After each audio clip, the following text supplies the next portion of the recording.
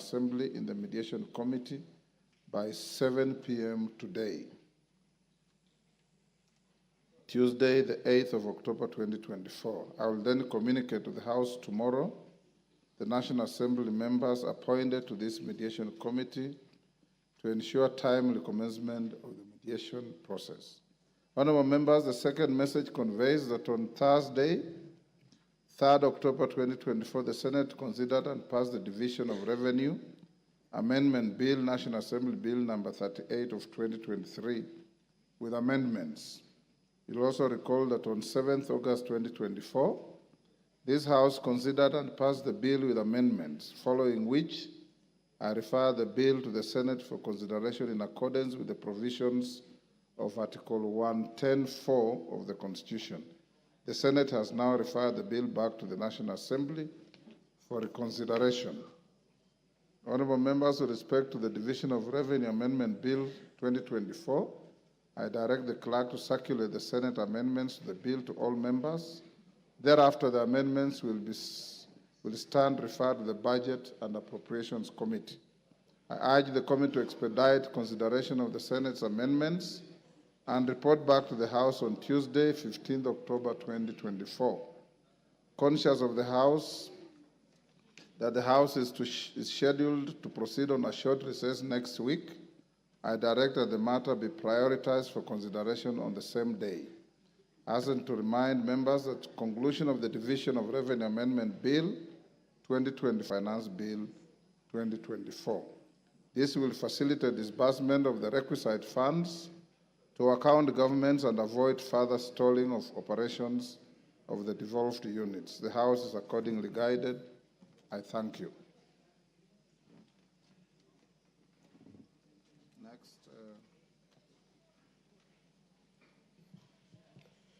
Order number 8, special motion, proposed removal by impeachment of His Excellency Rigathi Gachagua, EGH, Deputy President of the Republic of Kenya.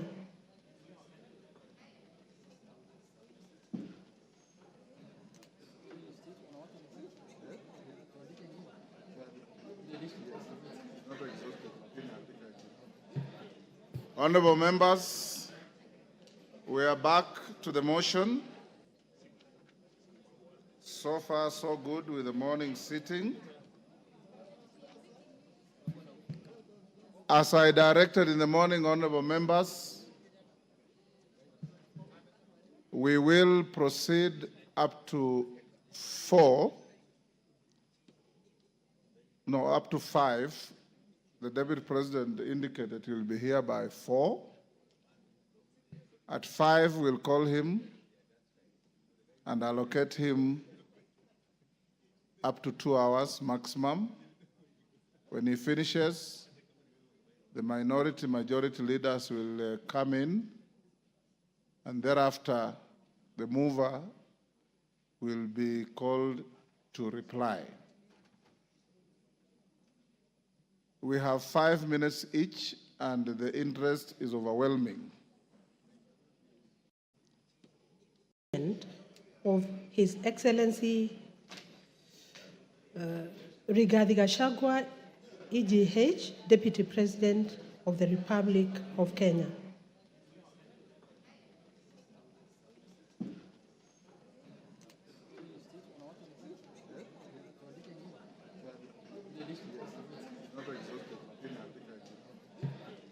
Honourable members, we are back to the motion. So far, so good with the morning sitting. As I directed in the morning, honourable members, we will proceed up to 5. The Deputy President indicated he will be here by 4. At 5, we'll call him and allocate him up to 2 hours maximum. When he finishes, the majority leaders will come in, and thereafter the mover will be called to reply. We have 5 minutes each, and the interest is overwhelming. If we remain with the 5 minutes, you know, not each one of you will have time to speak. The alternative to this, and I don't want us to go that direction, is that after the Deputy President has had his opportunity, this motion has no time cap, but we must finish not later than midnight today. So I want to hear your views. We continue with 5 minutes. And after the Deputy President speaks, I'll go to the minority, majority, and reply, and you go to the vote. Is that all right? Yes. Excellent. At the time we concluded, it was Honorable Kajwang from my left who had spoken. I'll now open the afternoon with the member for Ugenya.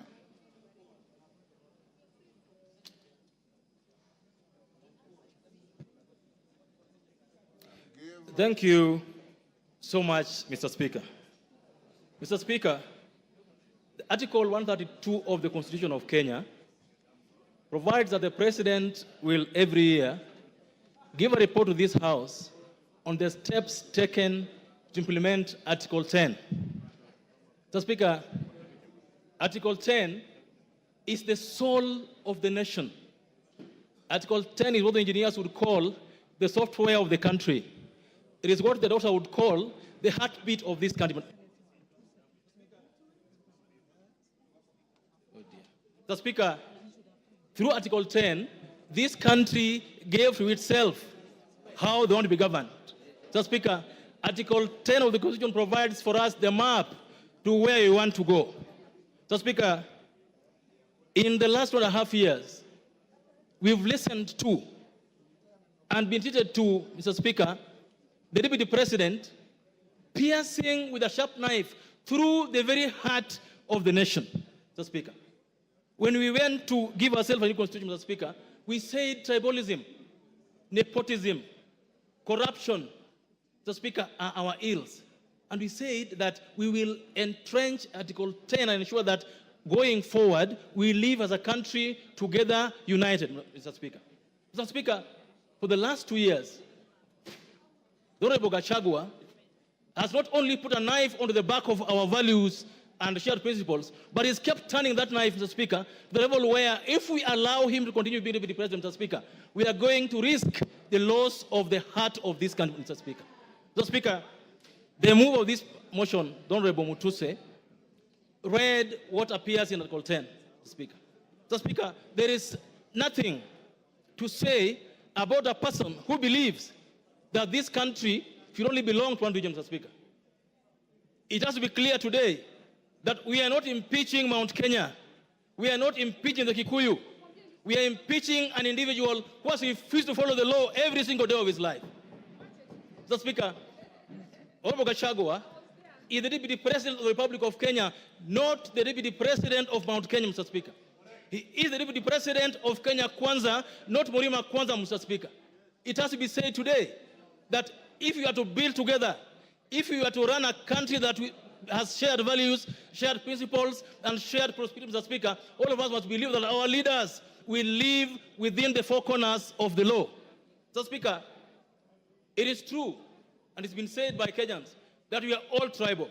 Of course, we all come from tribes. We also have our own tribal sentiments, Mr. Speaker. We all have our feelings about what should happen to our tribe, Mr. Speaker. Mr. Speaker, it's even been said that Kufa Dereva, Kufa Makanga. It's also been said that all of us sitting here today have some tribal things in our closet, Mr. Speaker. That is true. But, Mr. Speaker, and you are a seasoned lawyer, when you go to court and you are charged, and the others you are charged are not in court, they say Rigathi Gachagua and others not in court. The case here today is that of Rigathi, not others not here today. The case we're dealing with today is the case of Makanga, not driver, not passengers. So, Mr. Speaker, we have to deal with a person who believes that his job is to represent Mount Kenya. Mr. Speaker, on this side sits members of parliament elected by Mount Kenya people. On this side sits members of parliament from Nyeri, from Kirinyaga, from Muranga, from everywhere. Those counties also have governors. Nobody appointed Rigathi to be the benefactor. No one appointed Rigathi to be the custodian of Mount Kenya. No one. Because our constitution provides for leaders from that place to represent them. Mr. Speaker, by his actions that are against Article 10 of the Constitution, Mr. Speaker, Rigathi has alienated Mount Kenya from the rest of the country. He is fought so hard to be the Mount Kenya kingpin, Mr. Speaker, and I believe that this House must impeach him so that he can go and be the kingpin of Mount Kenya, not the deputy president of this country. That's what we need to do this afternoon, Mr. Speaker. Mr. Speaker, yesterday I heard him mention the name of our PCS, the name of the Ford Kenya leader. Mr. Speaker, coalition agreements are done. Give him 1 minute. Coalition agreements are done between parties and among parties, Mr. Speaker. And if, for example, MDG Wayaran has shares in a government, the shares are for the whole country, not for a tribe or for an individual, Mr. Speaker. Mr. Speaker, today, I must say that we will impeach him. But all of us here today must also soul search that as you impeach Gachagua, have you lived a better life yourself as a Kenyan? Have you lived a better life as a leader? What have you done in your closet that reflects what Gachagua has done? We'll impeach him, but we must also change our ways as a country, from the president down to all of us who lead this country, Speaker. I support and believe that he must be impeached. Commissioner Patrick Makau. Thank you, Mr. Speaker, for giving me this chance. Mr. Speaker, from the onset, allow me to give thumbs up for one Honorable Ecomas Mwengi Mutuse Massive. Mr. Speaker, I give him thumbs up for executing this motion and showing Kenyans that leadership is not about where you come from, who you are, but how you perform your duties. Mr. Speaker, this morning, I've heard many speakers talk to this motion. Mr. Speaker, I agree with the speakers who have said that yesterday and the week before, Mr. Speaker, I've been watching the deputy president of this country doing rallies in town, going to churches. And Mr. Speaker, what we saw on Sunday was different from what we saw yesterday. In fact, Mr. Speaker, I want to advise us, even as politicians, sometimes we should listen to our advisors, and we listen to the right advisors. Mr. Speaker, if I were to advise the deputy president, yesterday's interview was his undoing, and he proved to Kenya that yes, all these accusations that are being leveled to him are really true.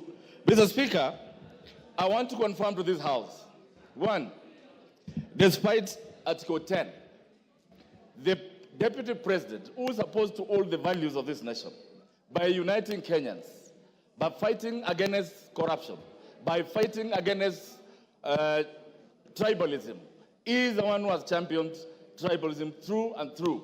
Mr. Speaker, I want to tell you, as a member of Parliament Mavoko, I have spoken the word Kenya many times, more than the deputy president of this country. All what I've been hearing is Murima, Murima, Murima, Murima, Murima. Mr. Speaker, today I want to tell Kenyans, I know Parliament has been prosecuted, and many words, we've been called names that we are an unperforming house. But today I stand here as a legislator Mavoko. Mr. Speaker, why am I charging the deputy president to be a tribalist?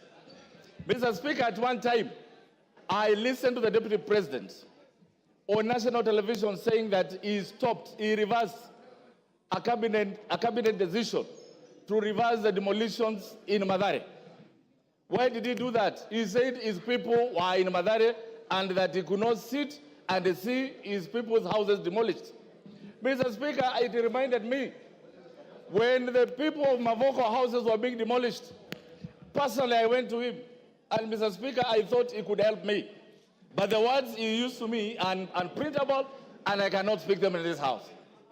Mr. Speaker, today I want to tell him, those people that he was addressing, 30% of the houses that were demolished belong to those people of Murima. They belong to Kenyans.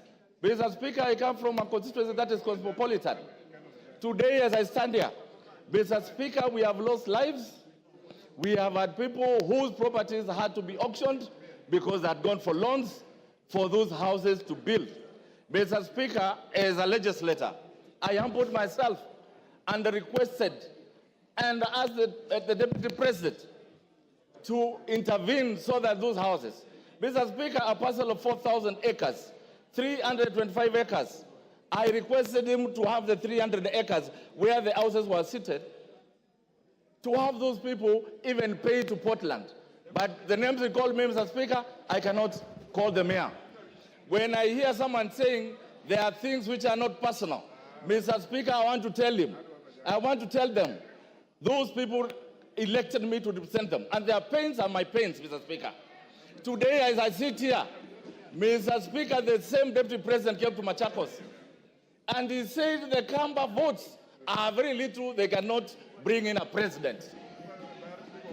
He went ahead and said the Kamba votes, Kitui, Machakos, and Makueni combined are less than 1 million. I want to remind the Deputy President that the Kamba vote is more than 3 million. I want to remind him that Kamba nation produced Gay who took care of Kenyatta in prison. That same Kamba nation produced Munyao Kisoi, who flew the flag of Kenya during Independence Day. That same flag produced Muindi Mbingu, the former freedom fighter, who is my grandfather, Mr. Speaker. I want to remind him that same Kamba nation.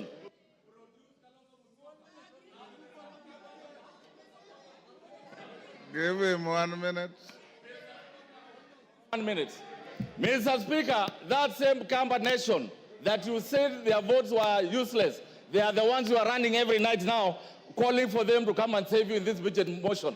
Mr. Speaker, I want to remind him that every tribe in this country is important and he should live to respect them. I support this motion for every reason and every accusation that he has been accused of. I thank you, Mr. Speaker. Honorable Sane.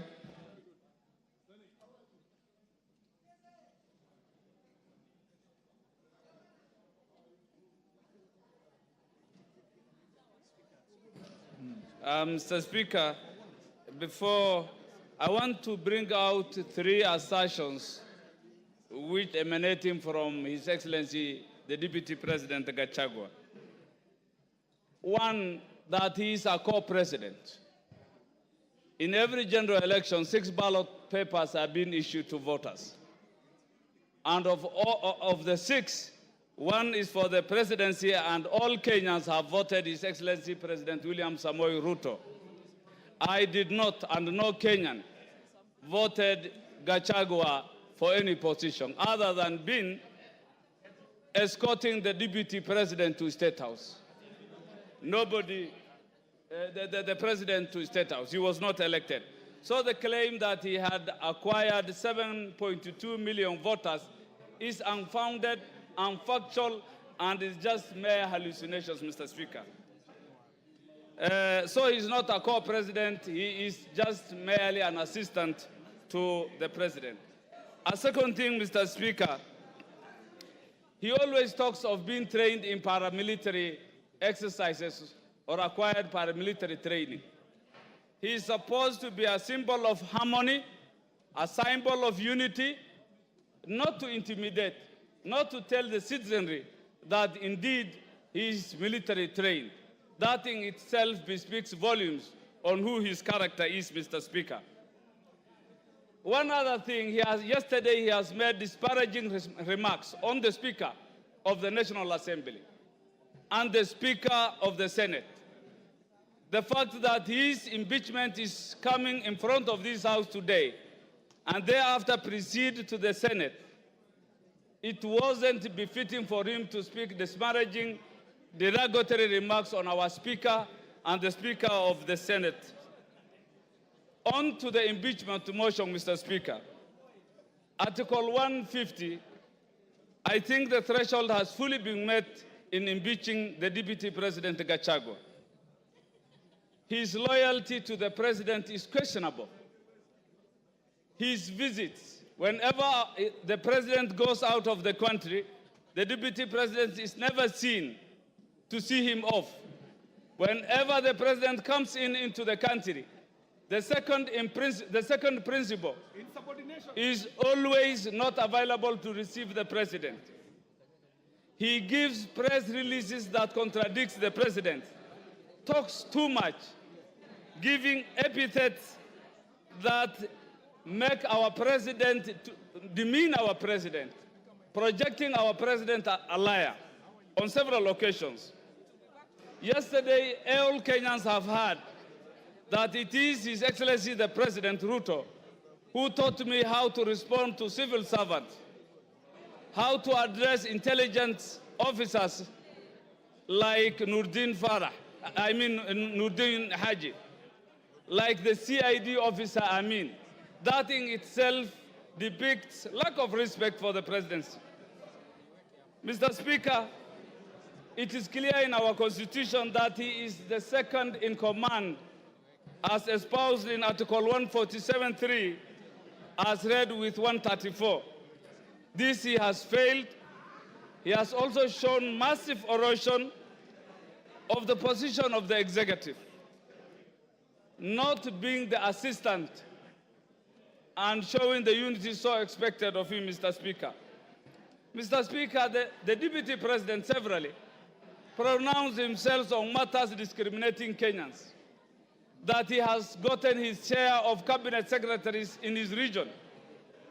Cabinet secretaries belong to all Kenyans, and I think that doesn't befit. He has addressed public servants in public, and in all aspects, he has violated Article 232, which is the same principles that is expected for the executive.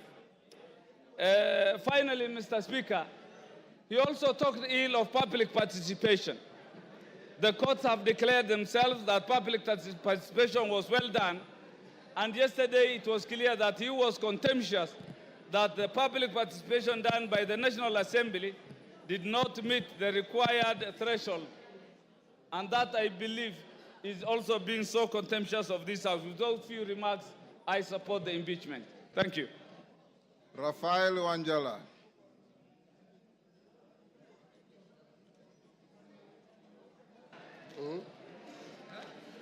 Thank you, Mr. Speaker, for giving me this opportunity to contribute to this important motion in this country.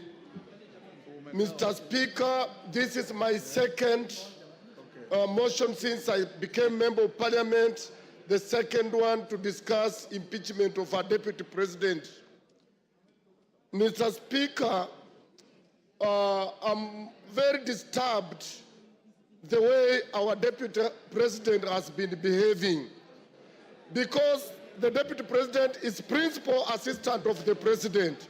But always when the President goes out of the country, the guy recedes back to Murima, and then he starts asking Mr. President so many questions instead of running the country when the President is away.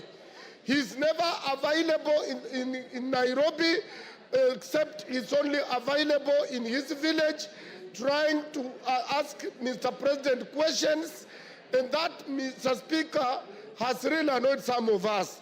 Mr. Speaker, when there were floods, this Deputy President, Mr. Speaker, was assigned by the President that he's supposed to take care of the disaster that was there at that time. The man never moved from his home yard to other areas. He was never in Nyando, he was never in Budanangi, he was nowhere, and all the food he directed to his backyard. Mr. Speaker, I want to be very brief. Yes, Mr. Speaker, this Deputy President. Order, Wanjala, there's a point of order. Yes, Muya. Honorable Speaker, is the member in order to say the Deputy President has never moved out of his backyard while it is on record and on public domain that he has been in Kisumu, in Busia, in Mombasa, in all parts of the country. Mr. Speaker, the Deputy President will only be seen in those places when he is accompanying the President. But he has never come on his own to see the destruction of floods. Mr. Speaker, these people of EACC did service to this country. Because for you to be elected, you must go through EACC.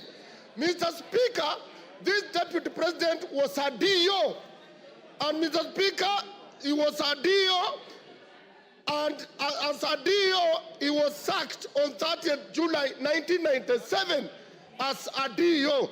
And the reason why he was sacked, and I will table this later, that the ESCC did not do its work and it cleared him to be a member of parliament and to be a deputy president, yet he was not supposed to be because of his misconduct.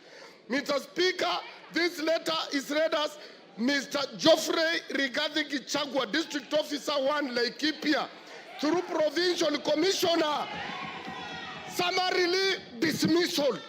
Reference is made to our letter dated 19th May 1989 on your appointment to the position of District Officer. I and your response statements to show cause for gross misconduct, desertion of duty, and reported mismanagement of relief food for Laikipia District. These are thieves. In this regard, we wish to notify you that your employment contract has been terminated forthwith. Consequently, you are required to report to the Rift Valley Provincial Commissioner for handover and clearance. This was signed by Queen Rua. Mr. Speaker, this was a wrong man to be in this office in the first place. This one, for Kenya to grow, Gachagua must go. To stop tribalism, Gachagua must go. For Kenya to unite, Gachagua must go. I tabled the letter and I support the motion. Kagusha. Honorable Speaker, Honorable Kagusha. Honorable Speaker, Honorable Raphael Wanjala has produced a photocopy of a document that we cannot get its authenticity. Honorable Speaker,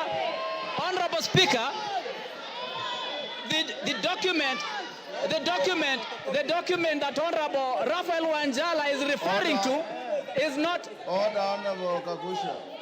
Order. Take your seat, Honorable Kagusha. Honorable Kagusha, first, from where you are sitting, you have not seen the document. Secondly, the Speaker is fully conversant with the rules of admissibility. And I'll look at the document and I'll direct you on how to use it. I thought I had given you an opportunity to contribute. You are going at a tangent that is totally unnecessary. If you want to contribute, that is what I had given you. If you are not ready to contribute, I give somebody else. Thank you, Honorable Speaker. I want to stand, and I stand guided. Honorable Speaker, I want to stand to oppose the motion to impeach the Deputy President. Honorable Speaker, the reason why the new constitution brought about the issue of having a deputy president position, which is not an appointed position anymore, but a position that the president and the deputy would be conjoined together at the point of election, is so that the two of them can be able to work together. And that is what the country desired. That is what our people of this Republic of Kenya voted for in 2010 in the new constitution. Honorable Speaker, I want to believe that when we have been able to get the two of them, we should be able as a country, as much as practically possible, ensure that whatever misunderstanding and whatever differences that may appear or may exist between the two of them, yes, Kagombe. We get... Kagusha, hold. Honorable Gigi Kagombe, what's your point of order? Mr. Speaker, is the honorable member in order to disparage the Constitution and mutilate it in the manner he is doing by disputing the provisions of Article 150 of this Parliament to remove a sitting deputy president. It is constitutional, it is written, it was passed by us in 2010, and that work is given and granted by the Constitution to this Parliament. Therefore, the fact that the president and the deputy president were elected together doesn't stop the provisions of Article 150. So therefore, it should withdraw. Honorable Speaker, you know there's a reason why Honorable Kagombe is called Kagombe and not Kigombe. It's because a small cow jumps before he jumps, you know, a small calf. Honorable Speaker, Honorable Speaker, Honorable Speaker, Honorable Speaker, Honorable Speaker, you know. Take your seat. Order. Order, honorable members, order. Order. Honorable Kagusha, take your seat. Order, honorable members, order. Honorable Kagusha, you are here the whole morning, and I did direct to the House. Order. Order. Order, Nabuin, take your seat. Honorable members, we have done very well since morning. This may be an emotive motion, but as leaders, leave your emotions at that door when you come to this House. And I want to encourage you, honorable members, Honorable Kagusha, treat your colleagues the same way you would want them to treat you. Don't make any disparaging remarks. Don't purport to misinterpret the meaning of the name of a colleague, because that's not your duty. We just withdraw and apologize to Kagombe and proceed with your contribution. Thank you, Honorable Speaker. Honorable Speaker, I want to withdraw the naming of Honorable Kagombe and apologize, Honorable Speaker. No. Honorable Speaker, I also hope that you have noted the Honorable Amombi has hit me with a bottle of water. Honorable Speaker, and that is unparliamentary. Is that unparliamentary that another honorable member should rule? Order. Honorable Amombi, did you throw a bottle? Take your seat. That is very unparliamentary. Take your seat. Amombi. Mr. Speaker, it's very bad that Honorable Kagusha can lie to this House. He is lying. Mr. Speaker, Honorable Kagusha is lying. Let him continue with the speech, but he should not lie in this House. Order, honorable members, to the extent that the Speaker didn't see and Honorable Kagusha is not claiming any injury, let's leave it there.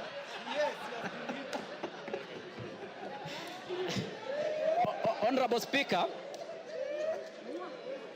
I am of the opinion we have a respectable gentleman by the name Henry Kissinger, and Henry Kissinger did state that the quest for peace and order has two elements that are sometimes treated as contradictory. He said that the pursuit of elements of security and the requirements of acts of reconciliation, if you do not and if you cannot achieve both of them, we will not be able to reach either of them. The road to diplomacy, Honorable Speaker, Henry Kissinger did say that may appear complicated and frustrating, but progress to it requires both vision and the courage to undertake that journey. Honorable Speaker, I'm of the opinion that when we have our two senior most gentlemen in this republic having such kind of a disagreement or an issue that is a misunderstanding, we should seek the way of reconciliation. The way I see us doing now, we are just following on the issue of security. We are looking at the issues of removal, yet we are not pursuing a very important goal in this, and that is reconciliation. And for that matter, Honorable Speaker, I am of the opinion that we should seek a way that we can be able to bring the two gentlemen together. Honorable Speaker, you know that in the past we have brought an elder by the name His Excellency Obasanjo. We have brought Senator Kuhn from US. We have even had a gentleman by the name Museveni, His Excellency Museveni, who have in the past mediated when our two senior-most leaders in this country have disagreed. And for that reason, Honorable Speaker, I want to remind you that we have even had Kofi Annan in Kenya. I'm of the opinion that we should have gotten away. Hold Kagusha. Yes, Shimba. I want to inform Honorable Kaguchia that by any dictionary that is known in this world, Honorable Speaker, I did not ask for information from Honorable Omar. Just relax. Order. Honorable Speaker, I do not desire to have any information from the Honorable your information. Take your seat. Finish up. Thank you, Honorable Speaker. So, Honorable Speaker, I would like to complete my statement. Yeah, finish up. Give him a minute. Finish up. Time is up. Give him a minute. Thank you, Honorable Speaker. I would just like to complete my statement by saying that I wish that as a country, we are able to come up with a mechanism in which we can be able to bring our senior leaders when they have a disagreement in such a way that they can be able to reconcile and agree. Because, Honorable Speaker, even when we open the Pandora's box of impeachment, Honorable Speaker, we are going to be opening something that we may not be able to contain. We are now likely to have many impeachments coming to this House because we have started something that, Honorable Speaker, sometimes we are not able to contain in coming days. Thank you, Honorable Speaker. He's off the floor, Jeanette, so you cannot raise. Mr. Speaker, I wanted to clarify that the matter before the House is not a disagreement of anyone. It is a motion that has been tabled by Honorable Mutuse that has 8 counts, 11 grounds. Mr. Speaker, we are discussing a motion that contains 11 grounds. We're not discussing any disagreements of anyone with his wife, with his boss, with his children, with his mother, with his uncle, with his cousin, with his farmer, with his cook. We're not discussing those things, bro. Mama Zamzam. Mheshimiwa Spika, na mimi niweze kuchangia mada ya leo ya kuweza kung'oa mamlakani naibu wa rais. Mheshimiwa Spika. Mheshimiwa Spika, naibu wa rais amekuwa akizunguka Kenya nzima. Na akizungumza, mimi kwanza nilikuwa nauliza Mheshimiwa Spika, naibu wa rais amesahau dawa zake kumeza ama kuna shida Mheshimiwa Spika? Kwa sababu Mheshimiwa Spika, naibu wa rais alikuwa akizunguka kila mahali. Anazungumzia mambo ya ukabila, anazungumza mambo ya shares. Mimi najiuliza, Mombasa County Mheshimiwa Spika, sisi ndio tulikusanya ushuru zaidi tukawa nambari 1 Mheshimiwa Spika. Lakini naibu wa rais akizungumza, anazungumza mambo ya shares, mambo ya mlima, mambo ya nini. Na Mheshimiwa Spika, ukiona naibu wa rais anaweza kumkosoa rais mbele ya wananchi Mheshimiwa Spika. Mheshimiwa Spika, Honorable Wamchomba. Hold Mama Zamzam, hold her time. Yes, Honorable Wamchomba.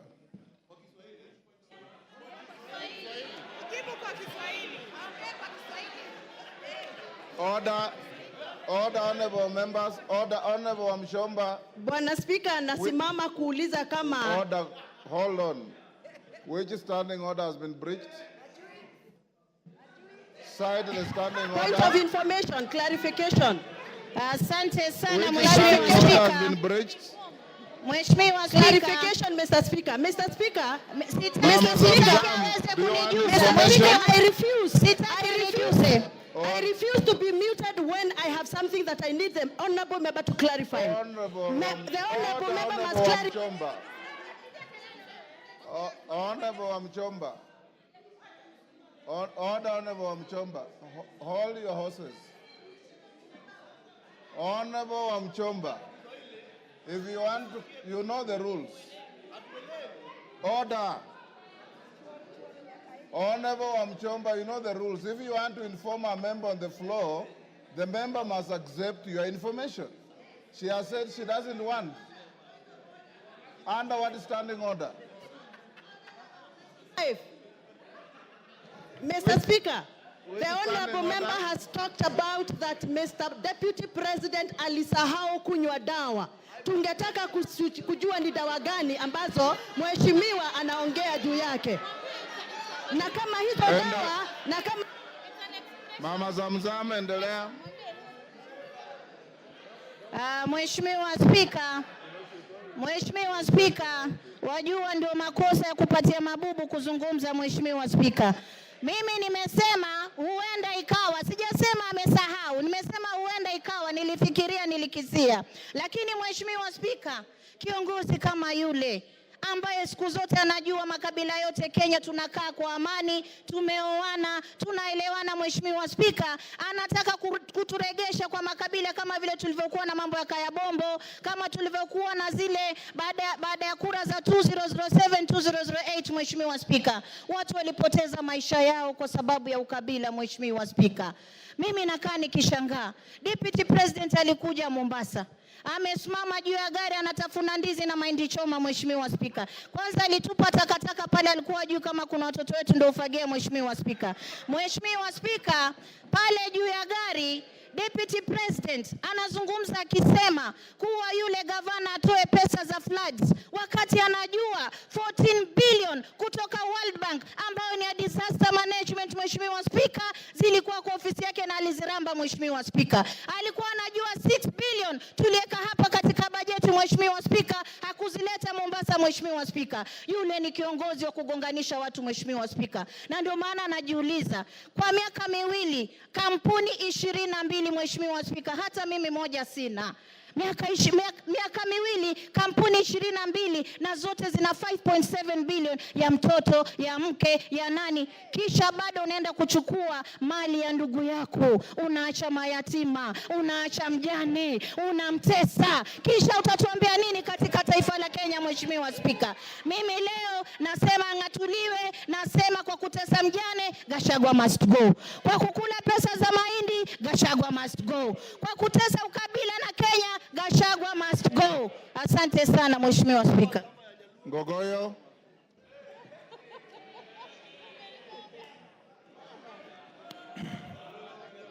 Thank you, Mr. Speaker. Mr. Speaker, sir, I rise to oppose the motion by the Honorable Mwengi Mutuse, Member of Parliament for Kibwezi West. Mr. Speaker, I, representing the people of Kajiado North, Mr. Speaker, I have gone through the motion and the issues that Wakili Mwengi Mutuse has raised. And Mr. Speaker, I pick on a number of issues that I would want to draw the attention of this House to. Number one, Mwengi Mutuse says that all we need to do is to just believe the things he has tabled here are true. We cannot believe what he says is true. We have to cross-examine. We have to look at them properly. Mr. Speaker, I have gone through the evidence that he has provided on some of the issues. And Mr. Speaker, having 21 companies, according to Mwengi Mutuse, is an intention for the Deputy President to launder money, and therefore he should be impeached.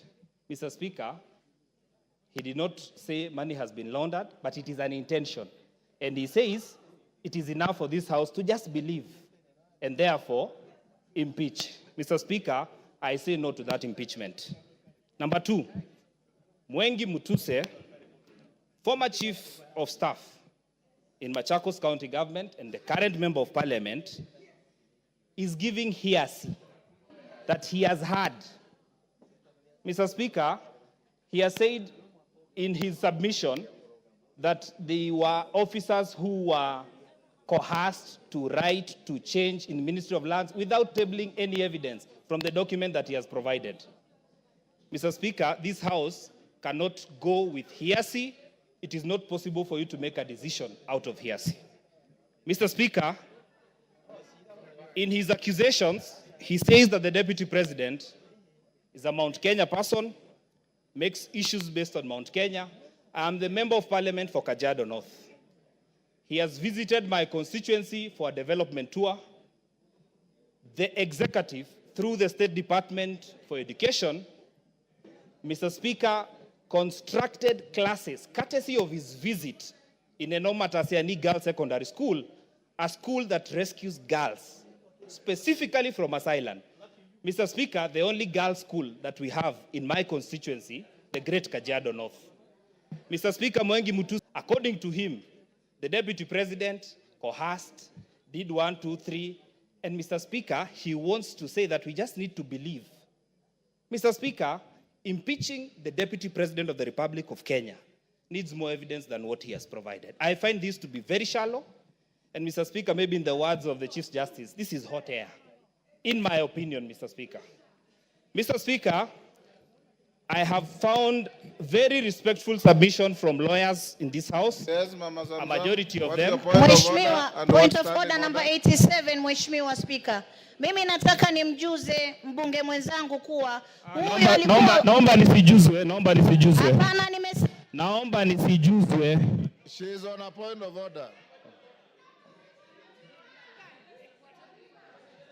Mheshimiwa Spika, nataka atoe statement of fact, Mheshimiwa Spika.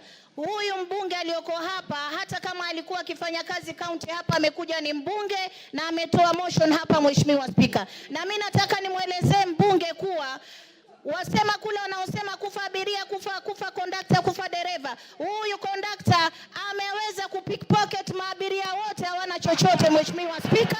Kwa hiyo aende tu nyumbani, Mheshimiwa Spika.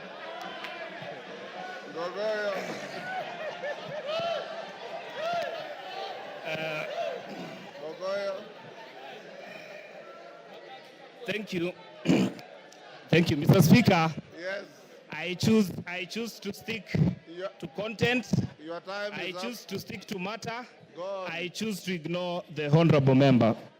Mr. Speaker, I therefore want to submit to this House that, Mr. Speaker, when a whole deputy speaker of this assembly goes to a public function in Nandi and says that I will oversee the impeachment of the deputy president, and comes to this House and is expected to vote, do you expect fairness?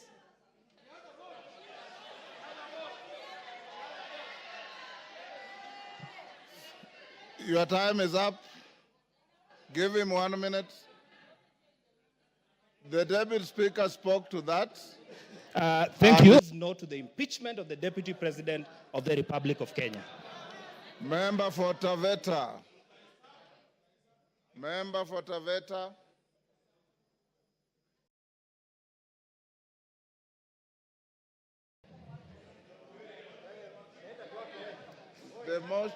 The mic is there. Can I have this one? Is This it one is working? short. There you are. Thank you, Mr. Speaker.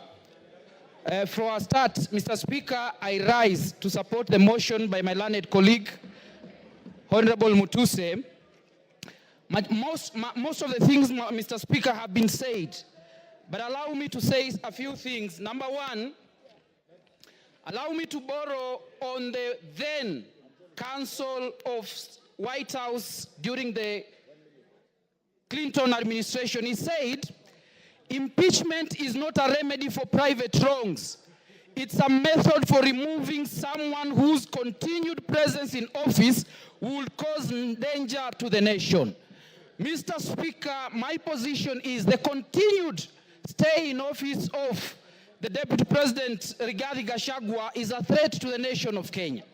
I continue by saying this, Mr. Speaker.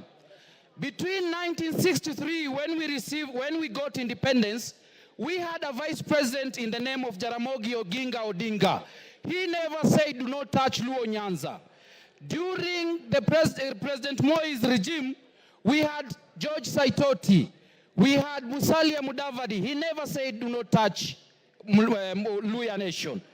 During the time of Stephen Kalonzo Musyoka, he never said, do not touch Ukambani. But we have a deputy president, Mr. Speaker, who is obsessed with a certain region in this country. Mr. Speaker, secondly, Mr. Speaker, much has been said by my learned colleagues in this House. But I want to borrow something, Mr. Speaker. Article 145 of the Constitution provides for reasons for impeachment of a deputy president and the president. The case of during Sonko's impeachment, the Supreme Court laid certain guidelines and said that the question as to whether or not there is a violation of a constitution should be guided by certain principles. Number one, whether there is interference with the constitutional functions of the legislature and the judiciary. My submissions is that the utterances of the Deputy President in relation to his cases in court is interference with the constitutional functions of the legislature and the judiciary. Another ground that has been given in determination as to whether or not there is a violation of the Constitution is whether there is an abuse of the Code of Conduct. Mr. Speaker, my argument is the constant pronunciation by the Code of Conduct and is a ground for impeachment. Another criteria given is the disregard and breach of fundamental rights of the Constitution. Mr. Speaker, I want to say this. In Taveta, where I come from, there are two minority tribes. There is the Taveta tribe and there is the Pare tribe, with a minority tribes in Kenya. Article 56 of the Constitution says that the state should do everything within its means to ensure that marginalized tribes in Kenya are protected. Mr. Speaker, the pronouncement of the Deputy President about a certain region without considering the Tavetas of Taveta, or the Pares of Taveta, is a violation of fundamental rights and freedom as guaranteed by Article 56 and is a ground for impeachment. Very lastly, Mr. Speaker, I want to say this. Even in Taveta, there are Kikuyus. So if we constantly obsessed of Mount Kenya, who will speak for the Kikuyus who live in Tavetas? And that is why I'm saying, Mr. Speaker, because of the obsession of Mount Kenya, because of obsession of a certain region, Rigathi Gachagua must go.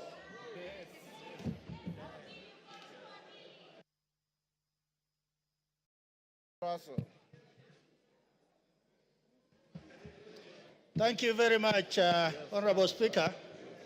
Honorable Speaker, I want to start with, there was a spat between the Pope and Napoleon in 1800. And this is what Napoleon asked the Pope. Pope, how many divisions do you have? Then the Pope replied, I have the Catholic Church. Honorable Speaker, yesterday, during the interview, the Deputy President came up strongly to almost insinuate that this Parliament is a bunch of clowns. But this Parliament is guided by so many things. But the very important instrument this Parliament wields is this thing called the Constitution. It is the supreme law of the land. Honorable Speaker, one of the reasons why the Deputy President must be impeached is the issue of national unity. He came on public stage to talk about one issue that eventually will discriminate the minorities. One man, one vote, one shilling. That is important in the way he says. But in a sense, the regions that are behind, that are discriminated, that are marginalized, will continue to be behind. Honorable Speaker, Article 56(a)(1), it talks about minority groups, why they must be in government, why they must be represented. Honorable Speaker,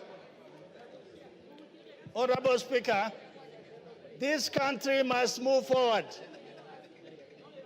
and it must move as one nation, one people. We are of different nationalities. It is the Deputy President who stood in a public place to say that the problem of this country is the Somalis. The Somalis are part and parcel of this nation. They have done great contribution to this country, and they cannot be excluded for anything. Honorable Speaker, the second issue why the Deputy President must and he has to leave that office is on the matters of national security. He is privy to National Security Council meetings. He attends. Sometimes he could chair. For him to come out and divulge those information to public of need-to-know basis, then it means he has crossed the red line. Honorable Speaker, the third issue is Article 147. The Deputy President is the principal assistant to the President. And sometimes when the President is away, he's delegated to be the President. This happened in the 11th Parliament when Uhuru Kenyatta was attending ICC. And he wrote down that President Ruto will act on his behalf. It can happen even this time. If we have a president who is already determined to discriminate some parts of the country, then how do we trust him with power? Honorable Speaker, lastly, he is not assisting or supporting the president.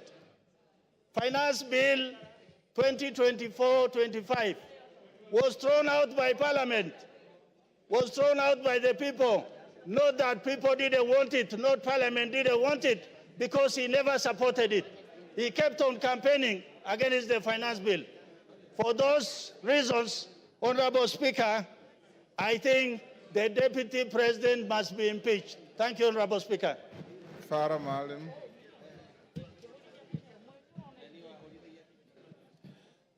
Mr. Speaker, I want to weigh on this motion. Mr. Speaker, we are not trying to reinvent the wheel again. We have had Deputy President. Before that, we have had Vice Presidents. One, Andrei Gromyko of Russia, was one time asked why he has remained as the Deputy President for so long. And somebody else said, to be a Deputy President, you have to have the capacity to sit on a block of ice with your pants down and make a green. A Deputy President is no more than a personal assistant to the President. And that's how it's provided for in all constitutions, all over. I haven't seen one in which certain executive authority is given to the Deputy President. In the US, if you remember very well, when John F. Kennedy was the president, there was a brother of John F. Kennedy who was Attorney General, who was called Bobby Kennedy. Bobby Kennedy literally did not think Lyndon B. Johnson was anything. But Lyndon B. Johnson kept tight, watched his cool, and later on he became the president of the US. In our own country, Mr. Speaker, can you protect me from our friends? In our own country here, I know many of you are not my age, you're younger than me, but a good number of you are also either my age or slightly older. When Moi was the vice president, which is the number 2, he was so humiliated, so much so that an SSP called Mungai slapped him in the State House in Nakuru when he was going to go and see his boss, who was the president. He did not complain publicly. He did not complain privately. He just went about his business. If you remember very well, when Kibaki was the deputy vice president of this country, which is number 2, he was dropped from being the number 2 and appointed a minister for health in the Moi government. He went to the president, thanked him for giving him the opportunity to be his vice for 11 years. Mr. Speaker, can you protect the House? It's too much sound. Let's go on. He thanked him for giving him an opportunity to serve as his assistant or as the vice president for 11 years and took up his job as the minister for health with a gusto and did a fantastic job as one of the best health ministers we've had in this country. Mr. Speaker, many people have been deputy presidents or vice presidents or number 2 in the executive here. I am glad I have been vindicated because about a year ago, I had said that Rigathi Gachagua is the worst number 2 in the history of this country. And I'm sure now I'm being vindicated. Order. Order, members. Order, member. Is that Masara? Is Maintain your silence. Carry on. I said exactly 1 year ago, Rigathi Gachagua is the worst number 2 in the history of this country, whether a vice president or a deputy president. I'm glad I'm vindicated today. I remember when we had almost a collapse of the state and the nation in 2008, and we had the national accord on the floor of this house, and you were also a member of parliament. Raila Odinga was made the prime minister of this country. There was Raila Odinga, and there was also Kalonzo Musyoka, who was the vice president. Technically, in law, Raila was supposed to share 50-50 power with President Kibaki, but he was happy to say that he will support the president. And he supported the president until the term was over. I mean, that is what it's supposed to be. Here is somebody who literally, when this country is on the brink of certain serious problems, goes to Mombasa, and many of us believe that he was part of the so-called whatever, the riots that were there and the goons that attacked Parliament. And then he creates a parallel press conference in Mombasa in which he castigates the policies of his own boss, including castigating people whose authority is driven by the appointment by the president and passed by this parliament, passed by this house. Mr. Speaker, this man is bad for this country. There is need, this man is a heartbeat away from the president. God forbid, if anything were to happen to our president, he is the president. He is a danger. There will be no Kenya. 1 minute. If Gachagua has anything to do with, as far as I'm concerned, he did not even give me the benefit of saying that let's be careful with the Somalis, we don't like Somalis. He called us warrior. You know what I mean? He didn't give me even the respect or the courtesy. I could not say Mau Mau. I would say Kikuyus if I want to talk about Kikuyus, or look for any derogatory name. I will not look for that. He didn't give us even that respect of saying the Somalis of Kenya. He said warrior. They do not have any role. They are not shareholders in this government. And you know what? I come from a region, Wajir County alone is bigger than Central Province, Mountain Region, Western Province, and Nyanza put together.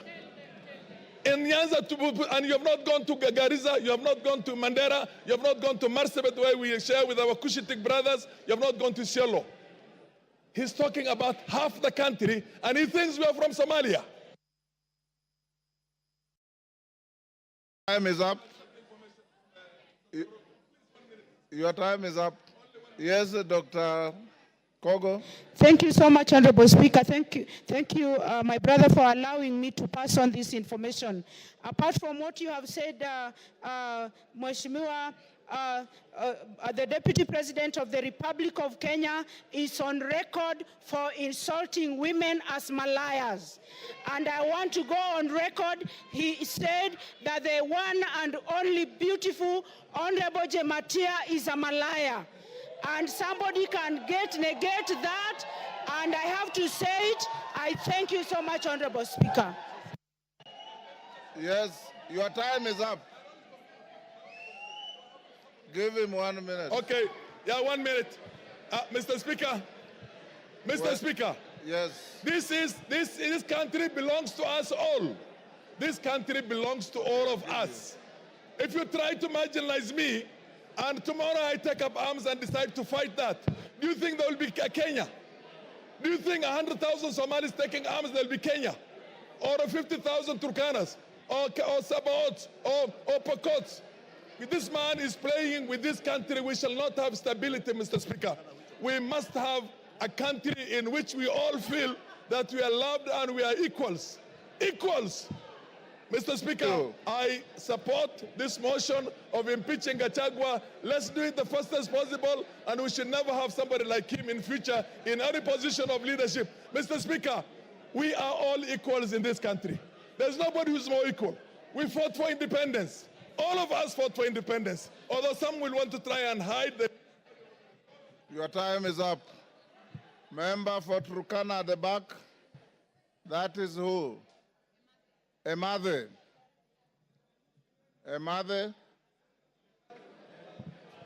Thank you, Honorable Speaker. I want to just give some comments on the same. Honorable Speaker, when the Deputy President was being sworn in at Kasarani, I only knew him as a personal assistant to the former President Uhuru. And after he spoke and he sat down, I was seated close to Honorable Kiborek. I told Honorable Kiborek that this is not going to be a good person. From the analogy that formerly he was a PA to the former president, and the manner in which he spoke to me was in the contrary. I just said that when he was being sworn in, I didn't know him. The only thing I knew about him was he was a PA. Now, the chicken have come home to roast. And Honorable Speaker, I want to say that I support his impeachment the same manner in which over 92% of my constituents in Turkana Central have agreed that we do the impeachment. Honorable Speaker, the impeachment is in two parts. There is the anti-corruption part of it, and there is the ethical or the ethics part of it. I want to speak on the ethics. And Honorable Speaker, here is a man who is full of himself. He is a very proud person, and Honorable Speaker, he doesn't even know what to say. He just speaks in the manner that does not depict him as the Deputy President of this country. Honorable Speaker, the Bible in the book of James brings out the bad part of the tongue. It says the tongue is this part of the body that is a world of evil. It is a fire. Honorable Speaker, the tongue corrupts the whole body. That is what the Bible says in the book of James. Honorable Speaker, in this juncture, I want to say that as a UDA member in the Kenya Kwanza government, I want to say that it says we are not in agreement to work together with the Deputy President. I am not in agreement as a member who was ascribed to the party that I may not be able to work with the Deputy President because we have to agree. And what we are processing today here, Honorable Speaker, is a divorce. We are processing a divorce because under Article 56, this is a man who will not be able to speak for the minorities. He is a man who will not speak for the marginalized, Honorable Speaker. Honorable Speaker, again, we are processing a divorce because this is akin to King Nebuchadnezzar, a man who was like everything in the Chaldean, in the city of Babylon. And Honorable Speaker, Kenya wants to unite. Kenya wants to kill the animal called tribalism. This is not the Deputy President that Kenya will require to kill the devil of tribalism. This is not the man who is ready to unite us. This is not the man who does not even know there are Elmolos in this country. He does not know that we have the Dasanach or the Merile in this country. Maybe at some point, because he has never been to Turkana, he does not even know the Turkanas exist in this country. And therefore, Honorable Speaker, this is not the man who can unite Kenya in the office of presidency. And therefore, I support his impeachment. Thank you, Honorable Speaker. Edith Nyenze. Edith Nyenze. Thank you, Mr. Speaker, for giving me this time to say what the great people of Kitui West have sent me to come and say.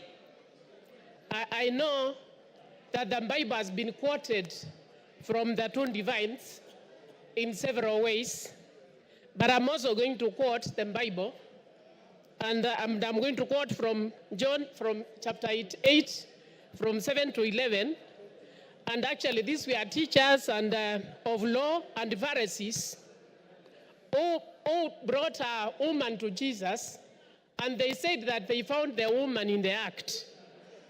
And then they said, according to the law of Moses, such a woman was found in adultery, and she was supposed to be stoned to death. But what Jesus told them, he told them that if they do not have sin amongst themselves, they should be the first ones to cast the stones. But what these people did, they just looked and ran away. So, Mr. Speaker, I'm saying this scripture actually highlights the importance of forgiveness and mercy, and challenges the self-righteousness and hypocrisy. Actually, what I want to say is that there is also reconciliation. Reconciliation should be given room. Dialogue should be given room. If there was dialogue with a former prime minister, there was handshake with a former prime minister, why not give dialogue to even the deputy president? So give dialogue, give reconciliation for the peace of this country. What the people of Gitwe West told me is that they have more pressing issues. They have more pressing issues than this impeachment.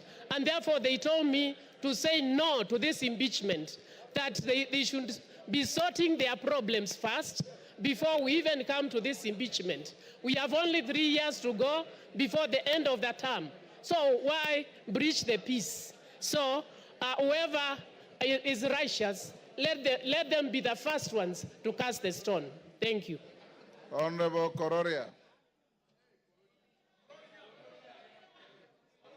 Honorable Kororia. I will give you. Kororia. Thank you very much, Honorable Speaker. And I stand to support this special motion. The motion that Rigathi Gachagua, the Deputy President of the Republic of Kenya, should go home.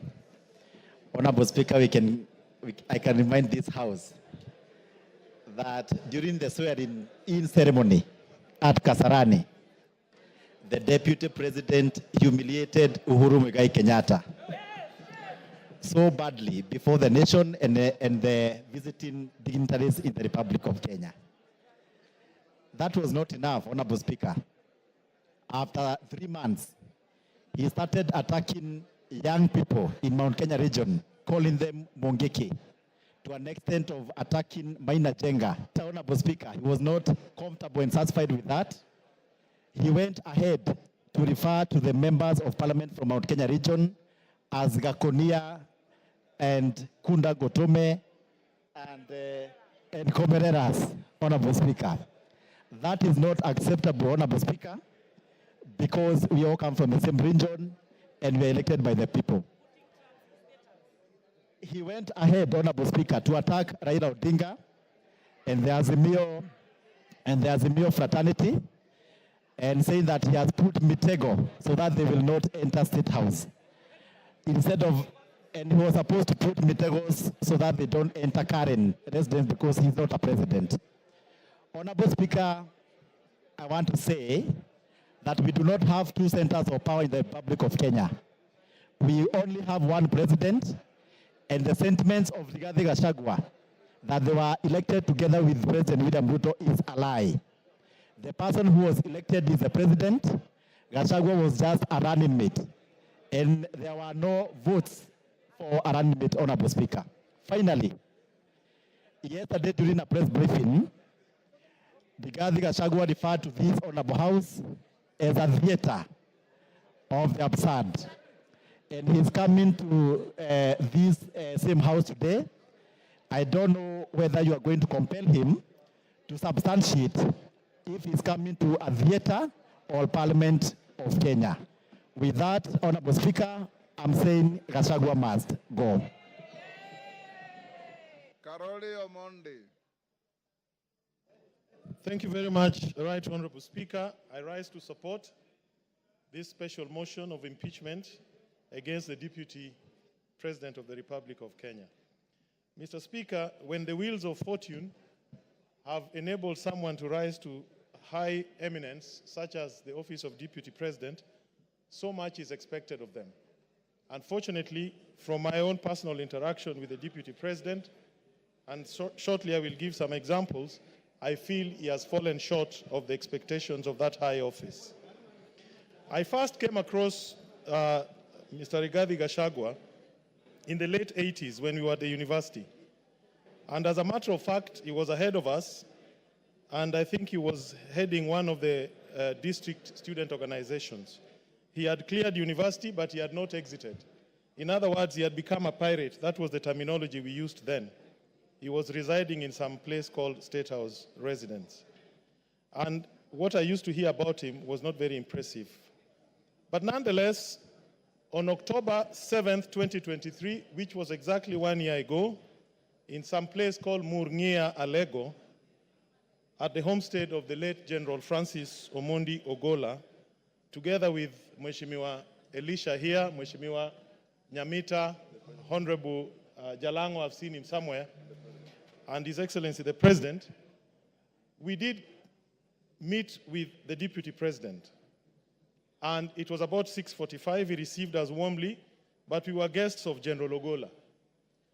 And as you'd expect, a man of his status, you expected some decorum, temperance, prudence, good behavior.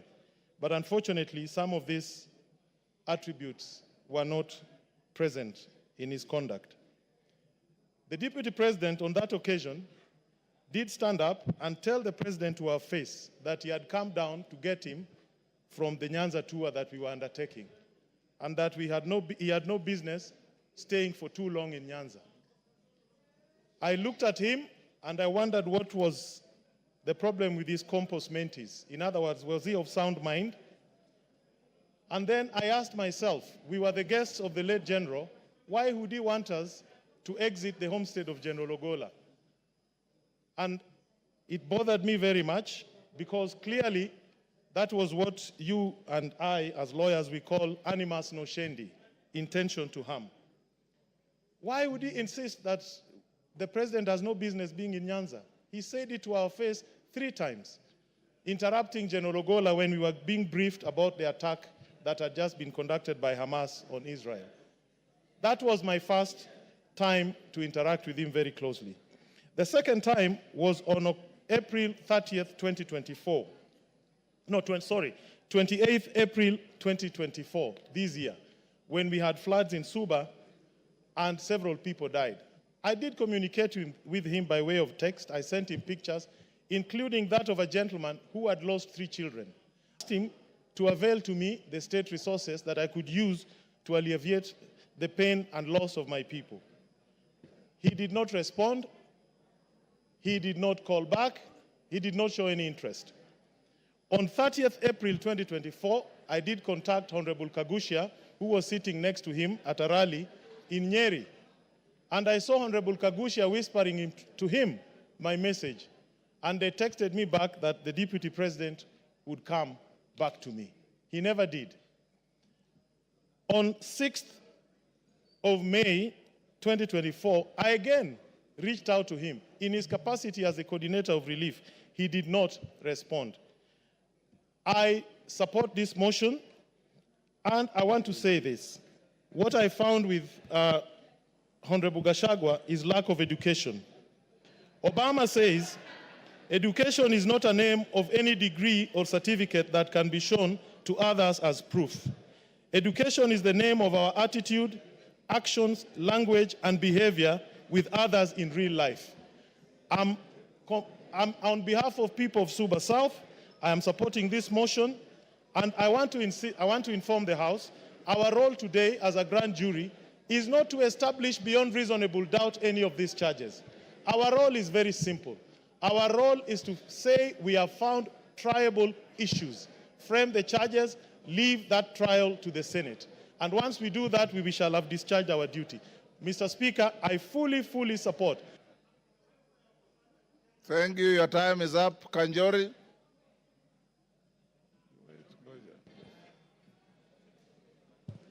Thank you, Honorable Speaker, for giving me this opportunity. And Honorable Speaker, let me also add my voice to this very important motion.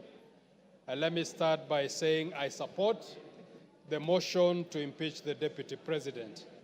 Honorable Speaker, it should be understood that this is a motion that this House is making an attempt to save this country from a bad, divisive leader. Honorable Speaker, and allow me to thank the mover of this motion, Honorable Mutuse, for the courage that he has shown, and the 291 members who have signed this motion. Honorable Speaker, I say the courage because, Honorable Speaker, for a very long time, Kenyans have been watching helplessly, including the President of this country. They've been watching helplessly the Deputy President moving around this country, dividing this country into shares and dividing this country in tribal lines. Honorable Speaker, let me say my reasons for supporting this motion. First reason, Honorable Speaker, in 2022, the country suffered a very bad drought. And the government responded by giving relief to the pastoral communities whose families, most families were left without able to feed their families. Honorable Speaker, the Deputy President took most of that relief food to areas that were not affected by drought. Honorable Speaker, Kenyans should understand that this is not a motion or an impeachment against a tribe. It is a motion to impeach an individual who has shown, to use the majority leader's word, a black man with a black hat. This is a man who has shown that he does not care about the country, but his interest is in a small region. But it is actually interest that is driven by self-interest. It is not that he loves that region. We have seen that what he has amassed wealth for himself and not for the region. So, Honorable Speaker, I support. Thank you. Wamshomba.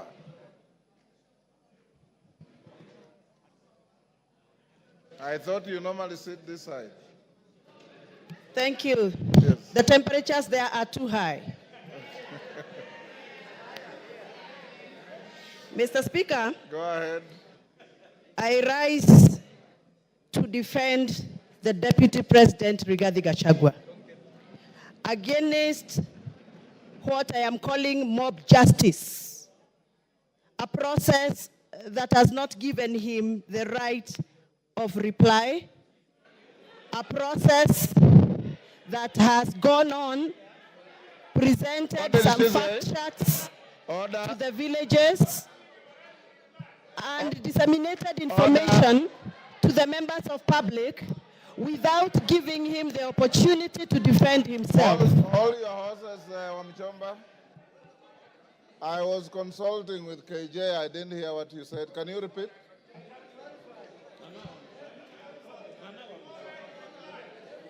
Can you repeat what you said? I can't hear you, Mr. Speaker. Repeat what you said. I didn't hear. I was consulting with Honorable Member for Dagoretti. I have said I rise to defend the Deputy President, the Honorable Rigathi Gachagua, against a process that I feel, personally as my opinion, it is mob justice against the Deputy President because he has not been given the right of reply before we went for public participation. That is what I've said. Honorable Wamchomba. According to the standing order here. Honorable Wamchomba, that is neither factual nor legal because the Deputy President is appearing before this House at 5. So be factual. Mr. Speaker, yes. Please allow me to execute my point, and you can guide. Procedurally, Mr. Speaker, the fact sheets that were distributed in our constituencies had allegations. that were read out to members of public as facts. So to me, the fact sheets that were distributed in our constituencies were fact sheets that were communicating facts. But from where I come from, Mr. Speaker, what was typed in those papers was not factual and needed to be interrogated. And I'm glad that the Deputy President is appearing in an hour's time here to come and clear the air. Mr. Speaker, before I defend and I give my submission, I request you to allow me to refer to the Standing Order number 91 on responsibility for statement of facts. A member shall be responsible for accuracy and facts for whatever allegations that comes and disseminates from this House. Mr. Speaker, this morning we were watching video clips on our television in this House. Those video clips that were played in this House were reported speeches that were reported from various media houses in this country. Mr. Speaker, according to the Kenyan Constitution and the Data Protection Act, it is our duty to clarify information before we disseminate and use it for a quasi-judicial process like we are handling today. Mr. Speaker, I would want your guidance whether those media clips that were used this morning in the floor of this House by the mover of this motion, whether those media clips were qualified to be used in this process of impeachment. Mr. Speaker, my other issue is, I will be glad that the mover of this motion clarifies that the allegation around the corruption issues on procurement matters have been taken through the right areas of Auditor General so that we can have fact to discuss this afternoon. Otherwise, according to me, the allegations that have been tabled by the mover of these motions are mere mudslinging, they are hearsay, they are gossips, and they must stop. And Mr. Deputy President must continue working for this country with all the energy, with all the labor, and with all the love that he has had. And those that feel that Mr. Deputy President has been biased into Mount Kenya politics, please forgive us, but we must tell you, everybody has their home. The Deputy President comes from Mount Kenya, and every good thing starts from Jerusalem. Even Jesus had to start his good work from Jerusalem. We are the Jerusalem. We shall continue allowing the Deputy President to do the work he's been doing in Mount Kenya, even as he tries and attempts to work in other parts of this country. I have personally escorted the Deputy President in other areas outside Mount Kenya. I know Mr. Deputy President has tried. It is barely 2 years before Mr. Deputy President continues with this work. Please allow him space to work. 2 years are not sufficient.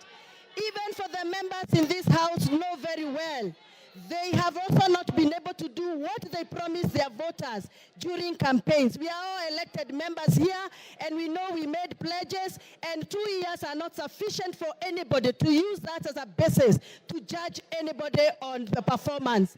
I support that the Deputy President be given the opportunity to serve this country, and those that are attacking the Deputy President for working on behalf of the Mount Kenya region, they must also accept that everybody has a village where they come from, everybody has a home where they come from, and every good thing starts from Jerusalem, just like Jesus Christ did.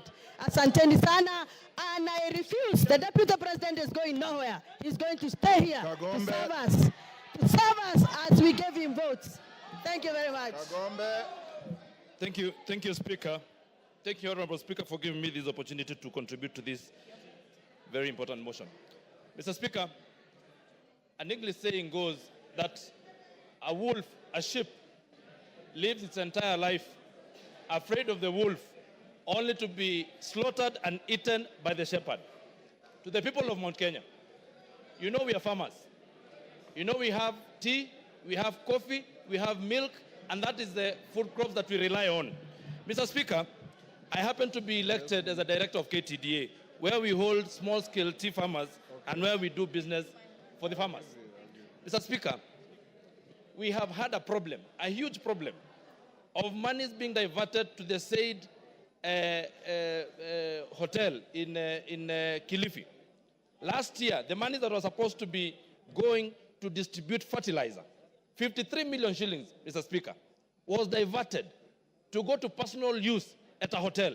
Mr. Speaker, as we speak here, as we stand here, the people of Mount Kenya have been burning their tea bushes and factories because we have a glut in Mombasa that has been occasioned by the influence of the Deputy Speaker who was given, Deputy President who was charged with the responsibility of making sure that those people who voted the government in benefit and reap from their hard work and their sweat. Mr. Not see the hard-earned money that was supposed to go to their pockets because the Deputy President of the Republic of Kenya, after being charged with the responsibility of making sure that we have guaranteed minimum returns for those farmers, he continued to go and give guaranteed minimum returns to himself and to his family, to his children, to his spouse, and to his colleagues that we have seen they share companies with. Mr. Speaker, as we stand here, we have lost our milk industry. We have lost our coffee industry. You have seen that we have cooperatives where farmers are now stuck with their coffee. Because, again, the person who was charged with the responsibility of making sure that the sheep is safe is the one who went, took a knife, and ate the same sheep. Mr. Speaker, I know there might be some tension and people from the mountain feeling like everybody has been talking about the mountain, but even the mountain people are suffering, even us, because there's someone who just hides under the pretext that he's an honest man, he's a truthful man, but he's a truthful liar, Mr. Speaker. Therefore, I want to say this: the seat of the presidency is a symbol of unity in this country. And when the deputy president stands and accuses the NIS, like he did in Mombasa, we live in a community, and even the people who are in the intelligence sector live in a community. There is a community, a world community of intelligence. When you disparage such an office, such a high office that is supposed to make sure that you protect and give us protection in this country, Mr. Speaker, that to me is gross misconduct and it is impeachable. Mr. Speaker, when you go to State House and you say that you have put traps for some people not to access State House, yet they are members of this republic, yet there are people that we respect like Raila Odinga, Honorable Raila Odinga. Mr. Speaker, we say that we cannot continue like that because we had lived a very good life before this campaign started from 2022 when people said that we are going to vote not anymore along the tribal lines. But we have seen that we have someone who has been given position of power and he has decided to use it for his own personal aggrandizement. Mr. Speaker, the people who are watching the interview yesterday, they sat and asked, how is it that the people who are of age and people who've been doing business have not been able to access 600 million shillings in a bank? How many business people here have accessed 600 million shillings and what is their collateral? Mr. Speaker, you have had the deputy president lying in front of the television, saying that he has gotten this wealth from his brother, yet we know his brother has his heirs who are his sons and his widow, and those people are crying in Nyeri. The same way, people who are my members of parliament, my constituents like Uhuru Muigai Kenyatta, is crying. His goats were eaten the other day in Roiro. And he's the one who sanctioned the eating of his goats. In fact, he then comes and lies to us that he has apologized to the president, to the former president, who is not in the country.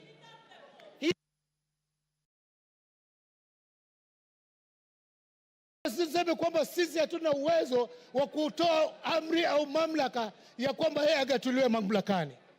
Langu ninasihi wakati umefika. Unajua Mungu akitaka kukumaliza hukuweka kichaa. Mimi sijasema kwamba deputy president ako na kichaa. Ninasema tu ya kwamba matamshi yake kama hata chunga yataelekeza kwamba tumshuku katika akili zake. Asante Musaiki Speaker. Bashir.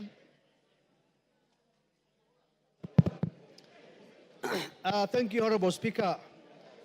Honorable Speaker, from the onset, I want to make it clear that I support this special motion by Honorable Mutuse.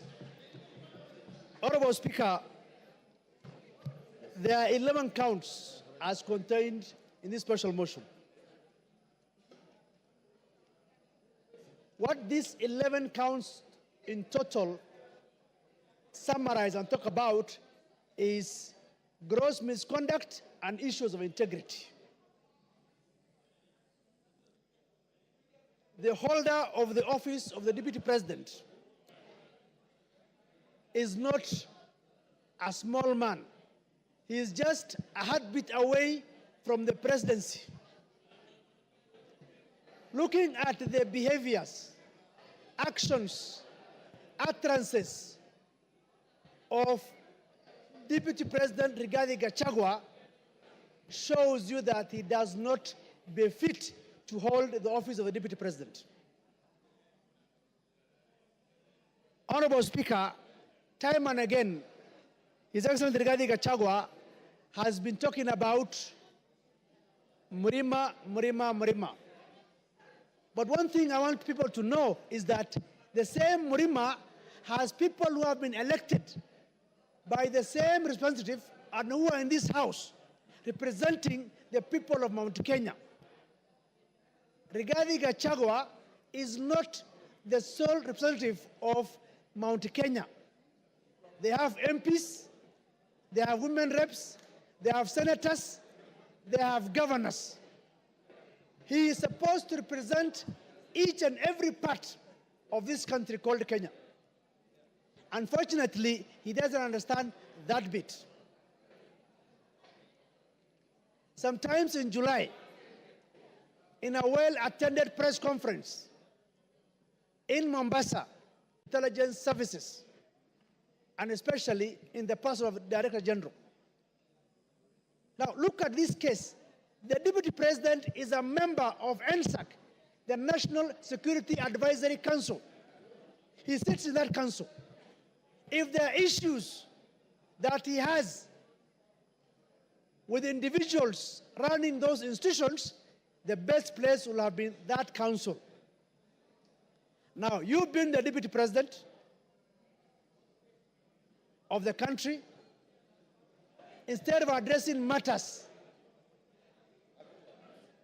in a perfect and constitutional manner, you address the press and taint the images of such officers, critical officers of security.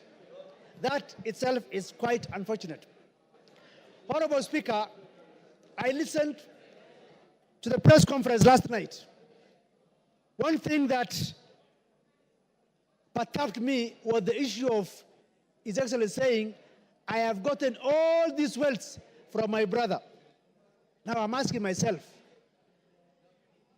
he doesn't have wealth of his own that he can tell the people? How come he is the one who gets more of the shares than the widows and the orphans?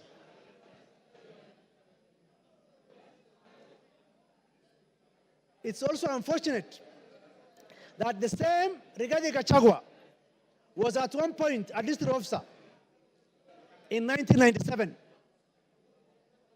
He was sacked for stealing relief food. What is relief food supposed to go to? To the vulnerable people, vulnerable community of that area. He stole the relief food. We cannot continue to entrust one Rigathi Gachagua with the office of the Deputy President of the Republic of Kenya.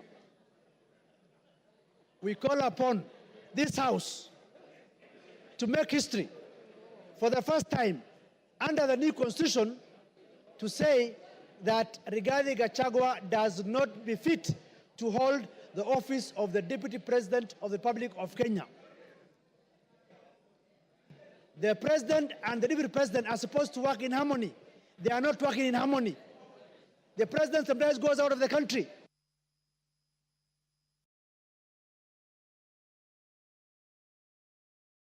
Sorry. Ruth Odinga.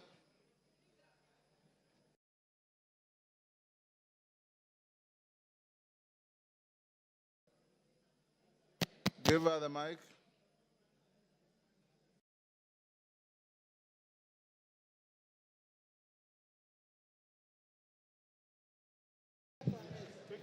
Thank you, Mr. Speaker, for giving me this opportunity. I rise today not just as a member of this esteemed House, but as a daughter, a sister, and a proud descendant of those who fought tirelessly for the freedom we hold dear. I urge us to reflect on the values upon which our great nation was built as we consider the impeachment of the Deputy President. I want to take you back to the times before independence. Jaramogi Oginga Odinga is one of the people who fought for independence. And the colonialists actually offered him to be to become the president of Kenya. He declined and left that for Jomo Kenyatta to become the president. And in 1964, Jaramogi became the first vice president of the Republic of Kenya.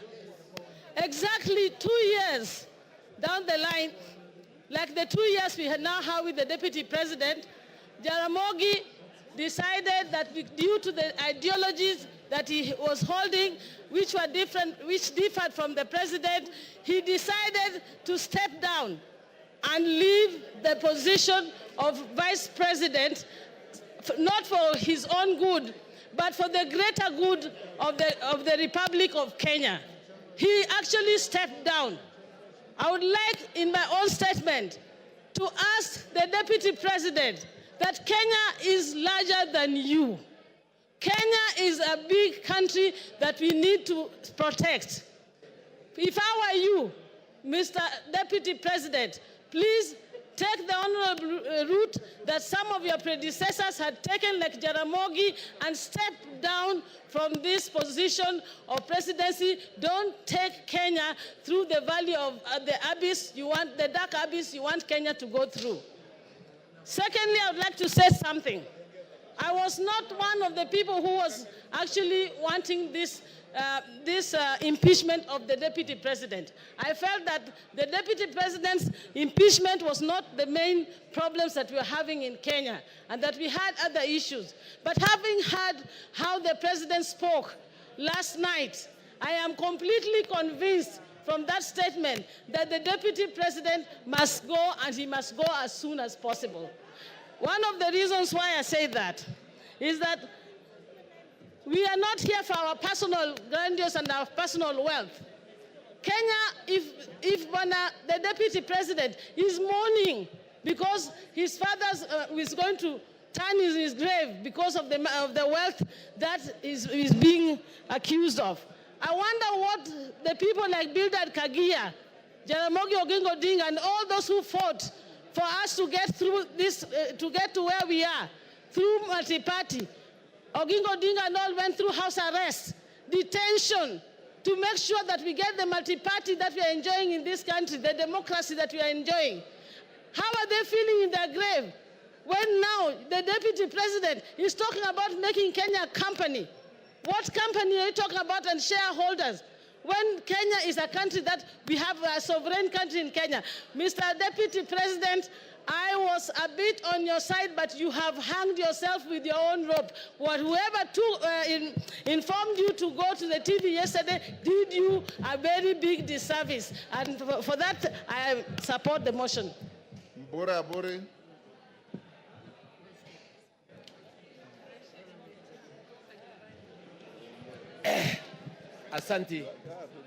Asanti Bwana Spika kunipa nafasi hii. Yangu ni kidogo sana. Nikusema eti ya kwamba tunataka naibu wa rais yule ambaye si mkabila. Kwa sababu nchi yetu ya Kenya ni kubwa sana kusinda mtu. Tukiongea mambo ya mlima kule kwangu Tigania East, tuko katikati ya mlima. Lakini ukiangalia katika hii kitabu ambaye ukiangalia haya mashtaka yaliyo katika kitabu hii, ukiangalia ile mashtaka katika kitabu hii, ile zile kampani zote ziko hapa ni za Gachagua, bibi yake na watoto wake.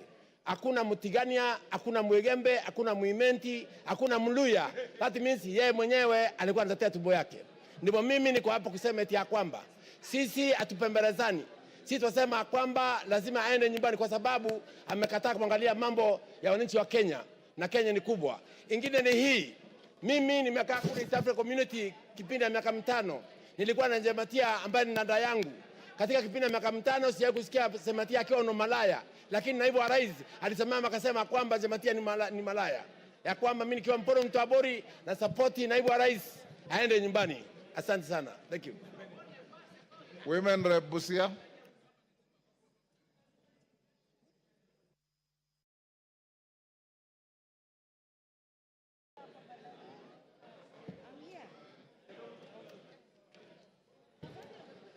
Thank you, Mr. Speaker.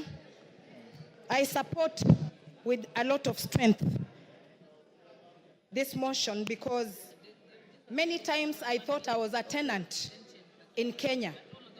And I know I was born and raised in this nation. When a leader of a national figure discriminates openly, I left myself wondering if we can keep allowing to be divided every day, and yet as leaders, we must be a factor that unites all Kenyans. I want to ask the Deputy President, what message was he sending to Busians who voted for Honorable Maina in Marachi West, in Butlak sub-county? And what message was he sending to Busians who voted for Honorable Talam in Buhayo West, in Matayos, Busia County?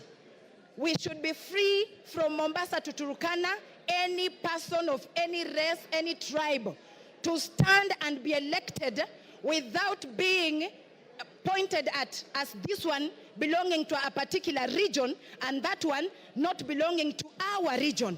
Because Kenya is our country and we are here in this country to build it. If we don't join, because if you go as an individual, you are a drop in the ocean. But together as Kenyans, we are an ocean. So I want to ask again, what other thing a principal assistant is supposed to do? According to me, unless you have a shrunken hippocampus in your brain, then you go displaying what your master is doing instead of being the real assistant of even covering up. One day he says, I was sent all these things I was saying. I was sent all these things I'm saying. It's like he is wearing an oversized coat, oversized trouser, a tumbo cut vest, and oversized shoe. He does not understand his role as a principal assistant. We must unravel from the seams of our fabric in this country, because sometimes you can be wearing a dress or a trouser, but something keeps biting you. Unless you unravel or open up the seam to know what is biting you, you will continue losing blood and become anemic. So people of any nation are stronger than the people in power. All leaders in this nation must be responsible of the utterances they puke every day, because what will our future leaders be saying? I am, or who is our role model? Who is their role model? All of us must be responsible not to give hate speech anywhere we go. And I don't think there is a tribe in Kenya that is superior than others. Whether you come from Eastern in Garissa or you come from Siamahanga village where I live, you are equal. Article 27, Section 4 is clear about this, that we should not discriminate. When I hear a widow in Mount Kenya being tortured, being snatched property by the deputy president, whether she is Kikuyu and she's a widow, she is representing all the widows in Kenya. So Gachagua return the matrimonial property, the bank accounts, everything that you took from that widow in Nyeri. Because I was raised by a widow and I know what happens when such things happen. A widow should be given their rights, whether you have all the muscle in the nation. And thirdly, a leader who does not respect women, that one is not a leader. Calling women prostitutes. So when a woman is being a prostitute, who is the other prostitute? Then he must be the one. Because if you call me a prostitute, was I doing myself? There must be somebody in a trouser too. And we do not want to be discriminated. We have been dating, marriage, we marry Kikuyu, Luya, Teso, Kamba. That should continue happening than us growing up or children fearing to marry from Mount Kenya or fearing to marry from Nyanza.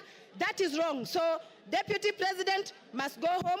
We really want him to just take a rest. Thank you, Mr. Speaker. Yes, Muya, what is your point of order? Speaker, I'm standing on standing order number 91 on matters of facts and substantiating what the member is speaking of. The issue of Malaya have been adversely mentioned in this House. Have you as the Speaker received anything to substantiate? Honorable Speaker, it is on record that the Deputy Speaker, the Deputy President has been crossing the whole country, campaigning for the same women, especially in Mount Kenya where he was assigned. So it is unfair that members can continue repeating, you cannot substantiate, and there is no evidence. We should You've have made your evidence. point. Honorable members, order. Take your seat. Honorable members, I want, with your concurrence, to reduce the time of the speakers to 2 minutes. Is that agreed? Is that agreed? For the purpose of the record, I'll put the question that we reduce time for speakers from 5 minutes to 2 minutes. As many as of that opinion say aye. Will those of the contrary opinion say nay? The ayes have it. Didymus, 2 minutes. Mr. Speaker, I want to be very clear that I support this impeachment motion. I say so because Kenya, we have more than 42 tribes. And it was never our permission to decide which tribe you belong to, Honorable Speaker. And we want every part of our country to feel part and parcel or properly represented by our Deputy President. The continued dividing of our country in shares, Honorable Speaker, in terms of how many votes that a particular area voted for the government, Mr. Speaker, it is making parts of this country feel like they're not part of this country. I think, in a nutshell, Honorable Speaker, because of time, I want to summarize what I want to say by saying that Kenya as a country, the position of the Deputy President, it requires a patriot. It requires an individual whom, when he speaks, the country listens with optimism. It doesn't require an individual who, when he opens his mouth, part of this country begins to bleed. This country doesn't require a villager in the name of the Deputy President. It requires a patriot, a statesman. And this House, Mr. Speaker, we will go down in the history of this country because the war against tribalism, the war against segregating this country along shareholding lines, it's a war that we have come a long way, Honorable Speaker. It's a war that we vowed that we must win it in installments, and today we are paying the last installment. Rigathi Gachagua must go home, not by walking, but by running, Honorable Speaker. I support. Member for Wajir West.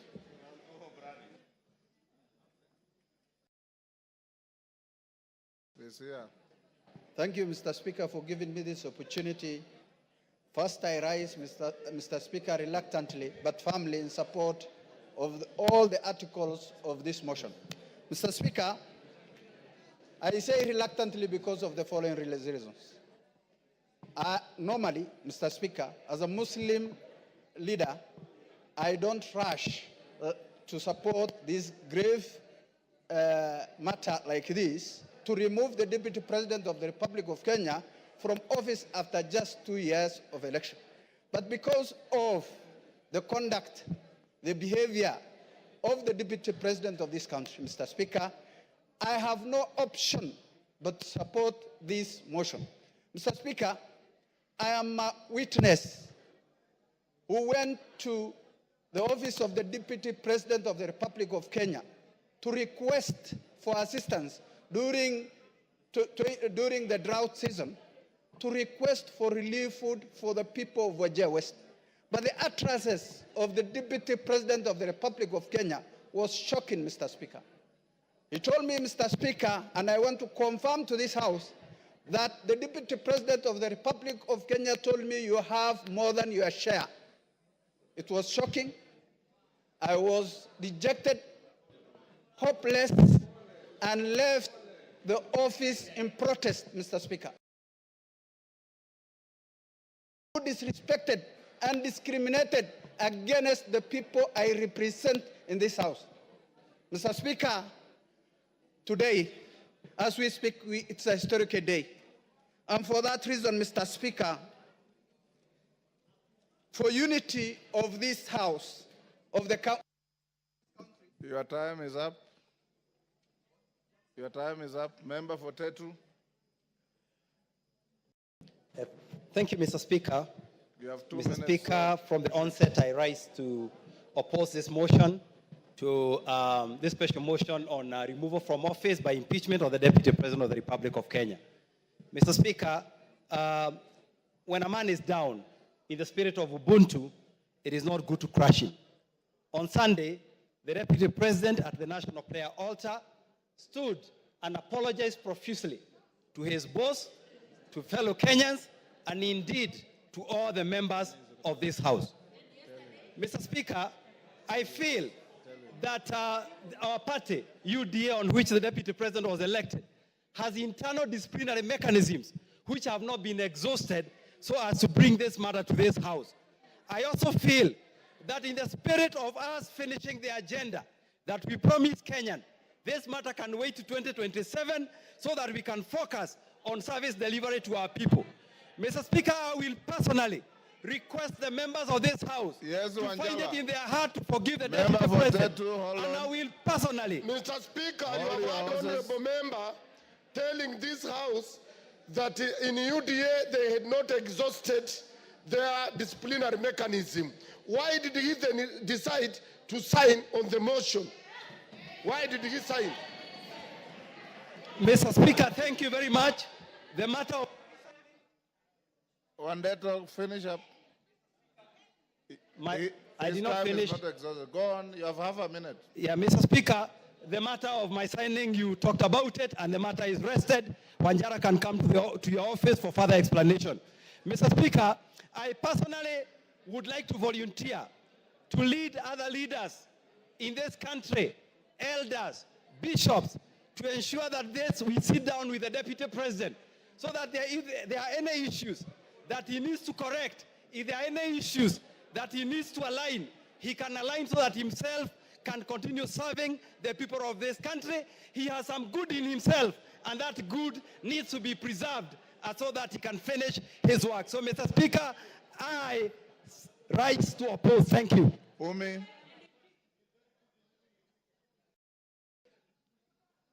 You have 2 minutes. Thank you, Mr. Speaker. I rise to support the motion of impeachment because of many reasons. Mr. Speaker, as a young person and as a representative of the House for the Youth, I wonder how many young people of this country can walk into a bank and access a loan of 600 million shillings without any guarantees of any sort. Mr. Speaker, this is a representation of impunity. The Deputy President stood before the media yesterday as a national leader to defend his children. I respect that he stood to defend his children, but how many children of this country has he given a chance for them to access the same benefits? Myself included, I cannot access a loan of that amount of money. Mr. Speaker, this impeachment motion is not just an impeachment because of difference of ideology, but it will be a symbol of democracy for our country, that people who abuse their powers can go home, regardless of whatever position they hold. Mr. Speaker, I come from Garissa County. We lost residents from my county at an accident as they were accessing to cross a river because of the flood scandal. Mr. Speaker, out of the 10 billion shillings that he had under his pocket, he only gave us 48 million shillings and disappeared and never showed up again. Mr. Speaker, what can 48 million shillings do for people who are suffering? Mr. Speaker, he did not even step in Wajir and Mandera This is a deputy president of the whole country. I support the impeachment. He must go home and create a room for other people to get that position. Maybe it's time for other regions to be deputies so that we can get the same benefits. Mr. Speaker, I can even do a good job myself. Mr. Speaker. Your time is up, Jen Kagiri.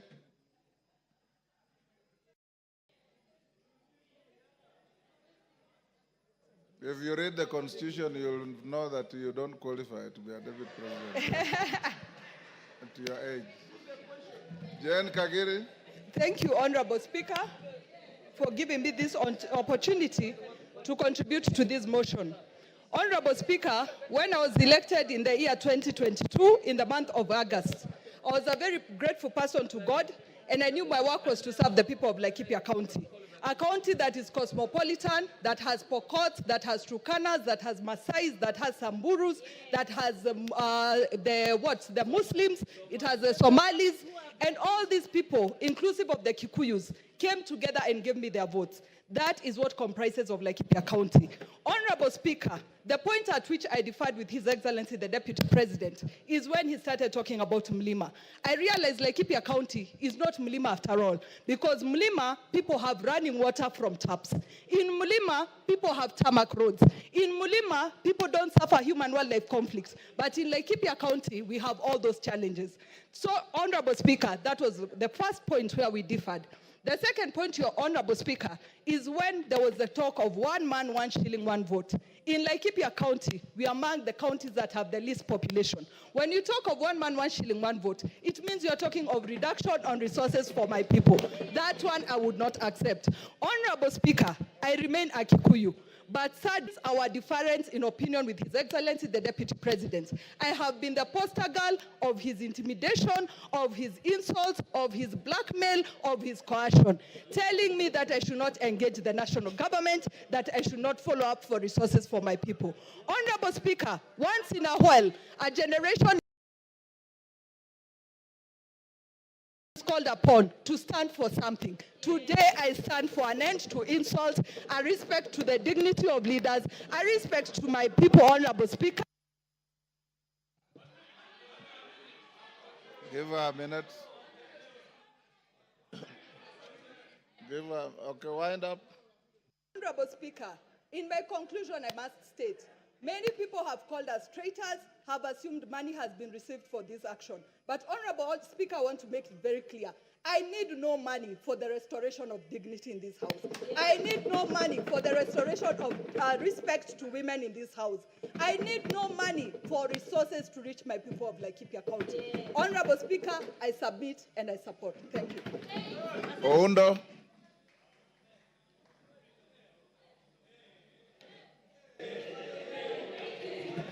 Honorable Speaker, thank you for this opportunity. Honorable Speaker, my attention is drawn to Article 125 of the Constitution. And Article 125 of the Constitution makes reference to the effect that any matter before that the Parliament has got the same powers as High Court. Out of that, Honorable Speaker, then I'm left to look at the evidence presented by my good friend, Honorable Mutuse, and wonder, does it really meet the threshold of any form of evidence as required at the High Court? Honorable Speaker, I have looked at the various options or breaches that constitute impeachment: gross violation, crime, gross misconduct, and so many other things, Honorable Speaker. I'm at pain, Honorable Speaker, going through this to find anything that has been proved beyond reasonable doubt to move this House, Honorable Speaker, to take such a drastic action. Considering, Honorable Speaker, these are people elected under Article 148, and the framers of the new Constitution, Honorable Speaker, deliberately inserted Article 148 to avoid the kind of abuse that had been there in the past. Honorable Speaker, if we get to this level, Honorable Speaker, if we get to this level, everybody will be left wondering, what is the role of Parliament in protecting the Constitution? Honorable Speaker, and I want to rephrase Luke 23, verse 4. I find no case against this. Roku. He didn't ask for it. Roku. He didn't ask for any addition. Thank you, Mr. Speaker. Thank you, Mr. Speaker. Mr. Speaker, from onset, I rise to support this motion. Mr. Speaker, when I'm standing here, I'm thinking about the children of the most remote places in the Republic of Kenya. I'm thinking about the children in the remote places in Turkana, in Mandera, in Bere, very remote places, Mr. Speaker. It reminds me on Article 10 of our Constitution, which talks about the national values and principles of governance. And one of the principles which is enshrined in our Constitution, Mr. Speaker, is protection of the marginalized. We have seen the Deputy President of the Republic of Kenya, who in many occasions has forgotten that he represents even the most marginalized places, corners of our country. That the numbers of these small communities in the Republic, they have the right, just like any other big community in our Republic. We have seen the smirk, the arrogance, the contempt which the Deputy President of the Republic has to the minority groups in the Republic of Kenya. And coming from a marginalized community, a community which has been marginalized from 1963, Mr. Speaker, I want to state here and now that it's high time we sanitize the office of the Deputy President. Mr. Speaker, last week on Sunday, I was in... Your time is up. In Narok. Your time is up. Irene Mayaka. Thank you, Honorable Speaker. Honorable Speaker, I also stand to support the motion by my good brother, the Honorable Mutuse, in impeaching the person of the Deputy President of Kenya. Honorable Speaker, under unwarranted discrimination, in contravention of Article 27, Part 3 and 4 of the Constitution, the Deputy President has in so many occasions expressed that he only considers people he considers shareholders. Honorable Speaker, on the two occasions that the Deputy President came to Gusiland, on the first occasion while addressing leaders, he told us that the reason why, as Kisses, we should not demand for more things from the government is because we always vote for Mutu wa kitendawili, to quote him. On the second occasion, the Honorable Deputy President told us that siku hizi wa Kisii tumejaa jela kushinda wa Kikuyu. I'm wondering, Honorable Speaker, when did he do the statistics to note that sisi kama wa Kisii, we are the most criminals in this country? And Honorable Speaker, as I finish, I just want to remind the Deputy President. Yesterday, he spent a lot of time reminding us that he is an orphan. And yet he forgot that there is one orphan that the Deputy President kept saying that he has put for him Mitego in State House. The Honorable Deputy President forgets that even the Right Honorable Raila Amolo Odinga is an orphan that he was putting for him Mitego. I just want to tell the Deputy President that because of the utterances that you make against people of Kenya, you must go, and you will go home. I thank you. Malolo Njendi. Thank you, Mr. Speaker. I arise to support this motion strongly. Mr. Speaker, this country has once suffered tribal clashes. Mr. Speaker, the Deputy President has been always talking about Central Kenya, Mlima, etc., Mr. Speaker, whipping up the tribal feelings. Mr. Speaker, if we allow the Deputy President to continue holding that particular position in the country, Mr. Speaker, what will happen in this country is that most of these other tribes will feel domination of this particular community, will feel intimidation by this community, and they will rise up, gang up against the community of Central Kenya, not because they are liking it, but because of his sentiments and because of what he speaks.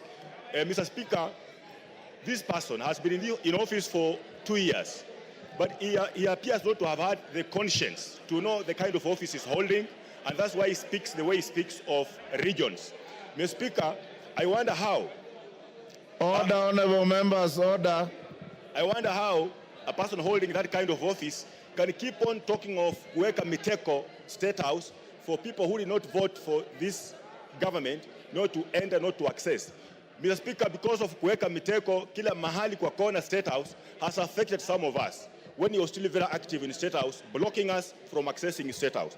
Mr. Speaker, the whole issue of shares, I want to tell people from Western Kenya, we are suffering from this because of his input and insisting, embarrassing the president. When he wants to help persons from West Kenya, he says those people don't deserve to have the share they're having in the government. Thank you, Mr. Speaker, I support.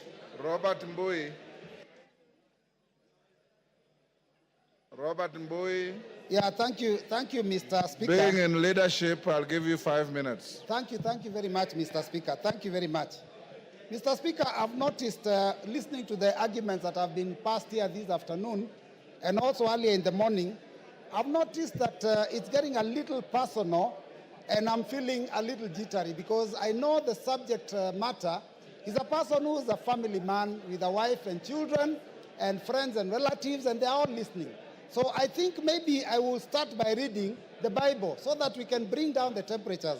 Ephesians chapter 4, verse 32 says, "Be kind, compassionate, and forgiving to each other in the same way God forgave you in Christ."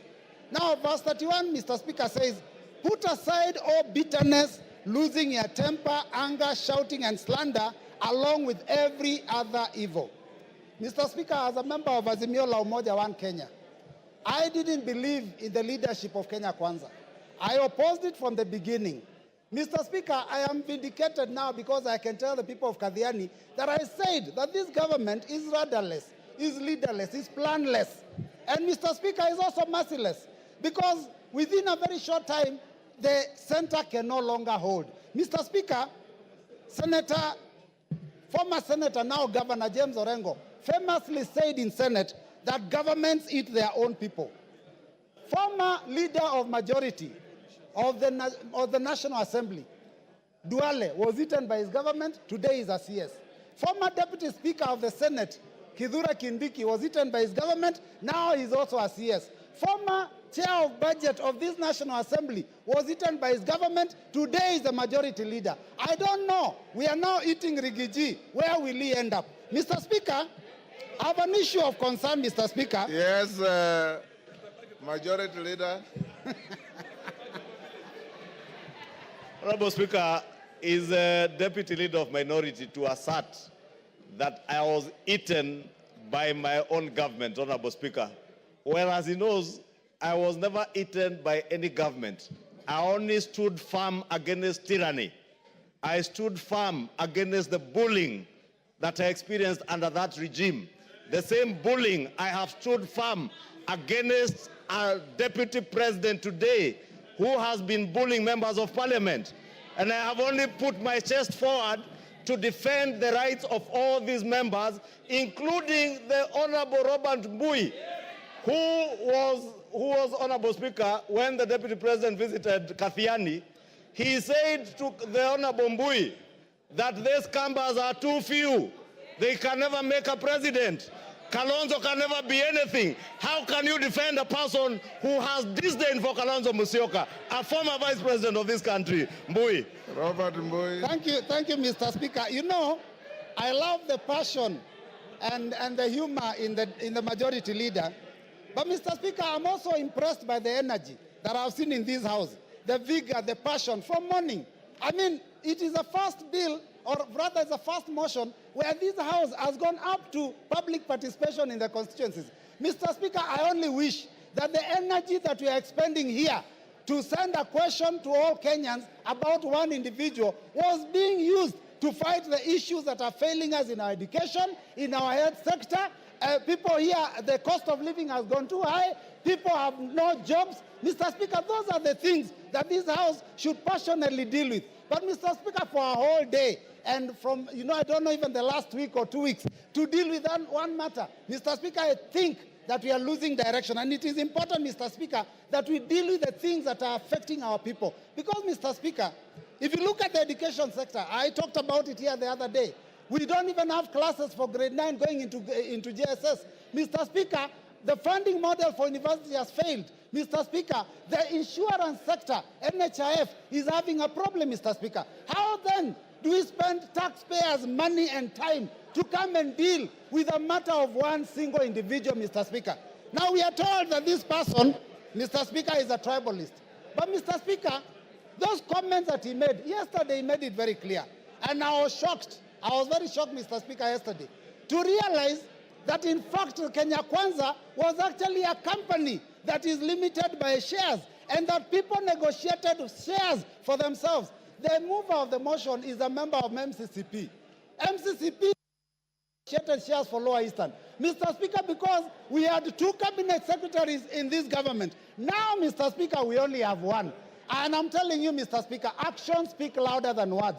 The Deputy President may have said that he is a shareholder and there are issues about his community, but if you look at the appointments that are being made in Kenya, then you will realize that the person of the President himself is the one who is the biggest tribalist, Mr. Speaker, because he's appointing people from his own community for every provision. Mr. Speaker, if we have to find a situation where a school has failed, you do not fire the deputy principal. You get rid of the principal. Our problem is not the deputy. It is the head himself. Farah. Thank you, Mr.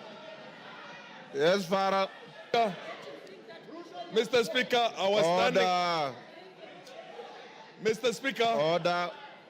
Mr. Speaker. Robert Mbui, you are normally more decent than that. This is a house of... Mr. Speaker, protect me. Mr. Speaker, my point of order is this. This is a house of rules. This is a law-making body. This is the place where our Constitution itself was passed.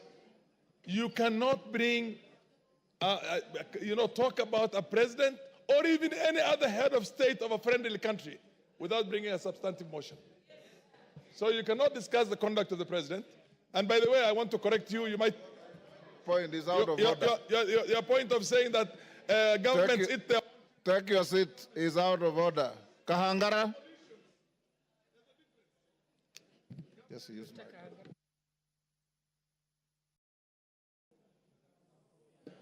Honorable Kahangara.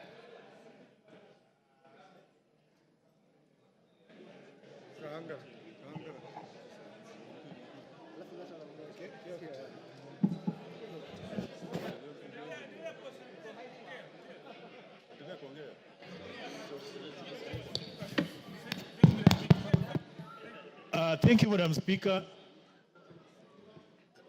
Hold on a second, they're going to put for you the mic. Clark, just yes, I can see the mic. Take the one next to Mheshimiwa Fulamu. Take that one, yes.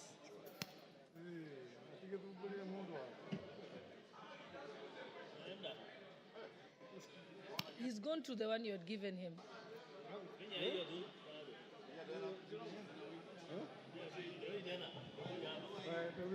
Okay, thank you very much, Madam Speaker, for giving me an opportunity to contribute to this motion.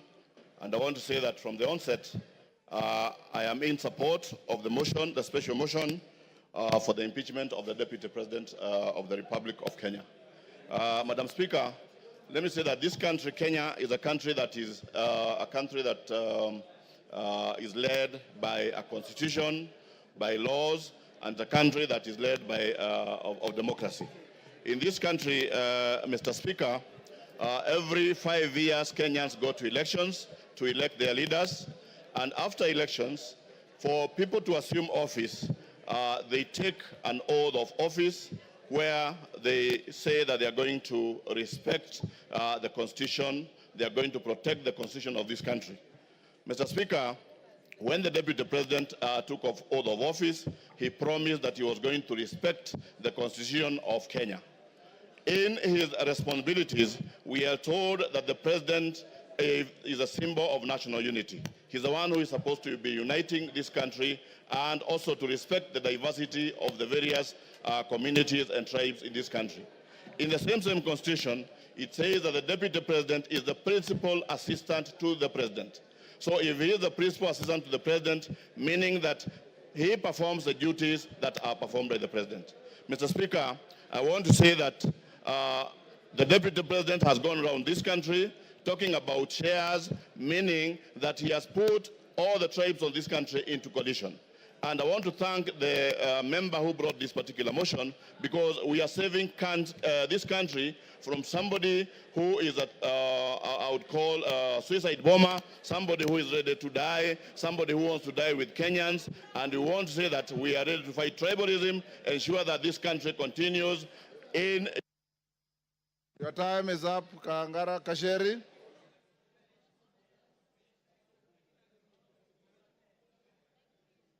Give Honorable Njeri the mic.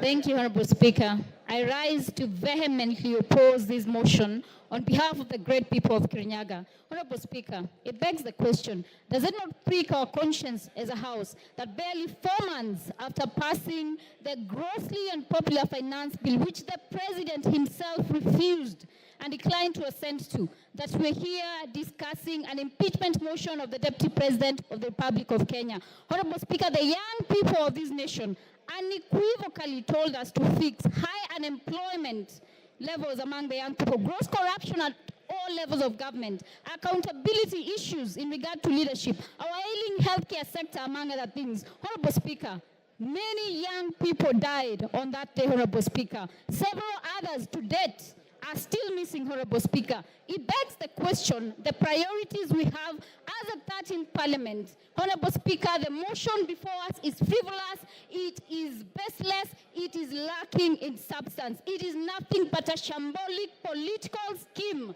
to hang the truthful man for merely being truthful. Honorable Speaker, we must redeem the 13th Parliament, Honorable Speaker. We must ensure that we give... Kasheri, take your seat. Yes, Donya. Give Donya the mic. Hold, Jerry, you have about... Yeah. Thank you, Mr. Speaker. Is Honorable Gachagua in order to bring things which have passed, like the finance bill, when we are discussing about the impeachment motion? Those... And Gachagua is my friend, but this one you are wrong, my dear. We are discussing about the impeachment of Gachagua, not finance bill. Let the foregone be the foregone. Honorable Speaker, I would want the honorable member, who is my very good friend, to point what standing order she rose on and what standing order can ensure that I do not speak on matters that have been controverted and that are public information, Honorable Speaker. We passed the finance bill, Honorable Speaker. It is a matter of fact. Even if you boo me, I will speak. The young people of this nation deserve more. They want jobs. They want healthcare sorted. The impeachment of the Deputy President is a sham political process. Kasheri, order. Jerry shall be heard in silence and dignity. But Jerry, your time is up. Women Rep of Migori. Yes, Wanjala. What is out of order? Give Wanjala. Thank you, Mr. Speaker. Mr. Speaker, the person who is accused, whom we are debating, was supposed to be here by 5. It is 7 minutes past 5. He actually is. Mr. Speaker, can we bar him from coming because he's late? Wanjala, he's already here. Yes. Migori Women Rep. Give to Fatuma.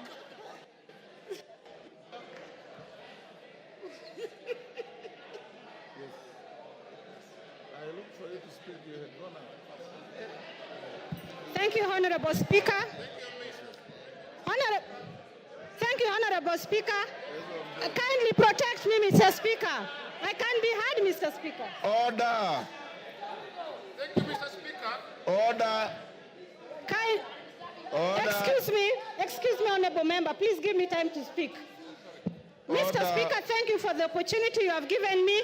And as I stand here as a Muslim, I don't know when I'll die. In case I die before the impeachment time, I vote yes, Gachagua must go. Mr. Speaker, I will take you to the Bible, Proverbs 23:10, verse 11. And it says, please keep quiet. And it says, don't move an old stone that marks a border, and don't take fields that belong to the orphans. God, their defender, is strong. He will take their side against you.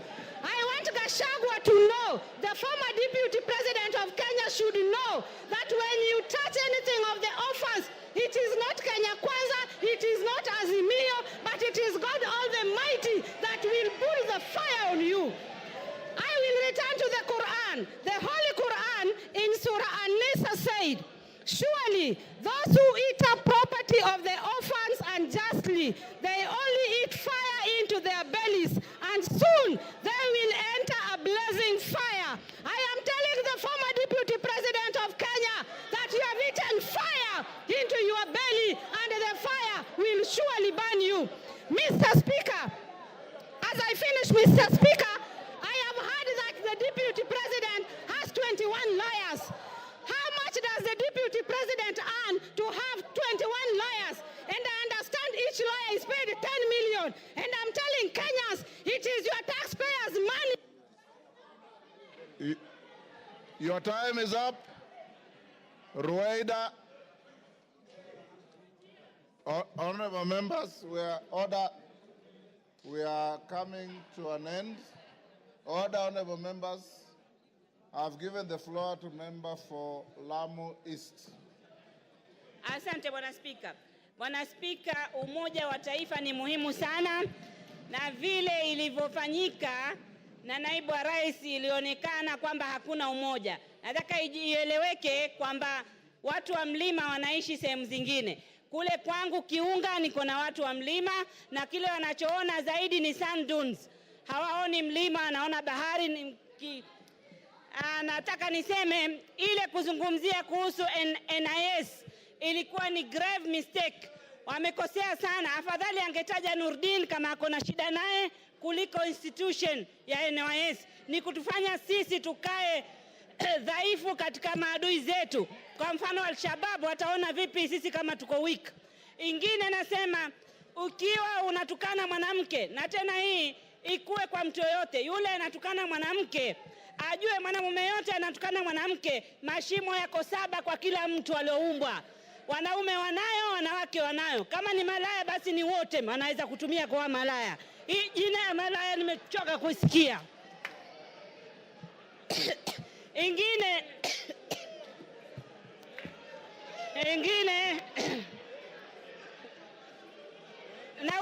naulizwa mashimo ni haya mawili ya pua, ya masikio, ya mdomo na yale mengine mawili. Kila mtu ako nayo.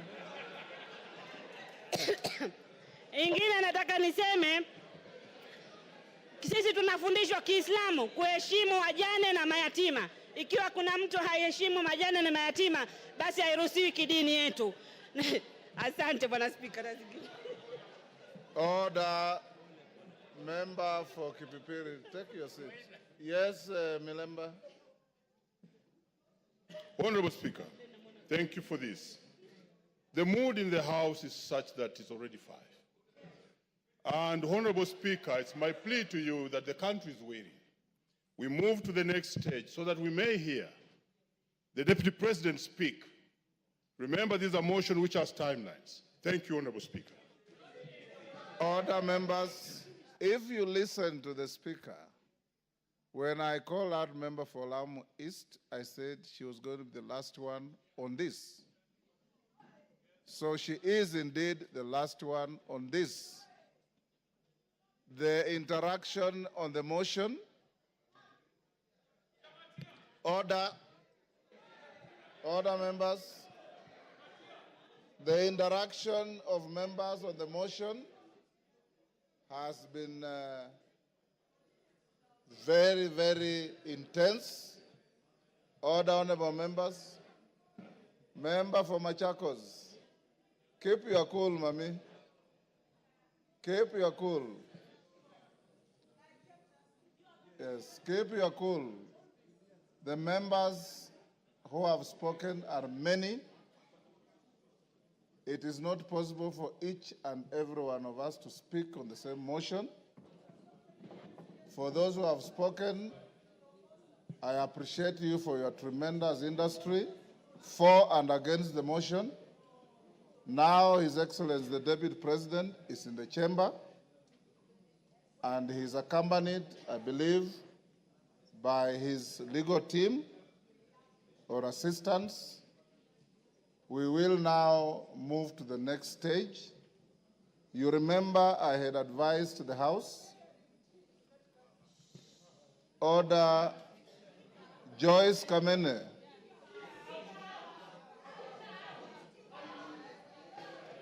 This is not a moment where the Speaker can exercise the option to exclude you from proceedings, but I know you differently. You are normally a very dignified person. I don't know what is the problem today. I want to urge the House that as we move to this stage, you remember we said at 5, the Deputy President had been assigned 2 hours in accordance with the standing orders. The standing orders say not more than 2 hours. So he may exercise to spend the 2 hours or less as he wishes. Secondly, once he finishes, then the minority leader, majority leader will take the floor as we had agreed. After that, then the mover will be invited to reply.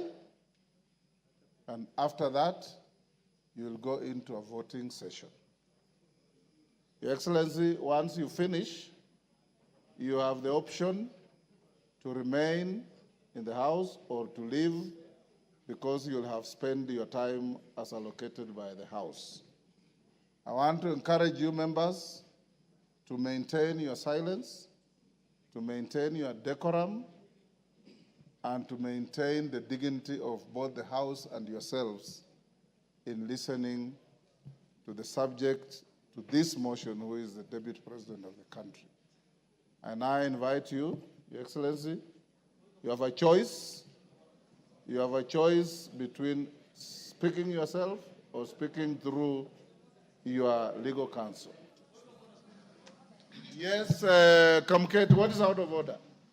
Your Excellency, you may take your seat. Let us hear him.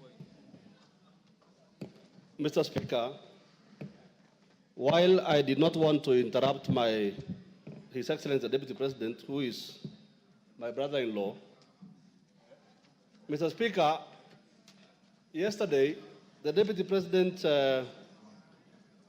on national television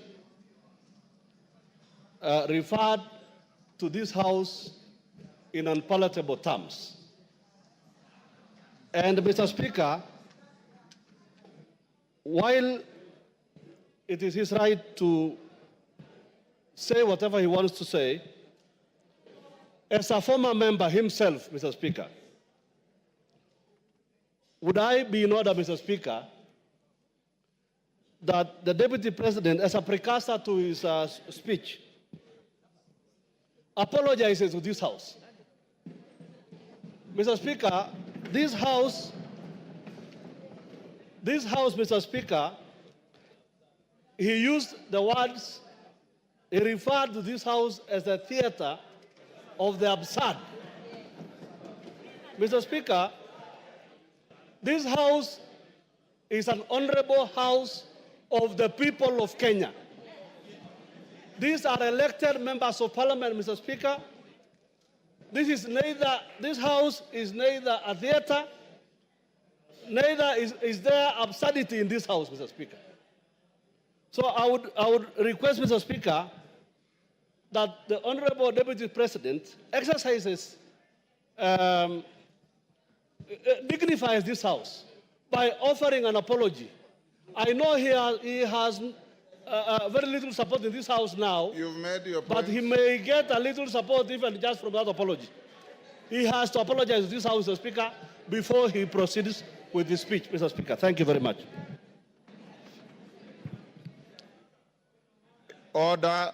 No more points of order. Your Excellency, Deputy President, as you take the floor, this morning, the Speaker made a communication and indicated that we found it abhorrent, some of the contents of your interview your speech rather, your statement last evening, in which you described this House in not very good terms.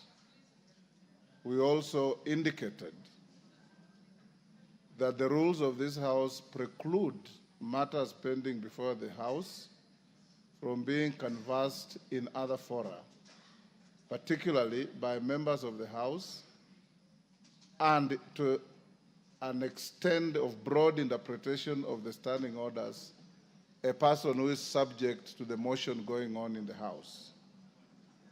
It is spilled milk, it's water under the bridge.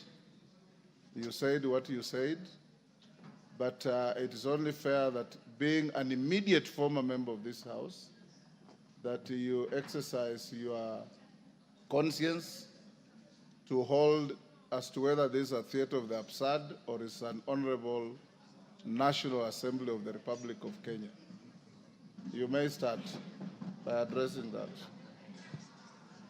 Thank you very much, Honorable Speaker. And thank you, the honorable members present, for according me this opportunity to prosecute the matter before us.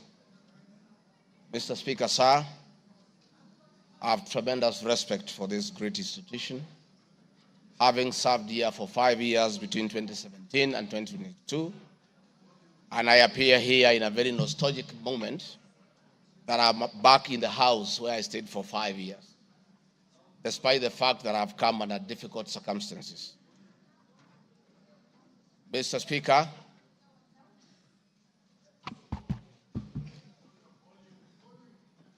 maybe the sound people, is that okay now? Mr. Speaker, sir, and the honorable members, I want to thank you for giving me the opportunity. I hope, Your Excellency, you have been advised by your lawyers that you are here to respond to specific issues in the motion. I have my advice. And not to talk generally. I know. Yeah, so rules of relevance will still apply to you as they apply to all members. Mr. Speaker, the motion before this great House alleges that 2 years ago, since assuming office, I have acquired property and wealth whose estimated value of 5.2 billion shillings. A significant number of properties to which this sum of 5.2 billion is erroneously and maliciously attached belongs to my late brother, the Right Honorable James Rigathi Gachagua, and as demonstrated by his will, a copy of which is attached. The fact as follows. Olive Garden, my response. The allegations that I own the Olive Garden Hotel is false. The truth is that Olive Garden Hotel used to belong to my deceased brother, the Right Honorable James Rigathi Gachagua, and therefore has never been my property. This is information that most of you may be aware as it is in public domain. Upon his demise, my late brother left a will in which, in his recognition that I can take care of his family, he appointed me as one of the executors of his estate. In the said will, my late brother directed that the hotel should be sold, among other properties and proceeds distributed as per the will. I'm also listed as a beneficiary together with other persons named therein. In accordance with these instructions, the hotel was sold by the executors to a third party. Owing to the above, I do not own the hotel, and have never owned it, contrary to accusation in the motion. For the benefit of this august House and the general public, I have annexed to this response copies of the following supporting documents: my late brother's will, sale agreement dated 17th May 2023, an official search for Olive Garden Hotel Limited. Mr. Speaker, Vipingo Beach Resort, just as in Olive Garden, above this allegation is also false. Vipingo Beach Resort belongs to the estate of the late James Rigathi Gachagua. For the benefit of this House and the general public, I have attached annexed to this response copy of the official search for Vipingo Beach Resort Limited, confirming that the hotel is still in the name of my little brother's estate. Queen's Gate Service Apartments. The allegation is also false, as the property belonged to my late brother. Queen's Gate Service Apartments, registered in the name of Vipingo Beach Resort Limited, was sold to Cooperative Bank of Kenya Limited, Staff Retirement Benefits Scheme, as evidenced by the agreement for this dated 4th May 2022, and a transfer dated 5th October 2022, marked Annex RG6. Land parcel Ruguru, Kiamariga 2023 in Madeira East constituency, which have originally constructed a helicopter landing facility. My response is, I do confirm that I own the above referenced property, which is approximately 2.5 acres in size, and which I have planted napier grass for my dairy cows. I purchased the land in the year 2023 for 3.5 million from farm proceeds coming from my dairy farm.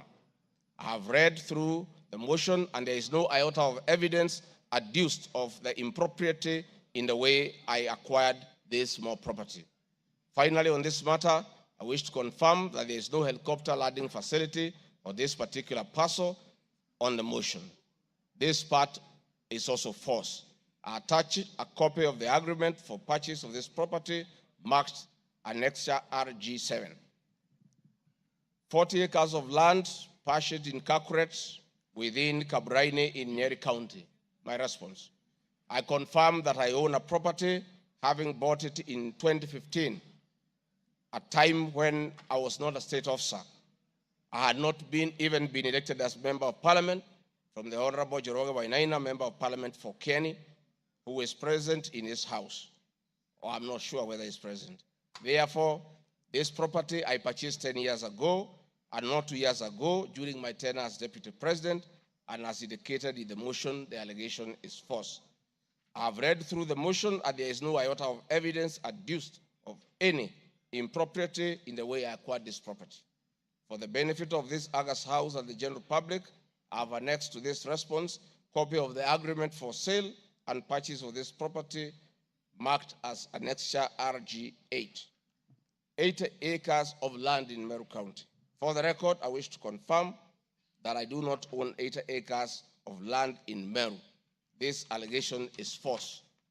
However, in the spirit of full disclosure, I would like to confirm that I have purchased 29 acres of land in Meru, the land of my mother, which I bought on around 9 February 2024 through a loan granted to me by Solution Circle Limited, which I am a member.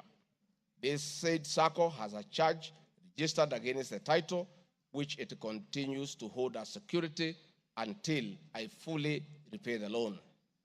For the benefit of the august House and the general public, I have annexed to this response copies of the agreement of sale marked RG9 and a letter dated 15 July 2024 from Solution Circle Limited, confirming that they financed the purchase of the property marked Annexure RG10.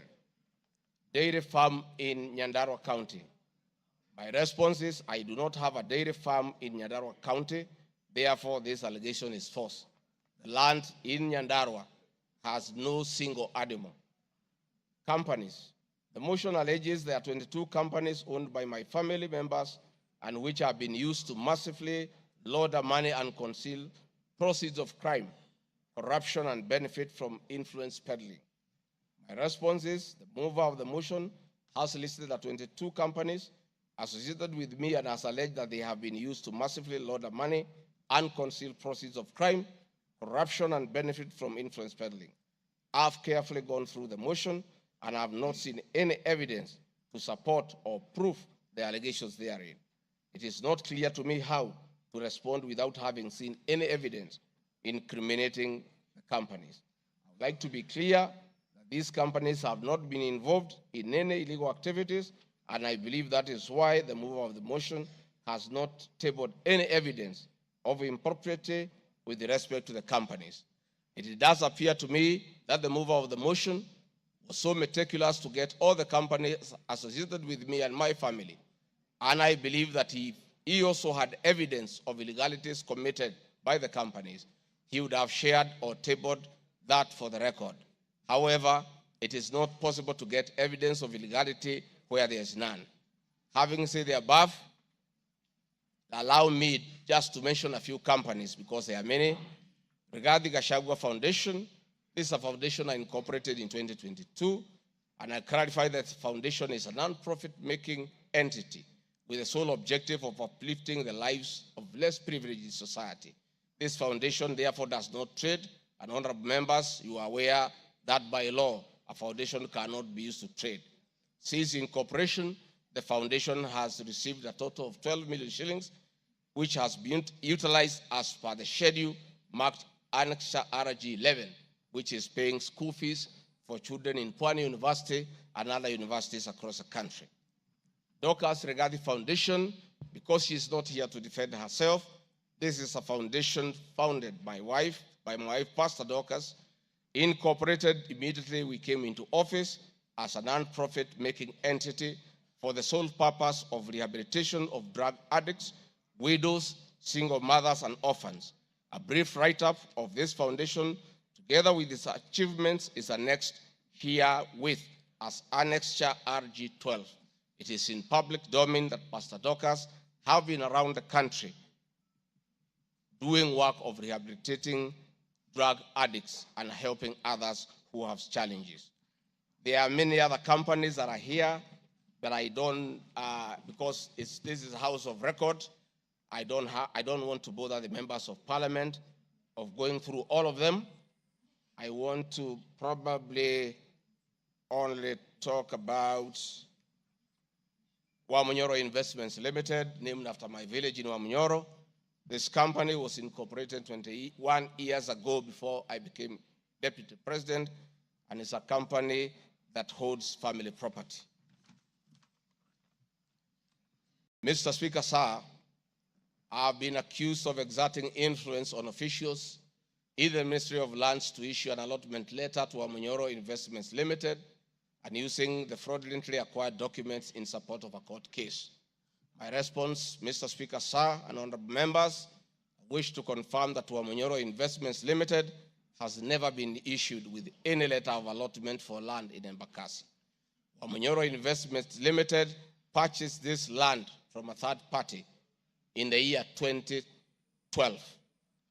The company's ownership of this property has been confirmed through two legal processes. One, a case was filed before the National Land Commission in the year 2016, adjudicated, and a determination was made that this property belongs to Wamunyoro Investments Limited. That was long before I became the Deputy President of the Republic of Kenya. Again, a matter was filed in High Court, case ELC, case number E242 of 2022, which was filed before I became Deputy President. All the documents filed in support of this case were filed in court before I became Deputy President, and no documents have been filed by myself in court upon becoming Deputy President. This being the case, it is not true that I have used my office as Deputy President to manufacture documents filed in this matter. The High Court found that this land legally belongs to Wamunyoro Investment Limited and issued the appropriate direction. This matter has since been challenged in the Court of Appeal. I invite any honorable member who may want to be enjoined in this case to have the liberty to do so. Mr. Speaker, sir, I have been accused in the irregular procurement of mosquito nets at a cost of 3.7 billion. In response to paragraph 45 of ground 7 at page 23 and 42, paragraph 78 and ground 11 and page 36, 37 or 42 of the impeachment motion, I wish to respond as follows. It is not true, as claimed in paragraph 3 of the witness affidavit of Andrew Mulwa, that I was involved in the KEMSA 3.7 billion irregular procurement of malaria nets, either directly or through proxy. Further, Shobika Impacts Limited was not awarded the subject tender as the acting director of procurement, Dr. Justice Kinoti, by letter 5th May 2023, formally notified Shobika Impacts Limited that its bid was unsuccessful because its tender security was not paginated and the tender was hence non-responsive. That is clear at paragraph 4 of the witness affidavit of Andrew Mulwa. He contradicts himself by claiming that on 11 July 2023, I pressured him to surrender the original bid board, yet by the letter dated 5th May 2023, KEMSA had requested for collection of the original bid. Thus, there was no cause to pressure to be exerted on Mr. Mulwa for any other purpose. I am aware of a foreign company known as Shobika Impacts Private Limited, domiciled in India, and which appointed Crystal Kenya Limited as its local agent in the year 2014, that is 8 years before Rigathi Gachagua became the deputy president. To date, Crystal Kenya Limited has complied with the agency terms between itself and Shobika Impacts Private Limited, annexed hereto and marked as Annex RG18 in an appointment agency letter by Shobika Impacts Limited in the year 2014. Sometime in 2023, Kenya Medical Supplies Authority advertised tender number GFATM MOL NFM 2022-2023 for supply of long-lasting insecticidal nets using the international open tendering method of procurement on behalf of the Global Fund. The monies for supply of the nets, as per my understanding, was a pure grant from the Global Fund. I am aware that Shobika Impacts Limited still participates in doing business with and has not been debarred by the Global Fund to date. I believe being technically qualified to provide and deliver the goods subject of the tender document, having the financial ability to do so, and without their participation or assistance from Crystal Kenya Limited, Shobika Impacts Private Limited independently participated and submitted in its bid in response to the subject tender pursuant to an invitation by KEMSA. Having not participated in the subject tender, Crystal Kenya Limited did not submit any of the documents in response to the subject tender.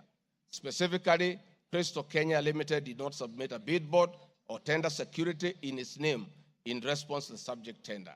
It is therefore not true that Crystal Kenya submitted a fake bid board with an intention to fraudulently acquire public property. It is also not true that with my sons, I used Crystal Kenya to massively launder money, conceal proceeds of crime, engage in corruption, and benefit from influence peddling. Subsequently, by the letter 5th May 2023, KEMSA notified Shobika Impacts Limited that it was not successful because the tender security was not paginated and requested Shobika Impacts Private Limited to collect its bid security from the procurement office immediately.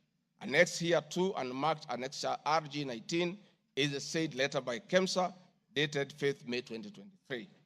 However, EACC commenced investigations of the subject tender, and on conclusion of the investigation by EACC and the Senate on the subject tender, KEMSA CEO Terry Ramadhani, who had been suspended on this issue, was appointed Kenya's Deputy High Commissioner in New Delhi, India by President William Ruto. Thereafter, Crystal Kenya Limited, a Shobika Impacts Limited agent in Kenya, followed up in the release of Shobika Impacts Private Limited's bid board tender security on behalf of Shobika. Annexed hereto and marked Annexure RG20 is an email from Shobika Impacts Private Limited email addressed to Crystal Kenya Limited, together with a letter of even date confirming that Crystal Kenya Limited had authority to collect their bid board. KEMSA was mandated to immediately release the bid board, tender security, upon determining that Shobika Impacts Private Limited was unsuccessful in the subject tender, and that is why they requested that the same be collected from its procurement office. KEMSA did so, as can be seen in its letter dated 11 July 2023, annexed here to and marked Annexure RG21 in the said letter by KEMSA dated 11 July 2023.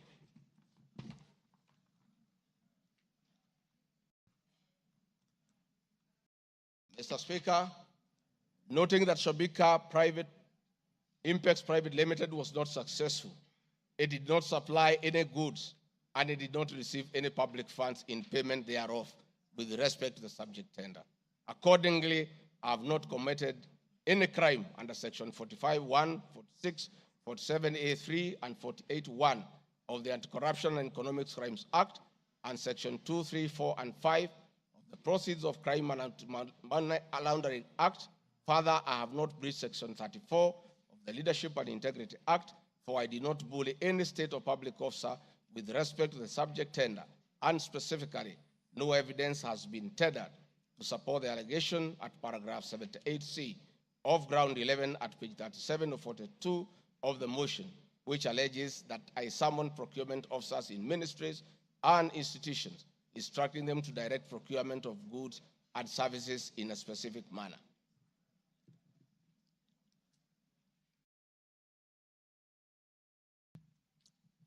I have been accused of unnecessary and expensive renovation of the official residence of the Deputy President in Karen and Mombasa.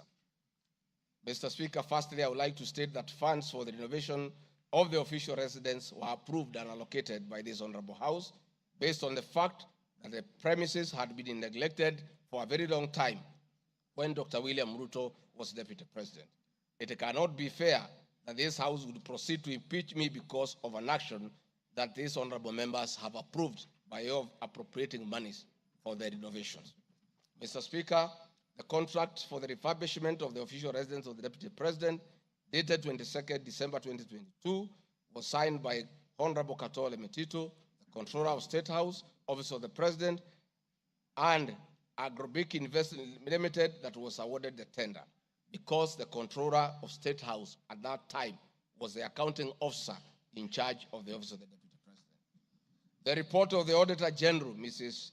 Nancy Gadongo, dated 24th January 2024, on the Executive Office of the President for the year ended 30th June 2023, gave the opinion confirming that due compliance with the Public Finance Management Act 2012, the report is annexed herewith and marks as Annex RG 23. I would also like to add that the Deputy President, as Deputy President, I am not involved in procurement processes of my office, whether directly or indirectly. I would also like to state that I do not know the company, Agropric Investments Limited, which undertook the renovations. I do not know the directors and the company. I did not participate in the tendering or supervising of the same. The motion dated 26 September 2024 alleges that on 29 January 2023, 45 million Kenya shillings was transferred to Bayani Enterprises Limited, which is alleged to be a special purpose vehicle used by me to siphon public funds. No evidence whatsoever is contained in the motion showing that the said company is in any way connected to me or that I have any beneficial interest in the said company, which I am neither a director or a shareholder. I categorically refute the allegation, which is false and unfounded.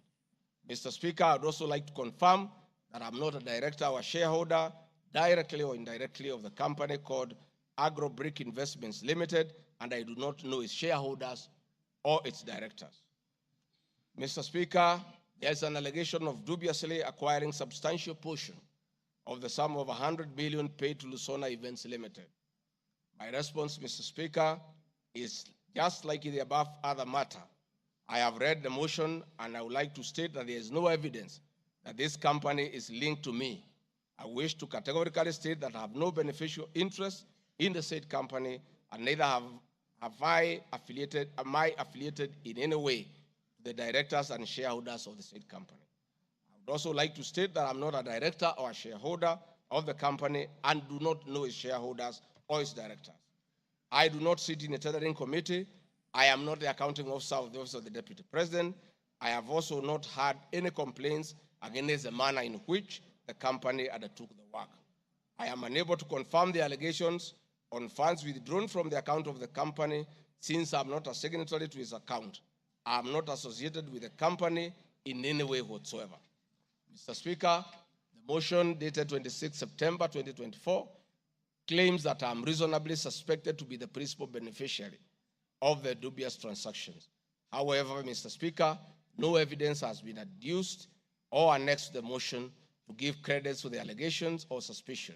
I categorically refute acquiring or benefiting from any funds paid to Lusona Events Limited, and therefore the allegation is false and unfounded. Mr. Speaker, I have been accused of siphoning money through St. Nicholas Rehabilitation and Industrial Training Institute Limited. My response, Mr. Speaker, is that the motion dated 26 September 2024 makes the claim that a payment of 21 million was made to a company called St. Nicholas Rehabilitation Center and Psychiatric Hospital. Then subsequently payment was made to Umalari Motors Limited. The motion claims that it is suspected that the entire transaction was used by me to siphon public funds and the payments typify money laundering transaction.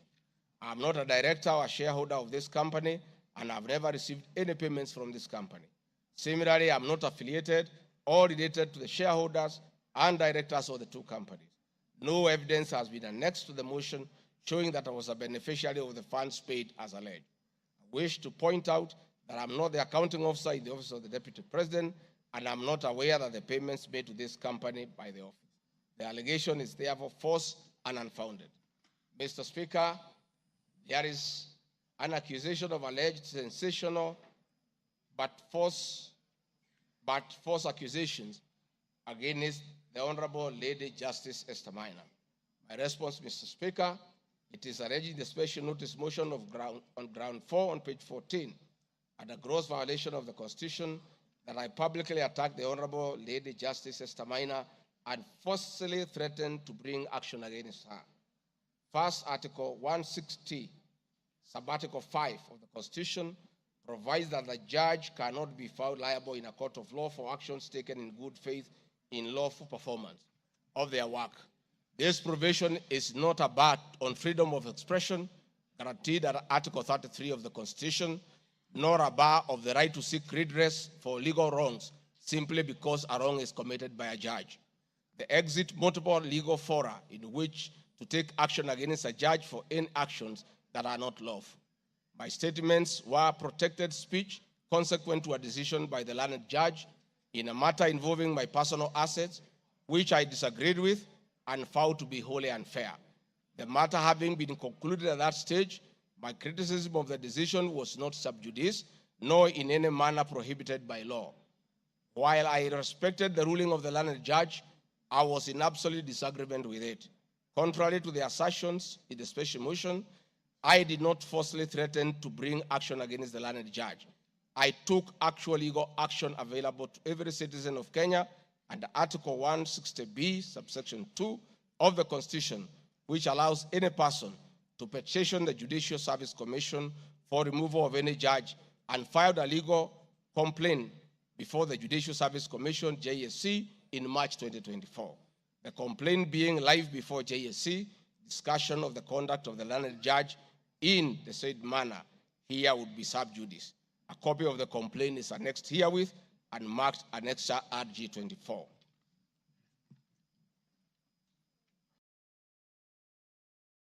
Mr. Speaker, I have been accused of diverting materials meant for construction of Kilifi Malindi Highway to tarmac a private road to Vipingo Beach Resort. My response, Mr. Speaker, I reiterate that Vipingo Beach Resort is registered in the name of the estate of my late brother, Honorable James Gachagua. Number two, the facts are as follows. King Charles III visited Kenya between 30th October 2023 and 30th November 2024. During his state visit, one of the designated places where King Charles III was to visit was Kuruitu Marine Conservancy, which shares a road with Vipingo Beach Resort. I have annexed a copy of the program for the state visit to Kenya by King Charles III, marked as Annex RG 25, which at page 13 on items 63 and 64 shows his departure and arrival at Kuruitu Marine Conservancy. There are several media reports confirming the visit by King Charles III to Kuruitu Marine Conservancy. I have annexed extracts of the media reports by the Star newspaper dated 7 November and by African News marked as Annexure RG 26. My understanding is that the road to Kuruitu Marine Conservancy was upgraded in respect of this visit, which also to benefit the local community, including amenities like Sheriani Secondary School, Sheriani Primary School, a mosque and a public market as part of the corporate social responsibility. I wish to point out that the alleged road, that is Takaungu Shariani Vipingo, is a public road and not a private road leading to any property associated with the Deputy President, but a public road. Mr. Speaker, I've been accused of undermining the President and the Cabinet by allegedly making contradictory public statements from the position taken by Cabinet regarding the evacuation of the people residing along the Nairobi River. My response, Mr. Speaker, is that Article 147 of the Constitution provides that the Deputy President shall be the principal assistant of the President and shall deputize the President in execution of the President's functions. Article 28, which states that every person has inherent dignity and the right to have the dignity respected and protected. Article 29C, Mr. Speaker, states that every person has the right to freedom and security of the person, which includes the right not to be subjected to any form of violence from either public or private sources. Section 15G1 of the Land Act states that notwithstanding any provisions to the contrary in this act or in any other written law, all eviction shall be carried out in a strict accordance with the following procedures. Be preceded by proper identification of this taking part in eviction or demolitions. Be preceded by the presentation of formal authorizations for action. C, where groups of people are involved, government officials or their representatives be present during an eviction. D, be carried out in a manner that respects the dignity, right to life and security of those affected. E, include special measures to ensure effective protection to groups of people who are vulnerable, such as women, children, the elderly, and persons with disabilities, including special measures to ensure that there is no arbitrary deprivation of property or possessions as a result of the eviction. This includes mechanisms to protect property and possessions left behind involuntarily from destruction, to respect the principles of necessity and proportionality during the use of force, and give the affected persons the first priority to demolish and salvage their property. Critically, our Constitution provides at 147(2) that first the Deputy President shall perform the functions conferred by this Constitution and any other functions assigned by the President. Pursuant to Article 3 of the Constitution, I, as well as every other citizen of Kenya, and state or public officers have an obligation to respect, uphold, and defend this Constitution in performing any of my functions. This, the national values and principles of governance contained in Article 10 of the Constitution by those state organs, public officers, and all persons, including myself as Deputy President, wherever we make or implement public policy decisions.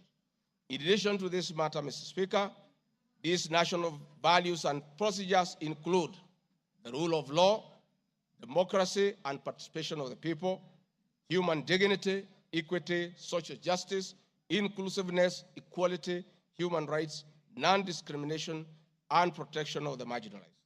Adherence to these principles become extremely important when we as state officers are contemplating legal evacuation of citizens with a duty to avoid inhuman forced eviction that will be contrary to our Constitution and international law. While campaigning with President William Ruto, and subsequently when I was sworn in as Deputy President, the President and I promised as a key pillar of the Kenya Kwanza government that there will be no forced or unlawful evictions and that all evictions will be human and entail legal compensation. Mr. Speaker, the Office of the Deputy President has undertaken extensive engagement with all parties in regard to cabinet decisions on eviction, which I fully support, including the Nairobi River, which is an entity under the office of the Deputy President and the County Government of Nairobi. Adherence to these principles become extremely important when we, as state officers, are contemplating legal evacuation of citizens with a duty to avoid inhuman forced evictions that will be contrary to our Constitution and international law. Guideline number 6 of the United Nations General Assembly Guidelines for the implementation of the rights to adequate housing prohibits forced evictions, and that the state should ensure that any eviction under domestic law are fully compliant with international law. The guidelines further require meaningful engagement with communities to ensure that the rights of residents are implemented cooperatively without the need for eviction procedures or police enforcement.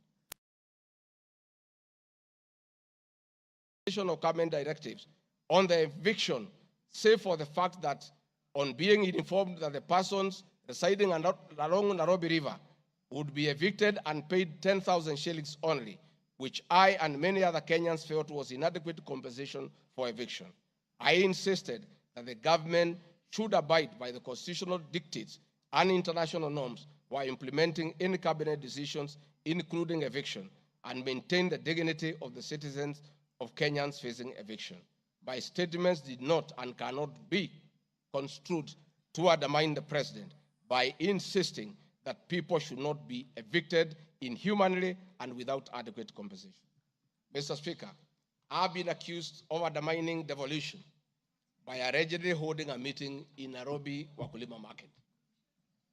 The motion alleges that on 28 September 2024, I unlawfully interfered with the running of the Nairobi City County government by holding a public rally where I allegedly incited citizens against lawful directives of the county government on planning and allocation of markets. My response, Mr. Speaker, is that the motion alleges that on 20 September 2024, I unlawfully interfered with the running of the Nairobi City County government by allegedly inciting citizens against lawful directives. Article 6(2) of the Constitution provides that the government at national and county levels are distinct and interdependent and shall conduct their mutual relations on the basis of consultation and cooperation. This being the case, it cannot be said that there is a violation of the Constitution when someone from the national government makes a comment on matters relating to county government. The traders had sought me out to intervene and request the governor on their behalf to dialogue with them and seek a solution to the grievances with regard to the relocation of markets. I request that a video annexed RG Video 3 be played for the benefit of members to say what I said.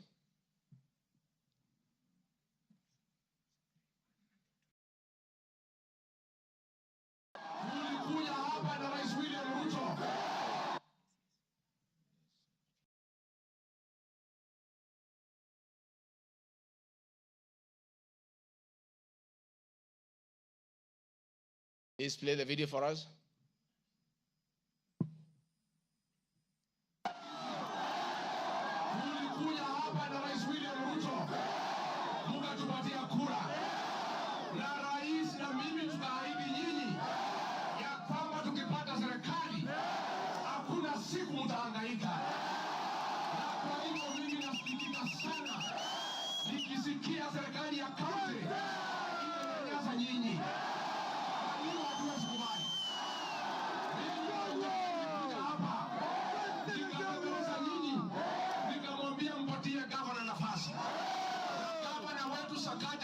Tukakubaliana ya kwamba akiwa gavana wa Nairobi, Rais William Ruto akiweko, mdogo wake, wafanyabiashara wetu watapata nafasi ya kufanya kazi yao.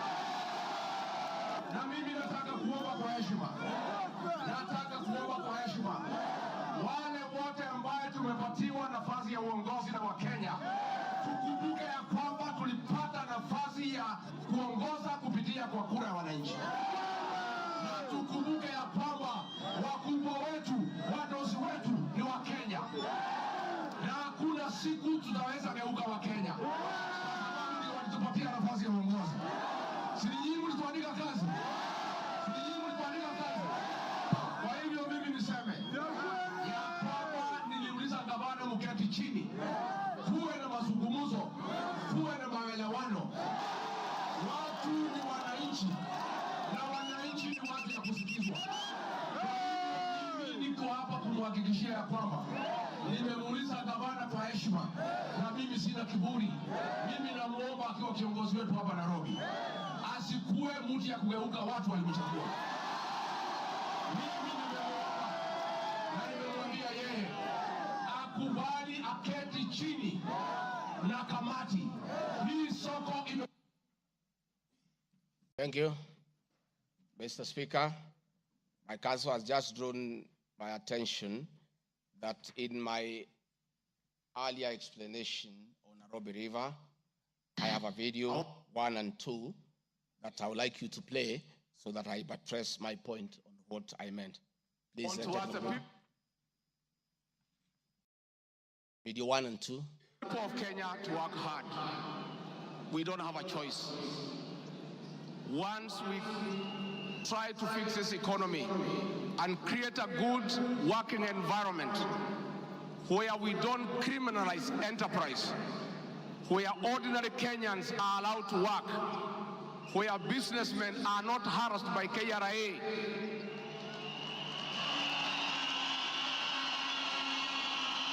where goods belonging to the people of Kenya will never again be touched by overzealous public servants.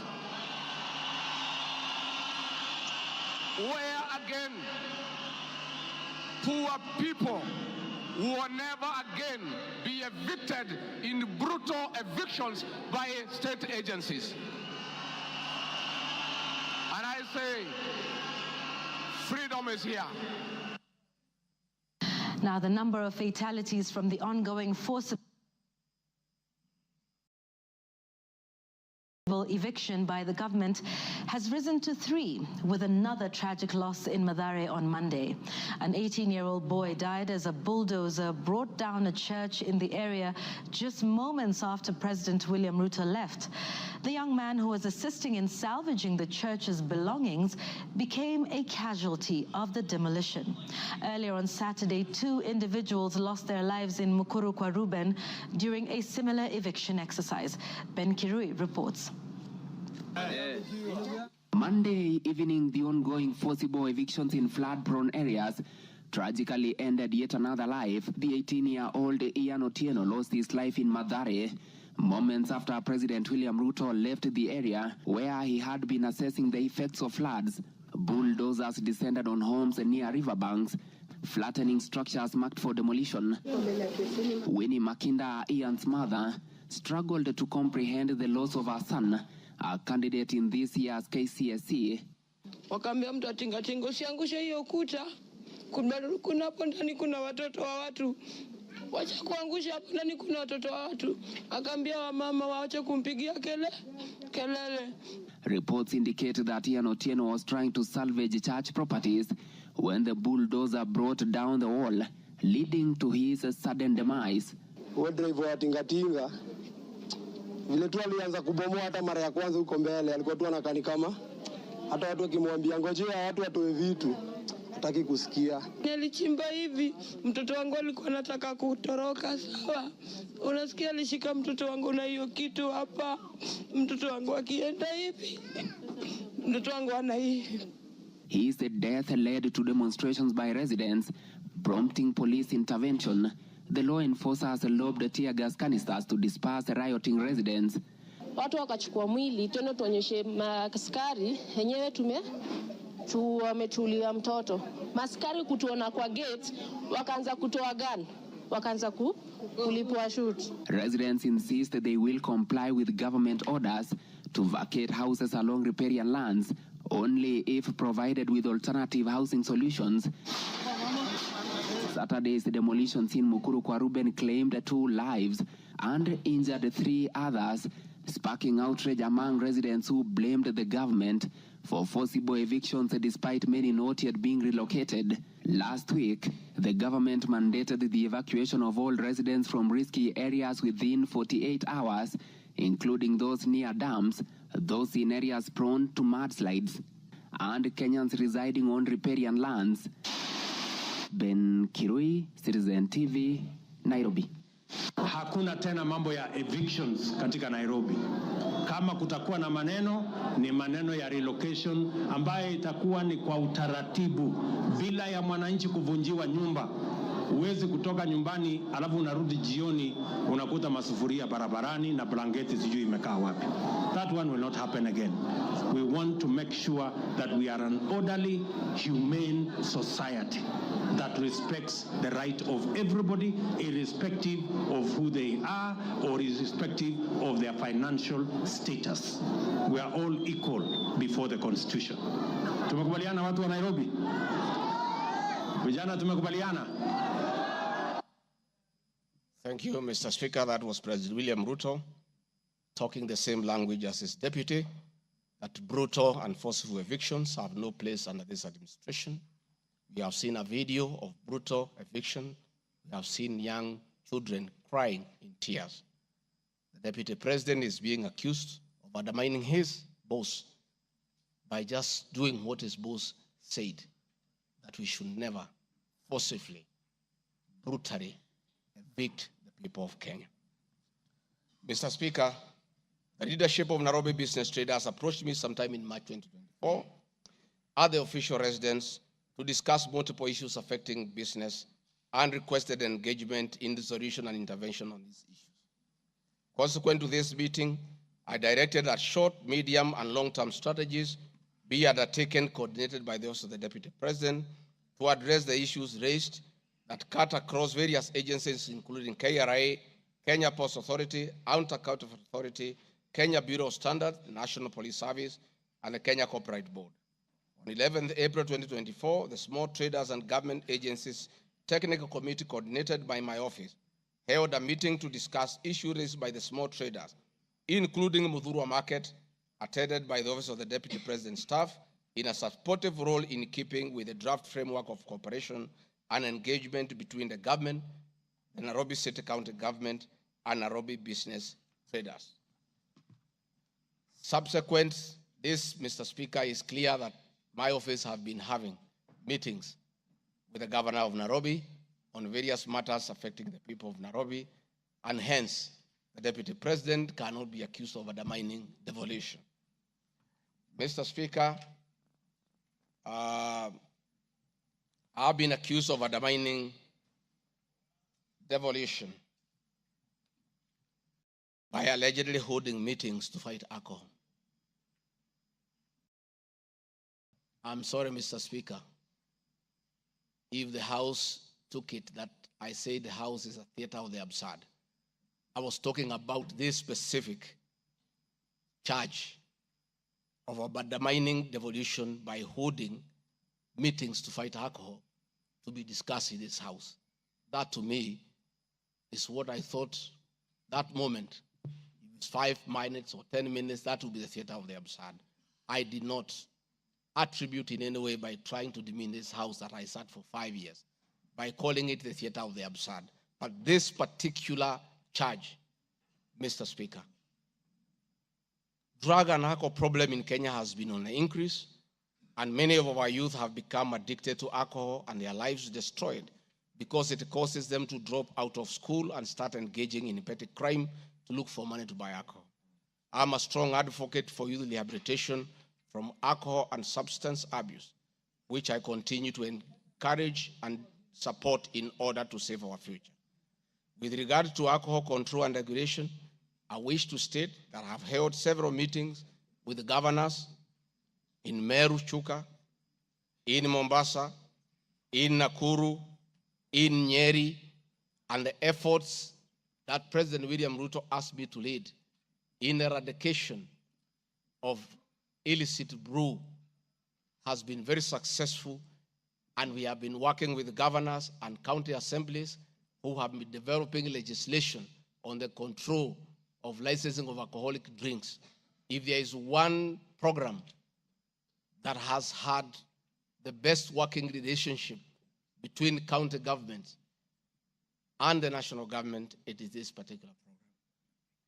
I'm a bit emotive about illicit alcohol because I lost my brothers, one who was a medical doctor to alcohol.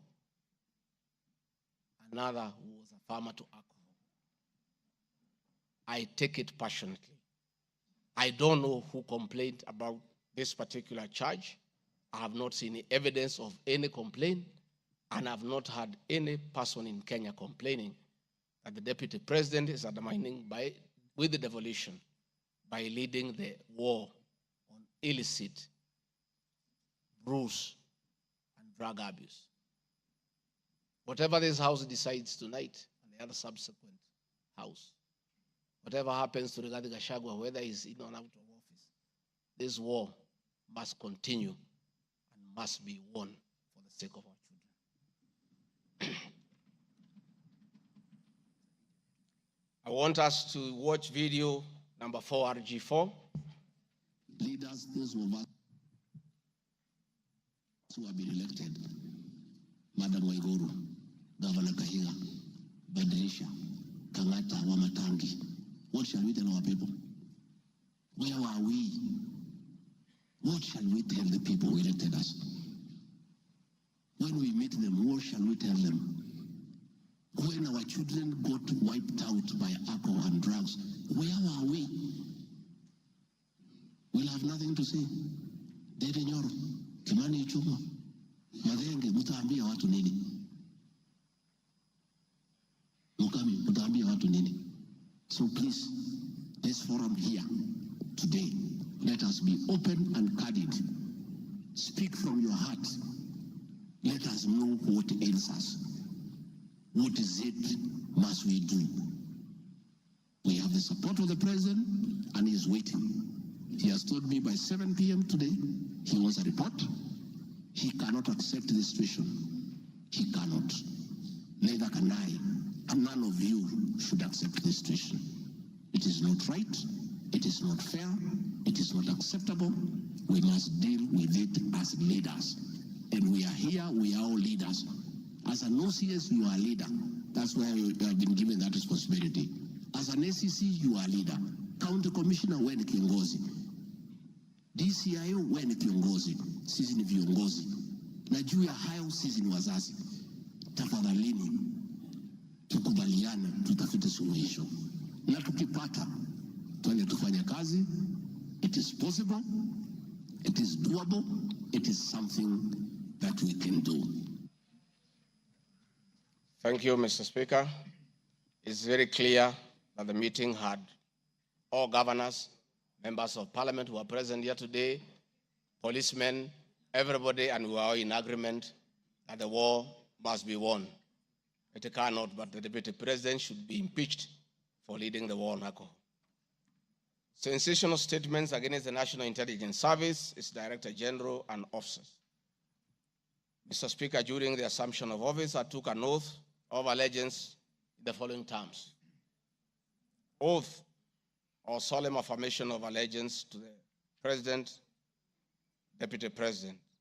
In full realization of the high calling, I assume as Deputy President of the Republic of Kenya, I do swear solemnly affirm that I will be faithful and bear true allegiance to the Republic of Kenya, that I will obey, preserve, protect, and defend this Constitution of Kenya, as by law established, and no other laws of the Republic, that I will protect and uphold the sovereignty, integrity, and the dignity of the Kenyan people. So help me God. That is the oath that I took in Kasarani. Article 239, Article 3 of the Constitution provides that in performing their functions and accessing their powers, the national security organs and every member of the national security organ shall not act in a partisan manner, further in the interest of a political party or cause, or prejudice a political interest or political cause that is legitimate under this Constitution. Article 239, Subarticle 5 of the Constitution provides the national security organs are subordinate to civilian authority. In addition to this allegation, I wish to state that the National Intelligence Service holds a very critical role in ensuring the safety and security of our country. They are responsible for gathering intelligence and share it with all our law enforcement agencies to ensure that the country is safe at all times. Consequently, when the country was caught flat-footed with regard to the scope and extent of the public's dissatisfaction with the Finance Bill 2024, which degenerated in a Gen Z protest, it pointed to the failure of the National Intelligence Service in carrying out its mandate. I am persuaded that the National Intelligence Service ought to have known beforehand that the public was completely opposed to the finance bill, and they ought to have briefed the president before the protest began, and this would have caused a change of tact by government regarding the proposed bill and the protest, which culminated in the loss of innocent lives and destruction of property, could have been avoided. Hence, I expressed my opinion on this in my public media briefing in Mombasa, and my utterances were not any different from what happens in other countries when there is a lapse or failure by the intelligence agencies. The nation has witnessed unfortunate instances of several extrajudicial killings, abductions, and disappearances. I firmly believe that if the National Intelligence Service had acted diligently, these instances would not have been witnessed. Under the Constitution, the government agencies are supposed to be accountable to the Kenyan people, including the National Intelligence Service, and calling them out when a dereliction of duty does not amount to undermining them. I am also aware that the Kenya Kwanza government has been at the forefront in calling out officers who do not seem to understand their work. Recently, my boss, the president, publicly complained that there are some PSs and CSs who did not seem to understand their role. Please play for me video number 5, RG5. On President William Ruto has today described some members of his cabinet as utterly clueless and uninformed about the dockets they occupy. And in a sign of trouble for cabinet secretaries, the State House gates were shut for those who arrived late, with both President Ruto and his deputy Rigathi Gachagua giving a sharp tongue lashing to the latecomers. And our Citizen TV's Chemutai Goin reports the atmosphere at the State House, Nairobi, left little doubt on President Ruto's disappointment with a vast section of his 22-member cabinet.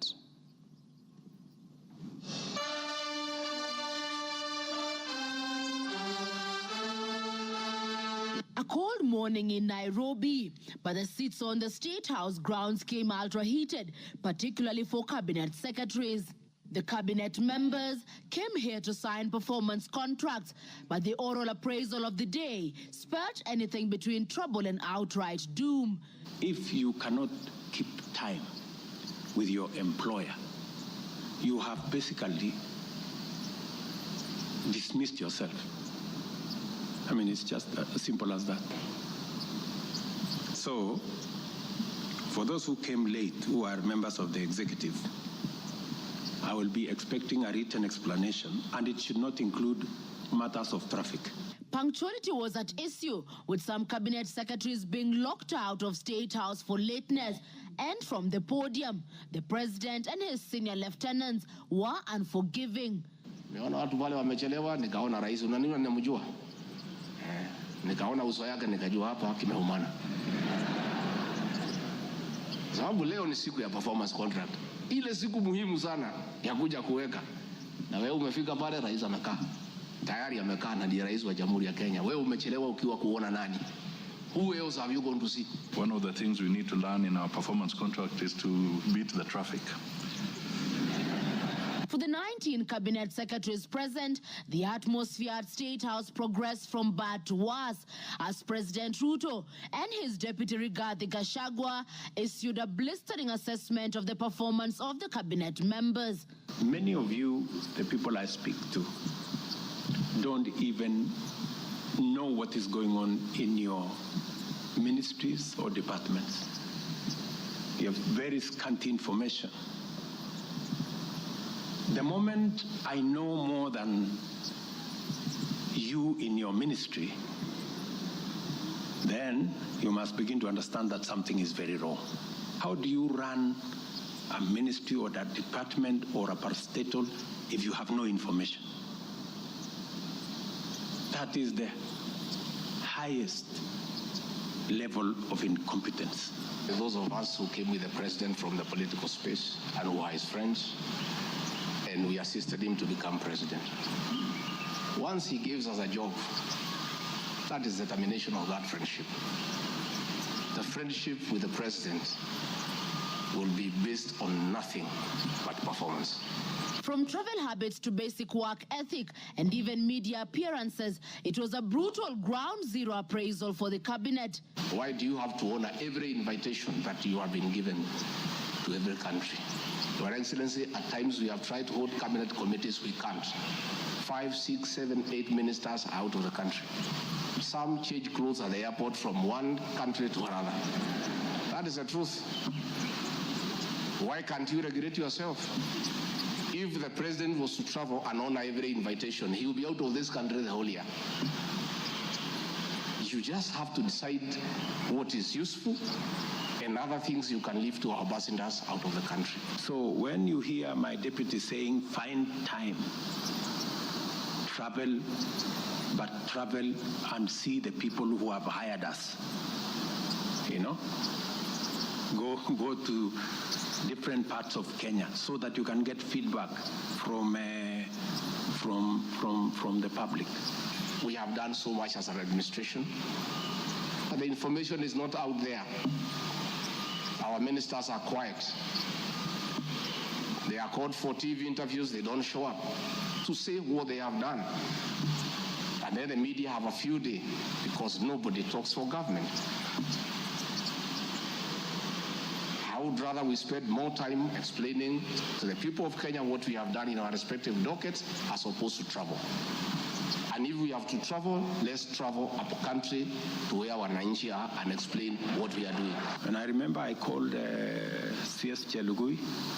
I didn't find him, so I called his PS and I found her and I explained to her, I told her, look, the public is not understanding this. Did I call you or not on Sunday? You know, I told you this is what the public is saying. Please do more sensitization on Hustler Fund Phase 2. With a very public expression of disappointment in his cabinet, President Ruto has triggered speculation on changes in government as his administration approaches the end of its first year in office. From punctuality to work ethic and general performance, the proverbial axe could well fall somewhere.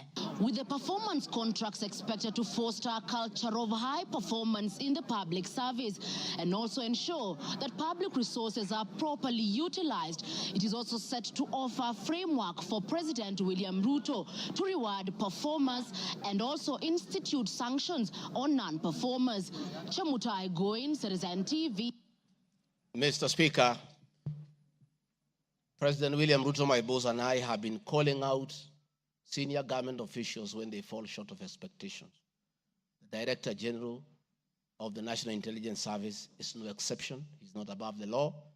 He's accountable to the people of Kenya for his performance. And I have had an argument that we should not call out those in the security sector. I would like you to play the next video. We have the most incompetent Inspector General of Police, I think, in the world. The most incompetent in the whole world.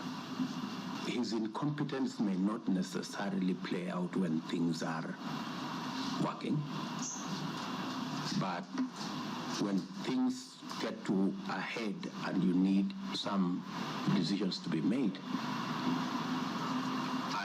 I can tell you for sure, the gentleman we have as an IG cannot make any decision. Nataka tumwambie ule mtu wa sinema mingi anaitwa nani ule mtu? Ule sijui anaitwa DCI, ule anaitwa nini? Ule mtu anaitwa Kinoti. Awache ujinga. Huyo bwana Kiboti awache ujinga. Sio kama tunaelewana. Huyo Kinoti hakuna kitu amefanya kwa hii Kenya ya kisiasa. Yeye ni mtu ya sinema. Anaendesha makesi kwa magazeti. Anatuandikia barua, sijui barua ya kilomita ngapi. Mr. Kinoti, please, save your time. Stop writing to us long letters. Leave matters of elections to IEBC. You have no business in IEBC. You have failed as DCI. We don't want you to fail our elections. Tunaelewana? Huyo bwana Kinoti awache hiyo ujinga yake anaendesha pale. kwa sababu anatukasirisha. Huyo bwana Kinoti tunataka tumwambie awachane na watu wa IBC wafanye huu uchaguzi. Alipatiwa kazi ya kufanya criminal investigation. He has never done anything. Ile kesi yote anafanya kesi kwa magazeti. Akiambiwa apeleke evidence kule kotini ameshindwa. So bwana Kinoti, wacha sinema. You have failed and wait for August so that you can. Honorable members, that was President William Ruto as Deputy President criticizing IG Mutiabai, DCI Kinoti. Rigathi Gachagua has learned his job from his boss, that public officers must be called to order when they fell short of expectation. And I never saw anybody bring William Ruto here for impeachment for criticizing the IG or the DCI. This is a very unfair allegation. Mr. Speaker, it is also reported by media that the IMF has already warned about impending unrest during the people's dissatisfaction with the 2023 and 24 finance bill. Many of you will recall, Mr. Speaker, after the September 11th terrorist attack in the US intelligence agencies were massively criticized, and an inquiry was even opened to investigate why their intelligence agency was not able to detect and thwart the attack. All we are saying is that our National Intelligence Service is accountable to the people of Kenya for its performance. Mr. Speaker, conniving with cartels in the tea sector to block TKDM from implementing guaranteed minimum return, Mr. Speaker, I am here to see a shred of evidence to that effect, and I have nothing to say. I have seen an allegation that we have not been able to do coffee reforms, Mr. Speaker, out of my work, coordinating coffee reforms. The Cooperative Bill 2023 and the Coffee Bill 2023 is before this House. I request this House, after these impeachment proceedings, to embark on those two bills so that the coffee farmers can realize the full benefit of the coffee reforms that we have initiated. There is another allegation that I have taken control of a local cooperative society in Madeira constituency. I don't know the name of that constituency, of that cooperative. It is false. I am here to see any evidence. I have nothing to say because there is nothing to be said. On the issue of shareholding, which I think members are interested in listening to, I listened to you this morning, and it was quite emotive. By virtue of provisions of the third schedule of the Political Parties Act, the constituent parties of the Kenya Kwanza Coalition entered into various agreements, which were deposited with the Speaker of the National Assembly and the Speaker of the Senate for purposes of Article 108 of the Constitution of Kenya. The following were members: UDA, ANC, Ford Kenya, PA, Farmers Party, Chama cha Kazi, Communist Party, Economic Freedom Party, Service Party, Tujibebe wa Kenya Party, Umoja na Maendeleo Party of Kenya, and the Democratic Party of Kenya. In accordance with the provision of Clause 3, Schedule 3, a power sharing agreement and development agenda for the certain regions of Kenya, I attach copies of these agreements, RG 32. All those agreements talked about specific regions. The leaders who appended their signatures canvassed issues of appointments to do with specific regions. Power sharing agreement between UDA and ANC and Ford Kenya, for example, say that the UDA would nominate the coalition president, the presidential and deputy presidential candidates that was honored. The president would guarantee the stature, the dignity, and financial and operational autonomy of the office of the deputy president, which I have been insisting on because it's part of the coalition agreement. The ANC would be allocated the position of the prime cabinet secretary, which has happened. Ford Kenya would be allocated the position of the Speaker of the National Assembly, and that is why Honorable Masika Wetangula sits here today. In accordance with Article 2 of the Power Sharing Agreement, ANC at Ford Kenya would have a 30% share is a word, of the national government positions. This drives my utterances about shareholding. It is embedded in all these agreements that are attached here for you to read. I heard this morning an honorable member saying that the deputy president said the people of Ukambani will not get resources because they did not vote for Kenya Kwanza government. That is not true. The deputy president of the Republic of Kenya does not allocate resources.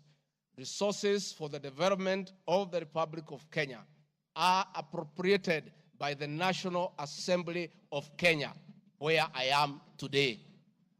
The deputy president will help the president to oversee the implementation of funds allocated and appropriated by the National Assembly. It is therefore not possible that the deputy president of the Republic of Kenya has the capacity to deny any part of Kenya resources because of the way they voted.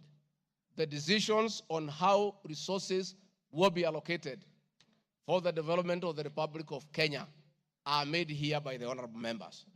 If your area has no development, please don't impeach the deputy president. Don't accuse him of not giving you resources. You are in this house to make sure that your area where you come from is allocated appropriate resources, because that is your job. The agreements are attached, therefore I don't want to go into them.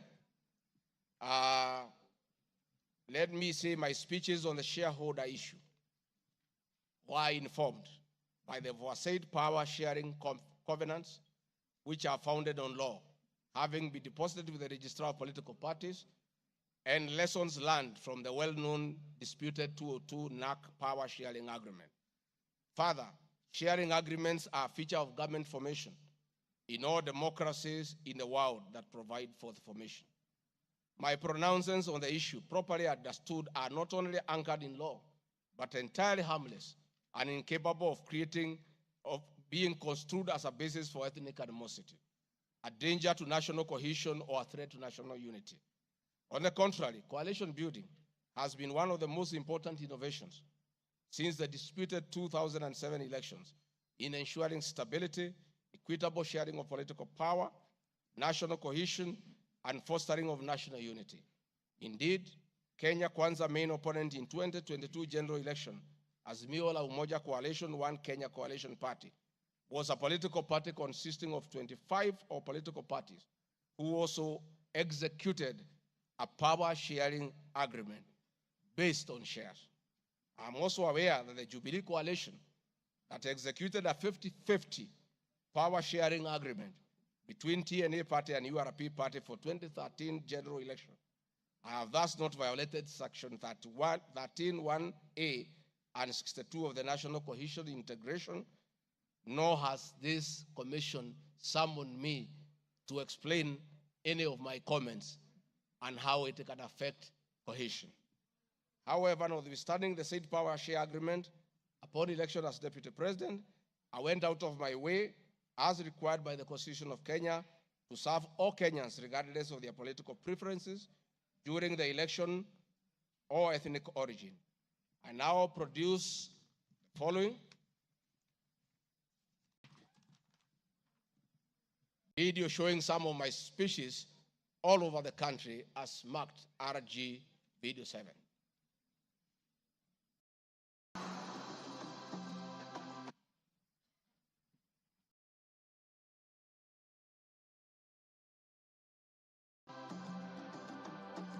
We want to confirm to the people of Nyanza that the Ruto administration will serve all Kenyans, those who elected us and those who did not.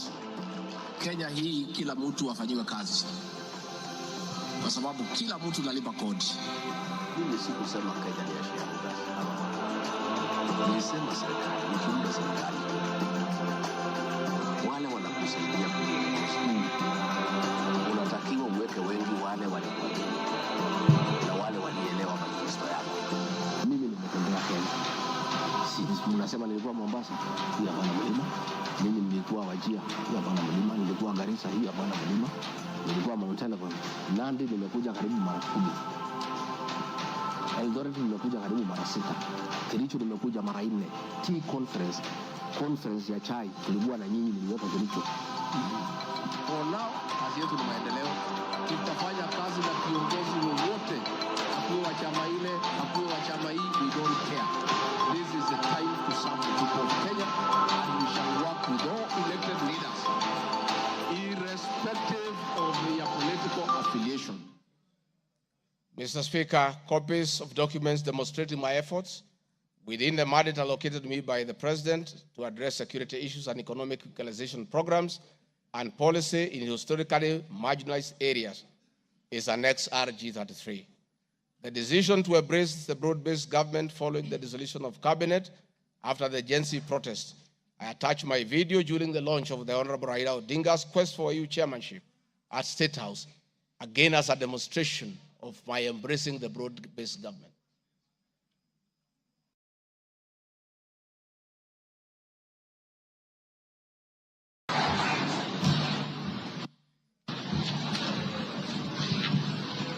Your Excellency, Dr. William Ruto, President of the Republic of Kenya and Commander-in-Chief of the Defense Forces, Your Excellencies, Heads of States and Government present, Your Excellencies, Ambassadors and High Commissioners and members of the Diplomatic Corps, Heads of Delegations, Members of Parliament and all dignitaries present, good morning. Your Excellency, let me say this is a great moment for our country. What a day, what a moment. We are here, Your Excellency, as a country to unveil Kenya's finest to go and lead Africa. It's a proud moment for this country. And I want to say, Your Excellency, the people of Kenya have been united to a man by the candidature of the Right Honorable Raila Odinga to be the chairperson of the African Union Commission. This is a quest that has brought pride to our nation. And I would like to tell the leaders here from Africa and the representatives that as a country, as we present the Honorable Raila Odinga to be our candidate, it is because Africa, our motherland, deserves the best.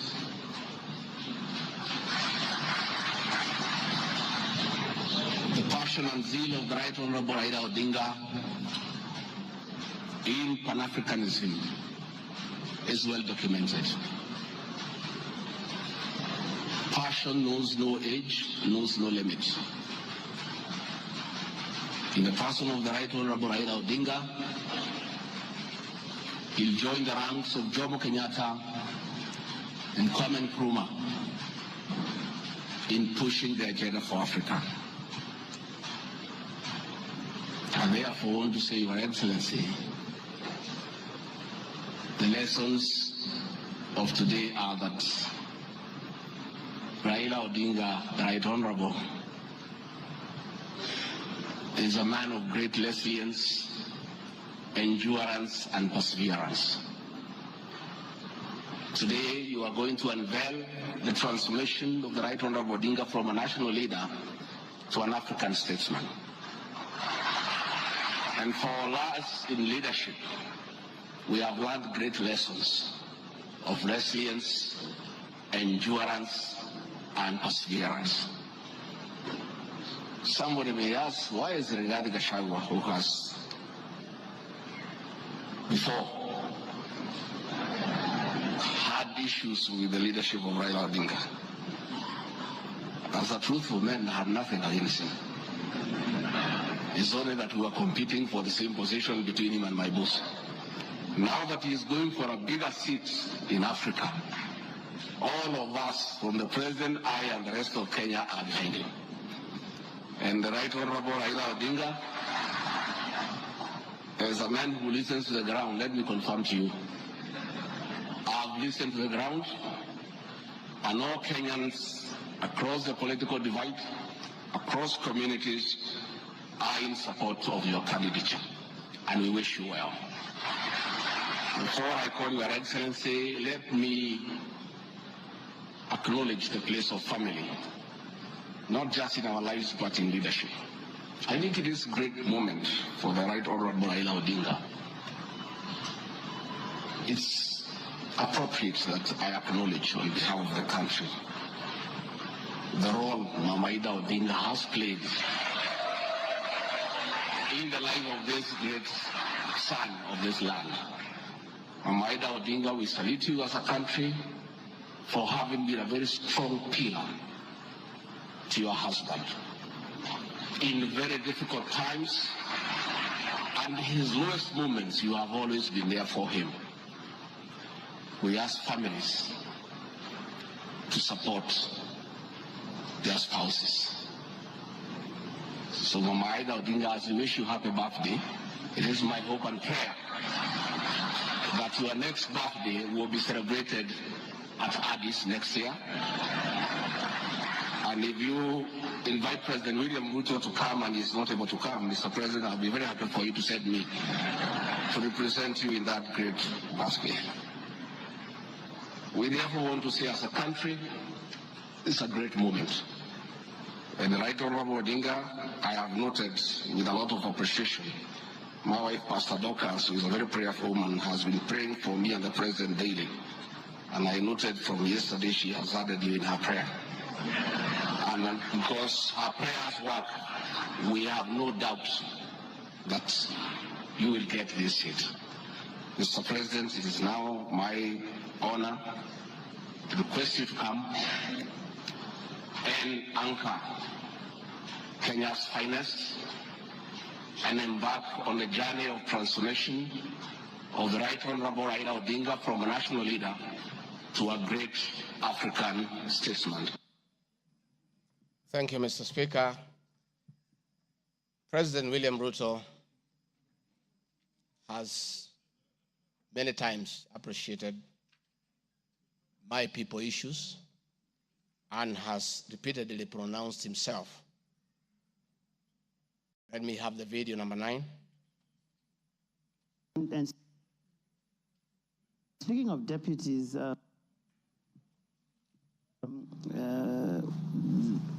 you have in the last few weeks named Mr. Rigathi Gachagua as your deputy.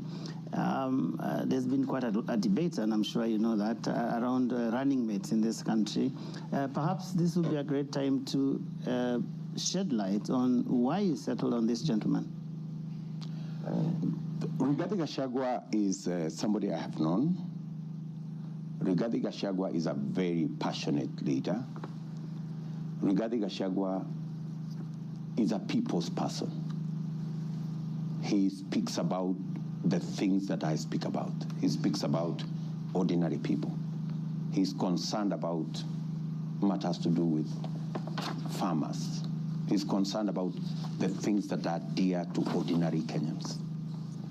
And the nexus between me and Rigathi Gachagua is the people. He believes in bottom-up the way I do. And that is why I chose Rigathi Gachagua to work with me. Thank you very much. Speaking of deputies... Thank you very much, Mr. Speaker. In addition, and almost in conclusion, I am not the only leader at the national level who has encouraged unity among Kenyans based on shared regional, geographical, and economic and other factors. I have attached several articles. Luya unity is not optional, Moses Wetangula. Ruto puts case for Gema Kalenjin unity. Bijikenda unity in the offing. Masai leaders in unity talks ahead of next year's general election. I have attached those articles so that you understand that regions uniting does not mean they unite against other regions. They unite for common issues common values and to strengthen them to join other regions for national unity. Mr. Speaker, the motion dated 26 September 2024, tabled before the National Assembly, makes the generalized claims that have committed crimes under national laws, Proceeds of Crime and Anti-Money Laundering Act, Penal Code, National Cohesion and Integration Act as anti-corruption and economic crimes. It is on the basis of the claim that it is said that the threshold of impeachment has been met.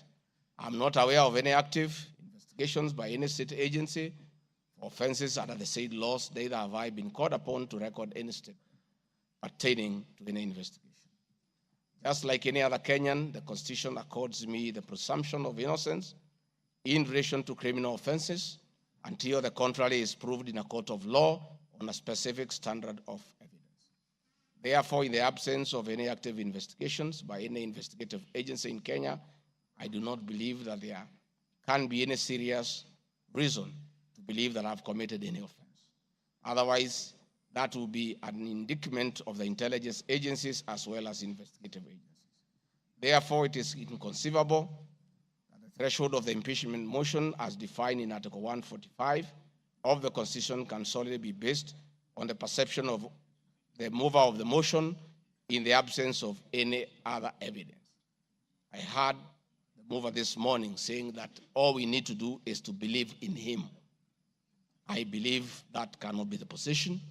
We need actual evidence against the Deputy President. The net effect of the impeachment of this basis of allegations of criminal offenses, whose evidence has not been tried and tested in court of law or by bodies mandated to investigate, would be to disqualify me from the possibility of holding public office in relation to Article 99(3) without the benefit of due process of law and exhaustion of the systems of appeal as provided in the Penal Code. Mr. Speaker, I do not wish to respond to the issues I had this morning that are outside the motion. I want to confirm that I have tremendous respect for Kenyan women, and I have never disrespected them. What has happened is that as politicians, there is always propaganda to undermine somebody. I call upon anybody with evidence that I have ever disrespected that person to come out and provide that evidence. I heard my very great friend, the Honorable Faith Gitau, say that I disrespect women. Many times I've been to Nyandarua. I've referred to Honorable Faith Gitau as Ngatha. Ngatha is a Kikuyu name for a woman of great respect. That I have done countless times, is on video. Finally, the Honorable Bose Sholei, I heard what you said in Eldoret. I heard this morning that you said I should be charged with treason. But my sister, me, I'm a grateful man. I remember, and I'll never forget, during the last administration when I was arrested on fabricated charges for standing with the President William Ruto against the wish of the government at that time, Gladys Bosholai came and sat with me at DCI headquarters, brought me tea, brought me lunch, sat with me, comforted me. At court, she coordinated the collection of 12.5 billion shillings as my cash bail. She came to see me in Gigiri for 4 days and had very kind words for me. Despite what you have said, my sister, I do remember that one good thing that you did for me, and I'll love you and cherish you for the rest of my life. Finally, Mr. Speaker, as I wind up,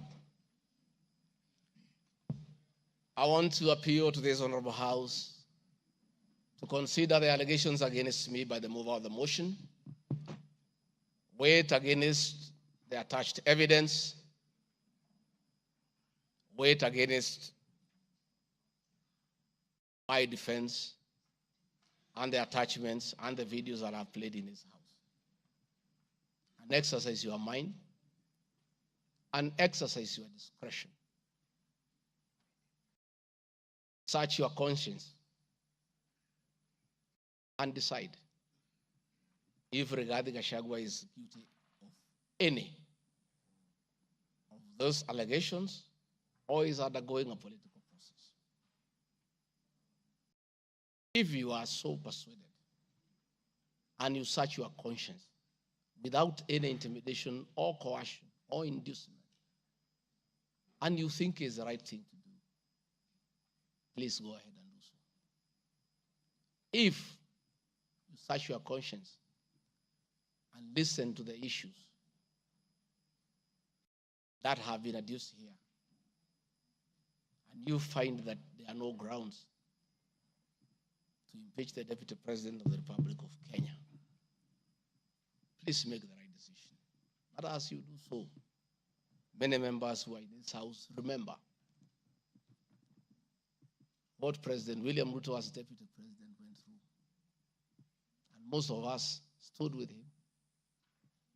Rigathi Gachagua underwent 4 years of persecution. Others were persecuted. But we took a firm stand because we believed we were doing the right thing.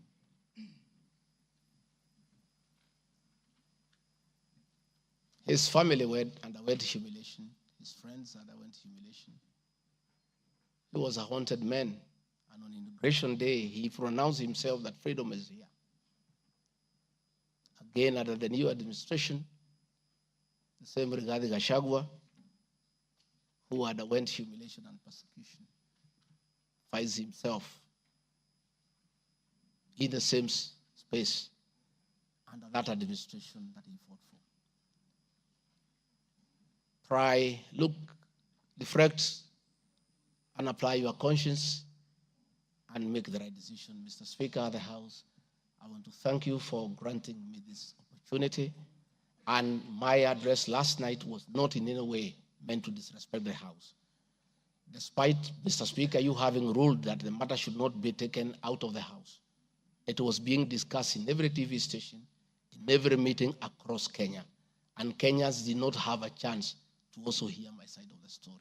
So I decided, since the accusations against me were everywhere in the country, the people of Kenya, and more so those who voted for me and President William Ruto, deserved also to hear my side of the story.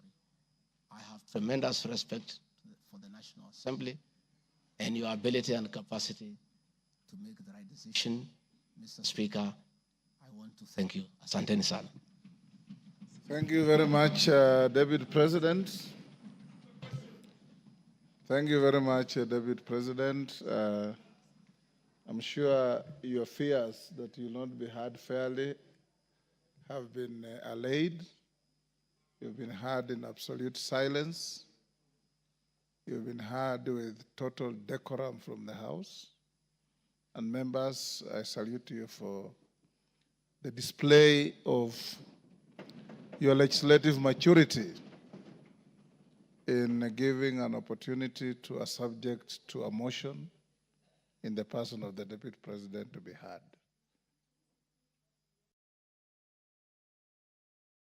What is it, Rosa? The proceedings are still going on. Who is praying? Yes, Senior Counsel. These proceedings are still going on. Yes, indeed. Mr. Speaker, this is a House of Record, and I had wanted to rise under Standing Order 65, 67A, and 67B. Two of those points you've already covered, Mr. Speaker. It is important that the record reflects that although the standing orders do not require that we listen to the witness in silence, indeed we did. Yes, absolutely. Secondly, that there was compliance with the Standing Order 67B2 in giving the witness a maximum of 2 hours. But there's a third one, Mr. Speaker, which I think should go on record. Standing Order 67A also requires that the witness be entitled to appear in person or with counsel. I see that the witness has appeared with at least 3 counsel, all of whose names should come on record, so that the record shows that counsel were actually allowed to the chamber. I see my friend Advocate Ongoya, my friend Advocate Njiru, so that there is no incompleteness of the record. I beg, Mr. Speaker. That is a fair comment. Counsel for the Deputy President, without making any unhelpful speeches, just put your names on record. I'm sure you have a team leader.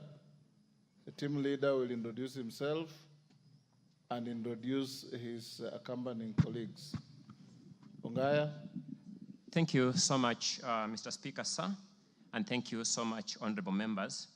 The team representing the Honorable Rigathi Gachagua, the Deputy President in these proceedings, is as follows. Honorable Paul Kibugi Muite, Senior Counsel, Mr. Victor Swanya Ogeto, my name is Elisha Ongoya, Mr. George Sakimpa, Mr. Ndegwa Njiru, Mr. George Wandati, Miss Faith Waigwa, Mr. Murigi Kamande, Mr. Amos Kisilu, Mr. Eric Kiprop Naibei, Miss Julia Omwamba, Mr. Tom Maina Masharia, Mr. Willis Echesa, and Mr. Andrew Moga. And that is all. Thank you. And apart from the three of you, the rest are within the precincts of Parliament? Are within the precincts of Parliament, save for Senior Counsel Paul Kibugi Muite, who sought to be excused from attending today, but is part of this team, and we are under his supervision and guidance. Thank you. From here, we'll proceed as follows. Deputy President, if you wish to leave, you are at liberty to do so with your team.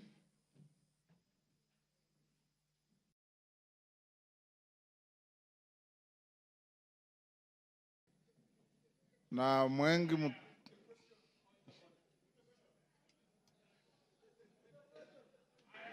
Yes, Kaluma.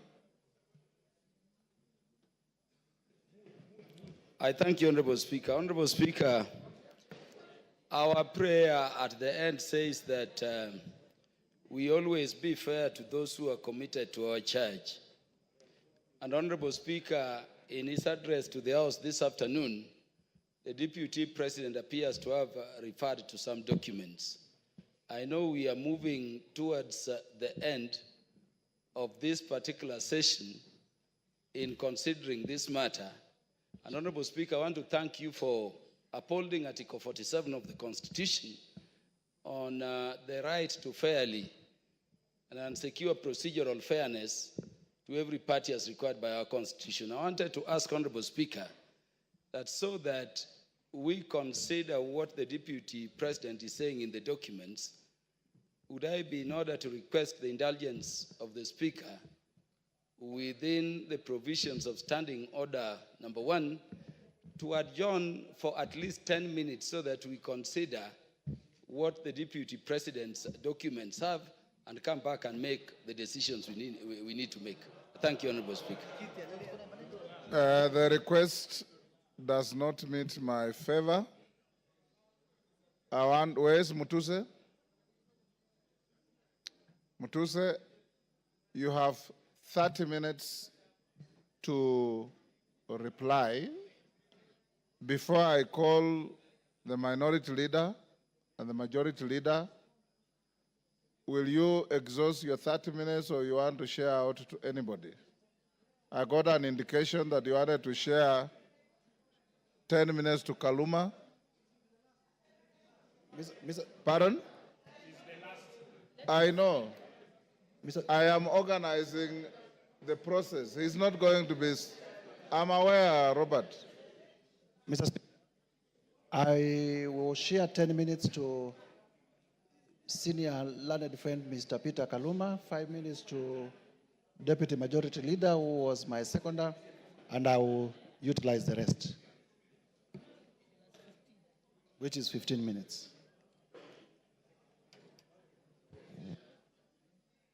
Yes.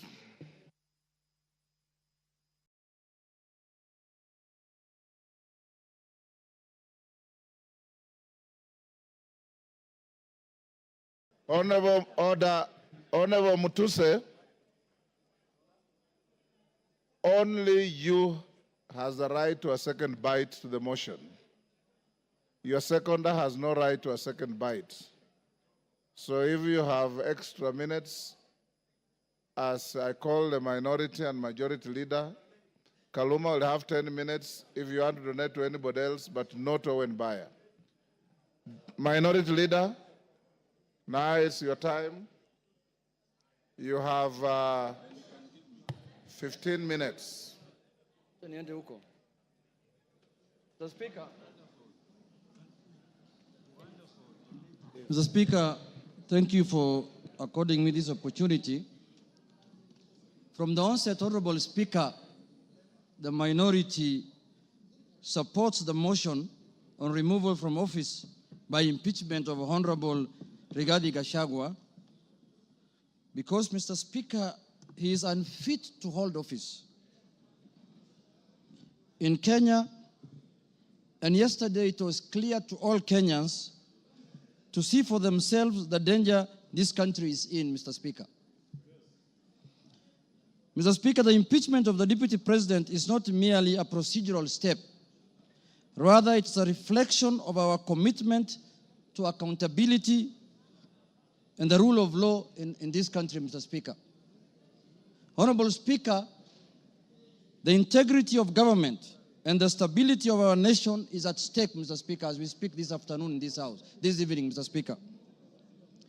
Honorable Speaker, national security is at stake. Honorable Speaker, the economy is at stake. Honorable Speaker, the DP, since he assumed office, we have witnessed nothing but abuse of power, discrimination against communities, insubordination, disregard for the two levels of government, corruption, bullying, and many other actions that undermine the rule of law, Mr. Speaker, as well as actions that are unethical, illegal, and that severely breach public trust as contained in the motion by Honorable Mwenge Mutuse, Mr. Speaker. Honorable Speaker, in supporting the removal of the Deputy President from office, we are rejecting the invitation by Honorable Rigathi Gachagua to accept tribal bigotry, Mr. Speaker, skewed resource allocation, and the exploitation and domination of minorities as fait accompli in Kenya, Mr. Speaker.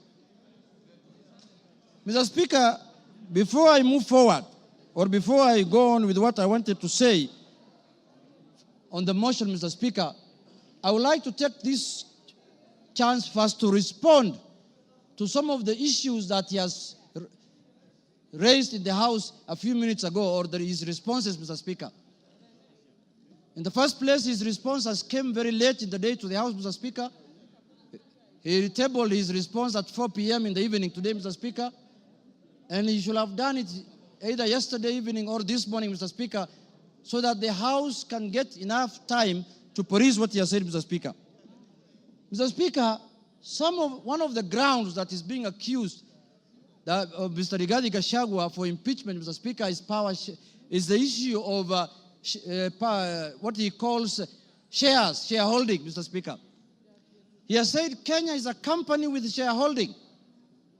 But in his response, he comes here and tells the House that he did not mean that. What he meant is that he was talking about political parties, Mr. Speaker, and listed the political parties that have formed coalitions within Kenya Kwanza, Mr. Speaker, including Ford Kenya, ANC, PA, and all other parties that have formed what is called the Kenya Kwanza coalition, Mr. Speaker. Mr. Speaker, I want to contradict what he said by saying that political parties are national in nature. Ford Kenya is a national party. ANC is a national party. All the political parties that formed a coalition with Kenya Kwanza are political parties that are of national, Mr. Speaker.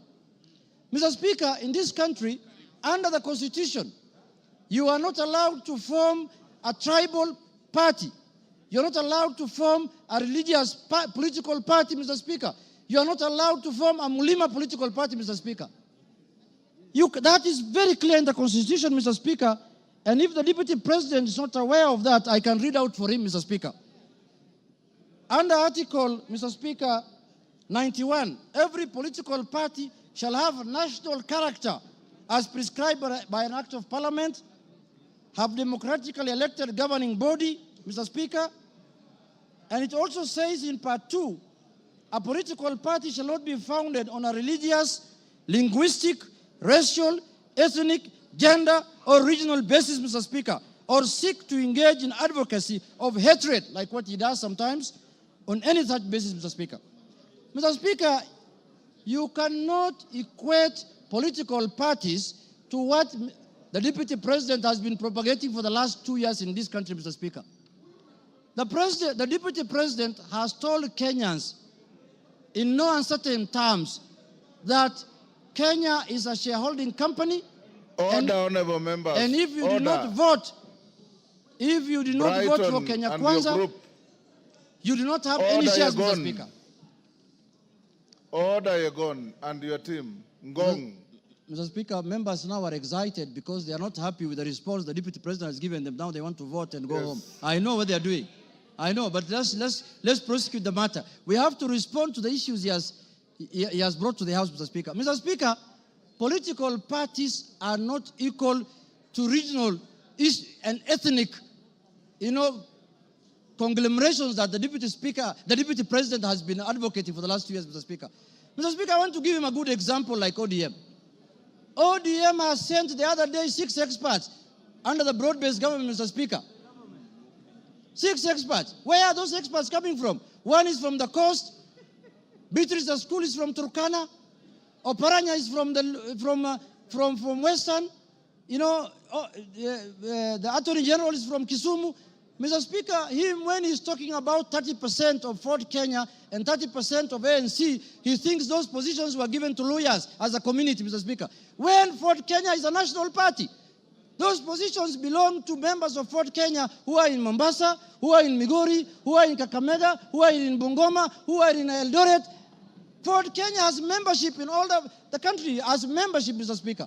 So, Mr. Speaker, that ground is not, he cannot controvert that ground by saying that he was talking about the power sharing within Kenya Kwanza. No, he was talking about ethnic groups, Mr. Speaker. He said this government was formed by 2 ethnic groups, and that's how they are going to share power, Mr. Speaker. So that ground stands, Mr. Speaker, and that ground is impeachable, Mr. Speaker, on the Deputy President. The other issue, Mr. Speaker, I want to respond to that he has raised here, Mr. Speaker, is the issue of national security. He said that the NSIS, Mr. Speaker, can be called out whenever they are out of order, Mr. Speaker. Mr. Speaker, the man, Deputy President, sits in the National Security Council, Mr. Speaker. He doesn't need to call out any government organ in the streets, Mr. Speaker, like the people who do their things in the streets, Mr. Speaker. He's a man who sits in every governance organ of this country, Mr. Speaker. All organs of government, all governing organs are also oversighted by committee of this House, Mr. Speaker. What happens, Mr. Speaker, in this country if every member of parliament goes out there castigating governing bodies and constitutionally created bodies of governance, Mr. Speaker? We are going to have anarchy in this country. Mr. Speaker, I am not convinced that he has answered in any way that question as to why he was castigating bodies like the NSIS and the police out there when he's the Deputy President of the Republic of Kenya.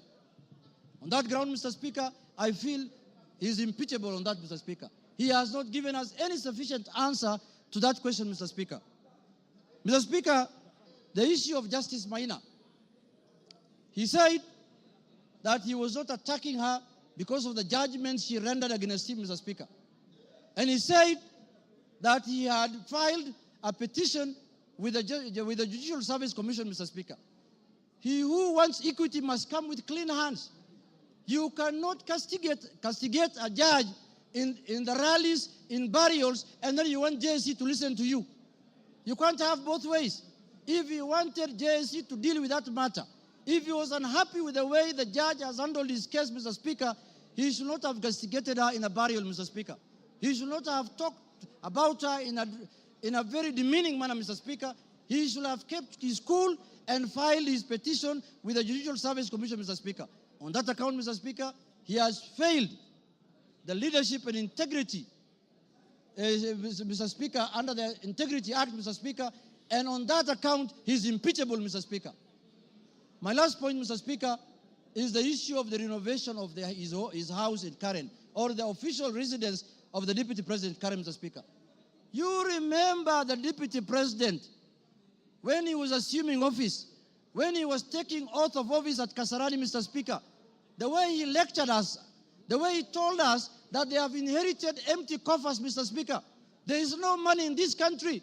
The former regime has looted and gone with everything, and goes ahead after 2 months to renovate his house, his official residence, with over 100 million, 45 million shillings, Mr. Speaker. Imetoka wapi, Mr. Speaker? Where has that money come from? Where has that money come from? He has not convinced us in any way how that money was spent, how those companies were paid, and on that account, Mr. Speaker, because of misuse of public resources, he is impeachable on that account also, Mr. Speaker.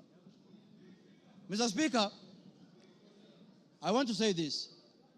When we gave ourselves the new constitution in 2010, we knew very well that we were coming from an era where we cannot impeach the president, we cannot impeach ministers, we cannot impeach the deputy president.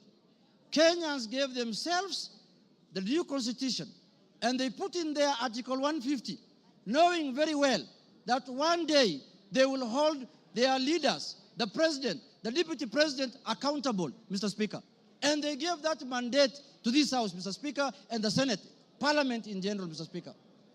Mr. Speaker, I was shocked under the public participation, people saying that Kufa Makanga, Kufa driver, Mr. Speaker. We cannot allow the driver to die because it is an issue. We are witnessing a situation where the Makanga wants to take the steering by force. And what happens after that? The driver is carrying 55 million Kenyans, Mr. Speaker. We cannot allow the driver to die because 55 million Kenyans are going to die with him. But the Makanga, who is just hanging at the door there of the matatu, can go, Mr. Speaker, if he misbehaves, Mr. Speaker. And, you know, if he's not doing his work properly, Mr. Speaker, the easier one to go first is the Makanga, because the Makanga is the one who should be telling the driver what to do. And they're telling us here, Kufa Makanga, Kufa driver. The petition of the driver is not with us in this parliament. The petition we have, the motion we have before us today is the motion of the Makanga. And we are going to deal with him perpendicularly and thoroughly, Mr. Speaker, this afternoon. Mr. Speaker, I want to tell the House that us, the people of the minority, the Azimio people, Mr. Speaker, we have lived like orphans in this country for the last 2 years. Why do I say so? Mr. Speaker, we are taxpayers. Some of the places that contribute to the highest taxes in this country are areas that are dominated by Azimio people. And then somebody comes here and tells me, you are not a shareholder, you're not going to get services, you're not going to get development. What the hell is that? What the hell is that? Does the taxes that are paid by the Azimio people count for nothing, Mr. Speaker? And it is coming from the high office of the Deputy President of the Republic of Kenya, Mr. Speaker. Mr. Speaker, this is the time we are going to correct this thing so that it never happens again, so that we don't have another Deputy President who comes later. Because when we impeach this one, another one is going to be appointed. This is a lesson to the next one, that if you misbehave, we will just take you through this Goleta, Mr. Speaker. Mr. Speaker, I want to conclude by saying this. Let us not personalize offices. We don't have any ill will.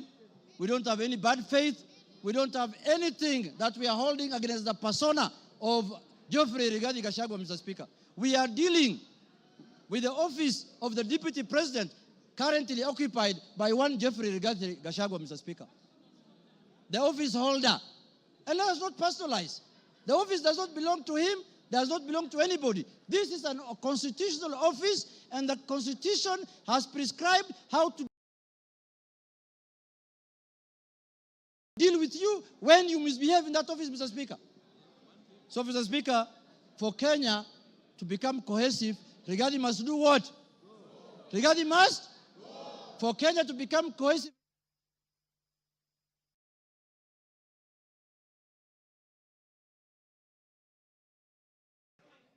Okay,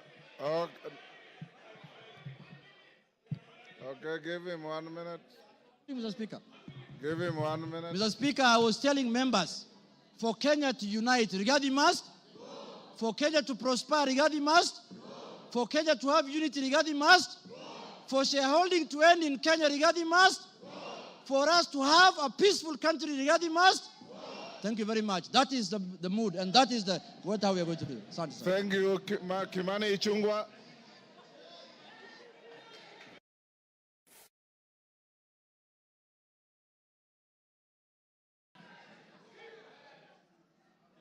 Honorable Speaker, thank you for this opportunity.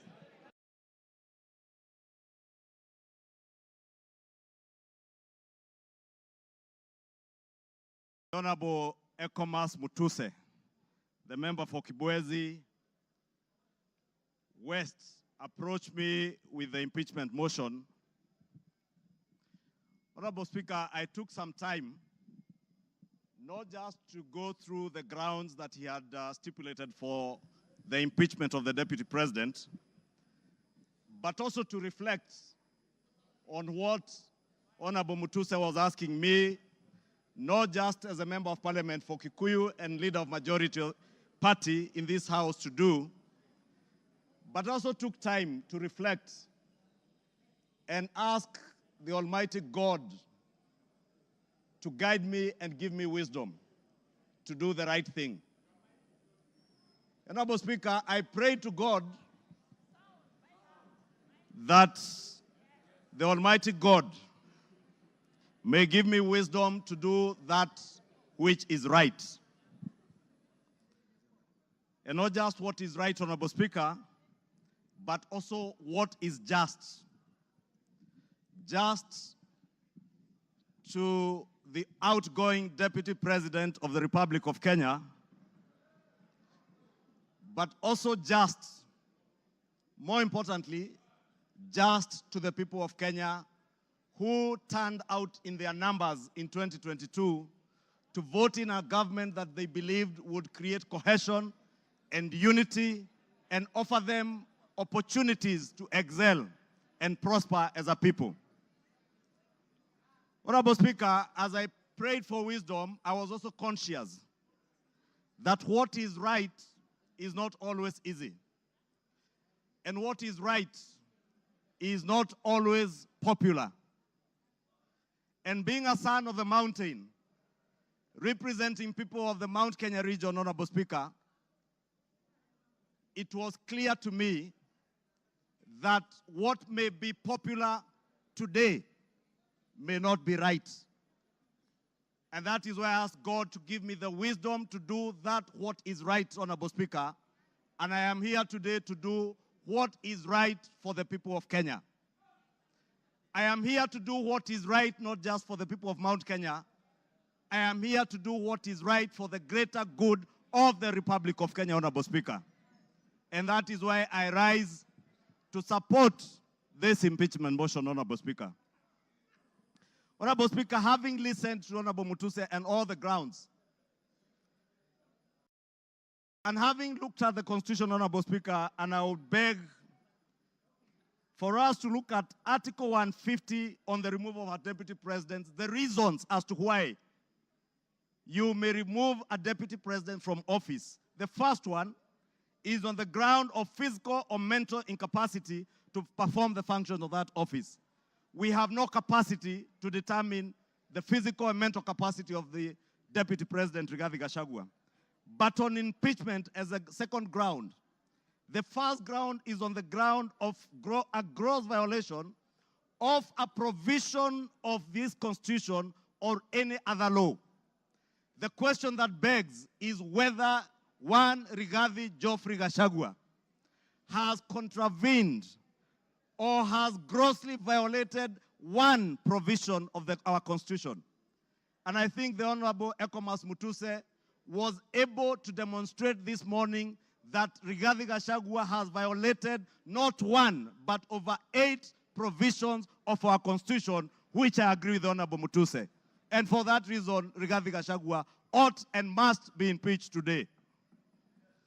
The second ground, Honorable Speaker, is where there are serious reasons. And Senior Counsel Otiende Amolo went to great length this morning to explain what serious, when you believe there are serious reasons that the Deputy President has committed a crime under national or international law.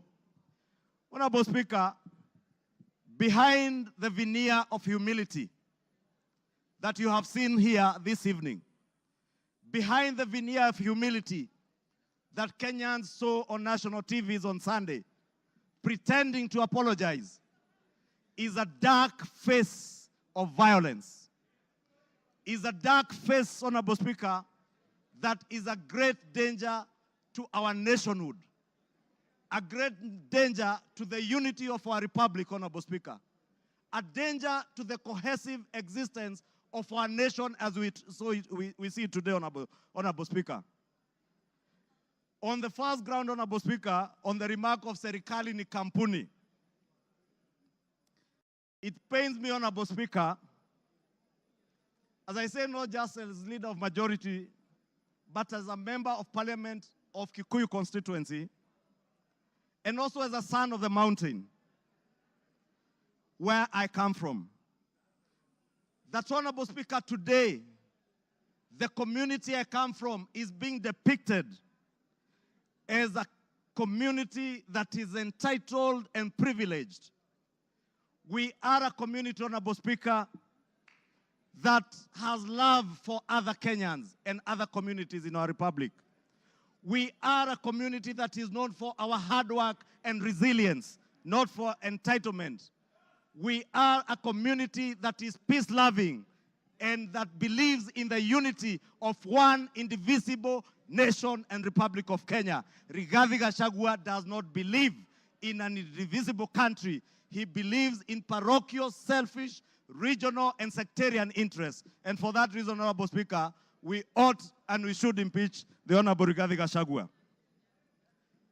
Honorable Speaker, we need to ask ourselves as Honorable Members of Parliament, who took an oath of office, Honorable Speaker, and we swore in the name of the Almighty God that we would obey, respect, uphold, protect, and defend this Constitution. And today, Honorable Speaker, what we are being asked to do is to recall those words of the oath of office that we all took either with the Bible or with the Holy Quran in our right hands, Honorable Speaker, that for a man who has grossly violated our Constitution, whether we will stand up today to be counted as protecting and defending this Constitution by sending home one Rigathi Gachagua, Honorable Speaker. I want to say I rise to the occasion today to do what is right and to reaffirm that oath that I took with the Bible in my right hand, to obey, to defend, and to protect this Constitution that we all sought to defend. And I call upon all of you, honorable members, to defend this Constitution. Honorable members, for Kenyans around the country who watched in disbelief as the Honorable Rigathi Gachagua went to great length, and the Honorable Otiende Amolo told us this morning, if you have to spend 2 hours on national TV to defend corruption and tell the world how you are not corrupt, you are definitely corrupt. Honorable Speaker, the Deputy President with his legal team submitted their defense late at 4 p.m. this afternoon, imagining that we will not have the time to go through this voluminous document. If you go through what Rigathi Gachagua was telling you here, on Olive Garden Hotel, he claims that this hotel was sold by executors to a third party. Honorable Speaker, if you peruse through the documents, the third party that is said to have bought this hotel, Honorable Speaker, Allow me, Honorable Speaker, first to tell you that the joint executors of the will of the late Governor Rigathi Gachagua were Rigathi Gachagua, Advocate Njoroge Regeru, and one Mr. Mwai, who was said to have been his great friend, Mwai Madenge. And Honorable Speaker, if you read the report filed in court by the joint will executors, filed on the 27th of June this year, it says in the report that the joint will executors will make decisions independently of the beneficiaries and without influence from any beneficiary, except for one who is both a beneficiary and an executor. The joint will executors does not have the same attributes and mandates as for trustees, where beneficiaries would play a part assisting in decision-making. What this is saying, Honorable Speaker, a document filed in court, is that Rigathi Gachagua, as a joint will executor, was also a beneficiary of the estate of his late brother. He was not only a joint will executor, he was also a beneficiary, and he was also a purchaser for value of the estate of his late brother.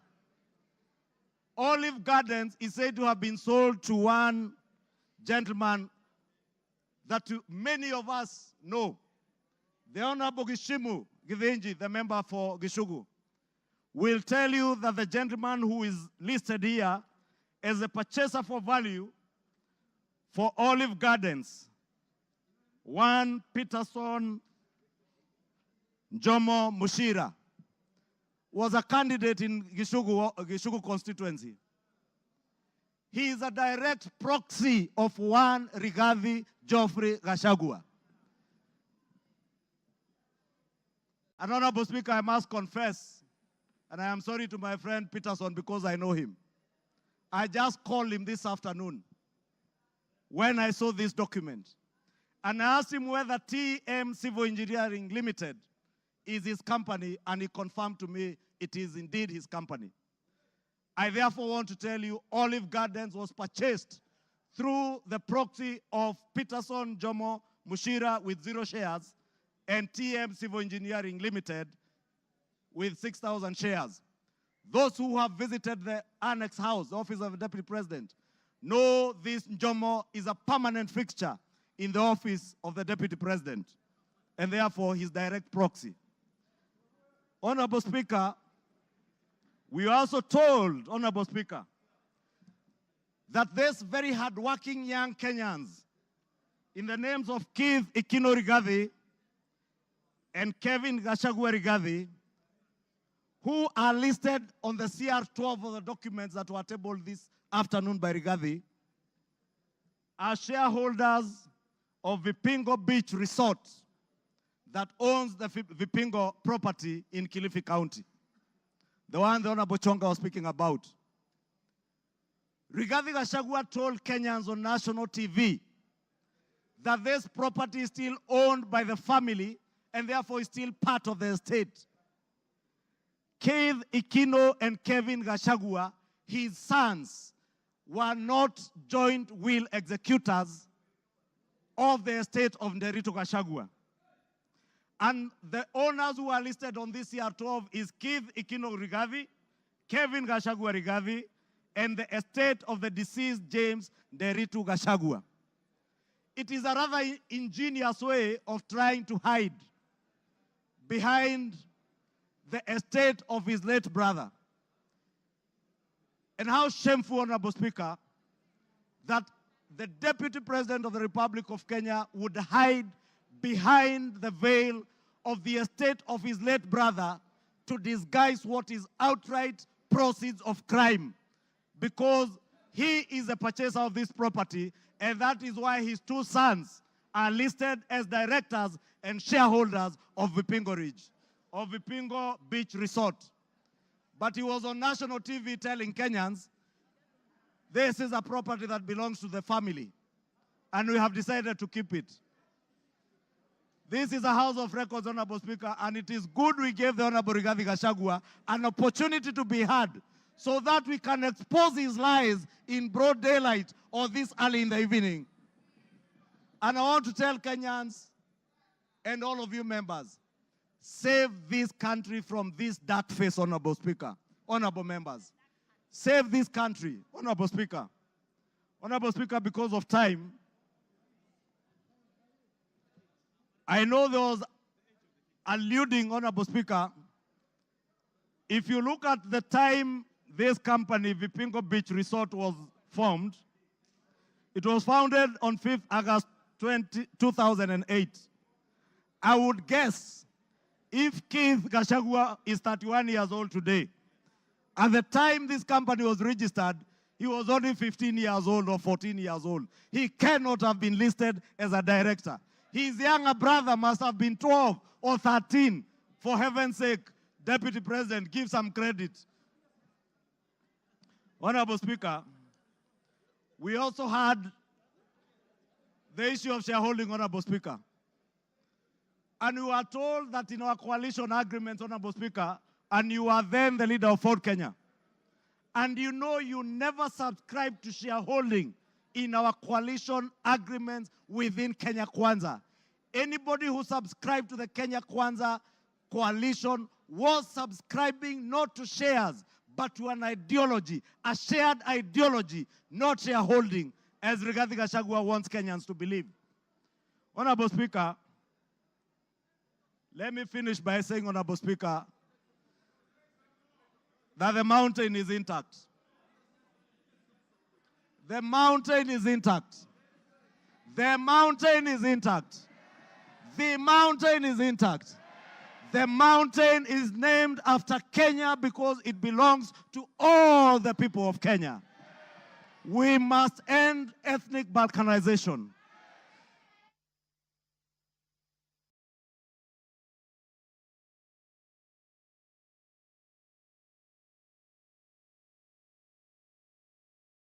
Give him another 2-3 minutes. Honorable Speaker, I was saying to conclude, to end the balkanization of our country into ethnic fiefdoms under the control of warlords, we must send Rigathi Gachagua home today. To end divisive politics in our country, Rigathi must.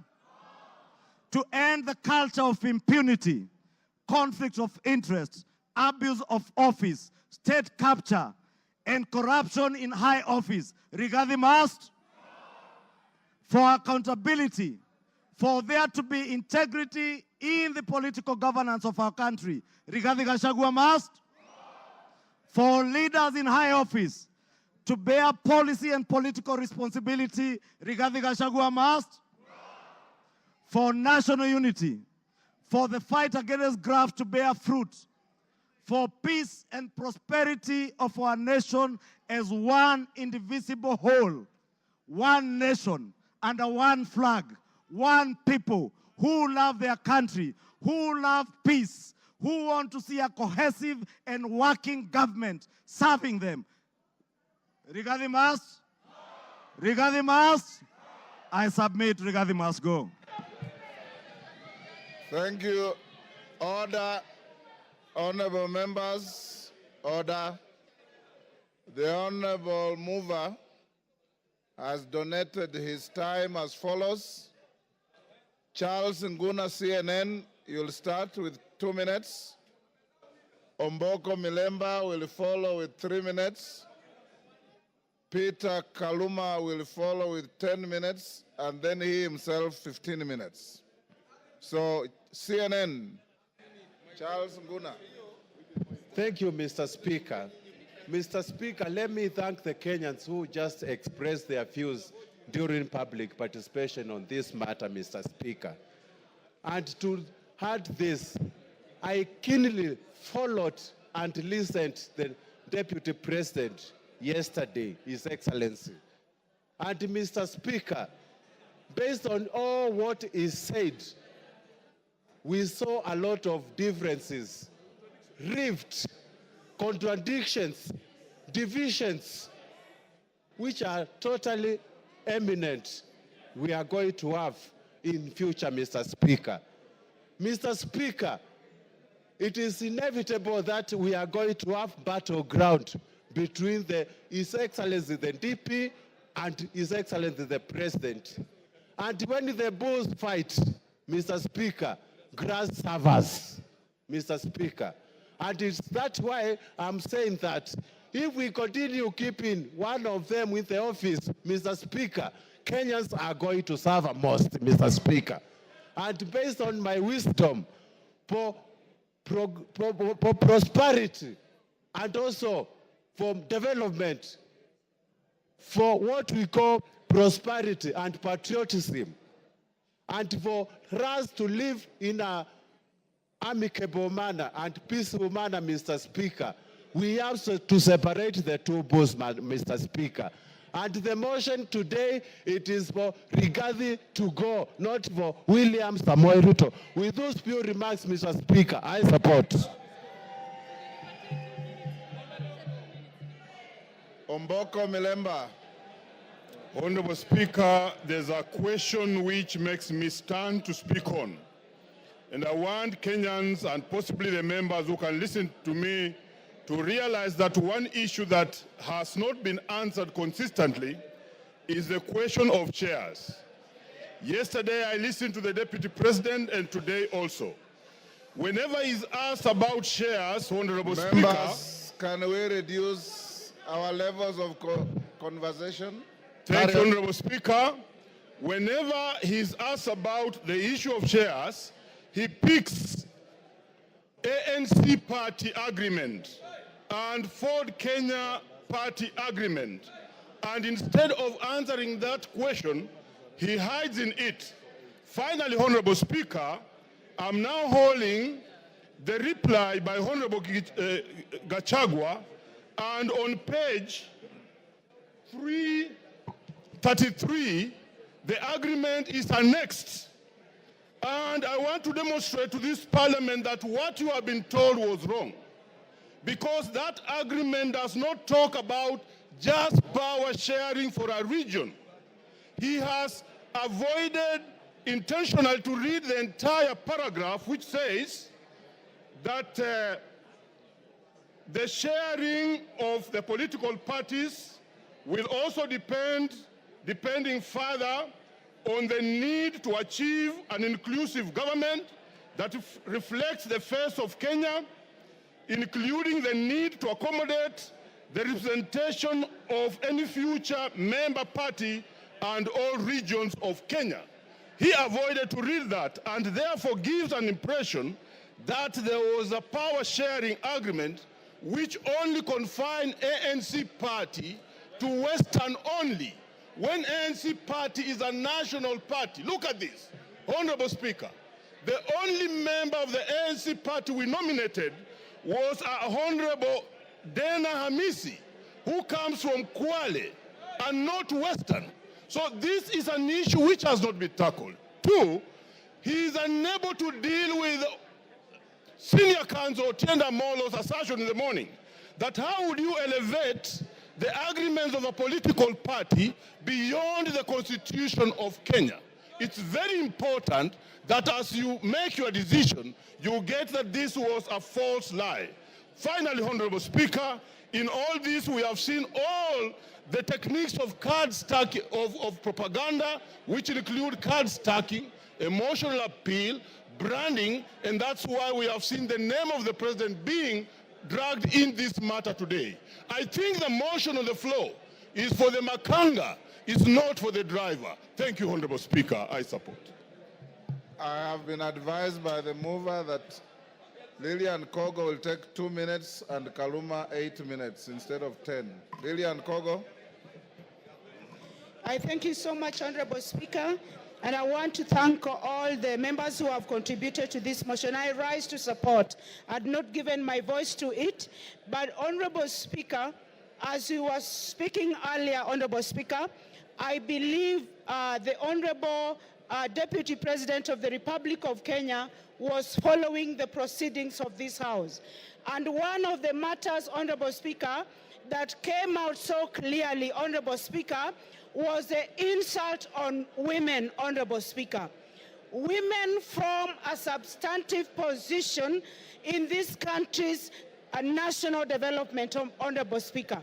And Honorable Speaker, I expected that when the Deputy President came to this House, he was going to address this matter on a special way, Honorable Speaker. But I did not listen. I did not hear him. I did not hear the Deputy Speaker say when, where, how. The Deputy President, sorry. I did not hear the Deputy President, one Honorable Rigathi Gachagua, answer to the question of saying that one noble member of this House, the Honorable Jemachia, is a Malaya, Honorable Speaker.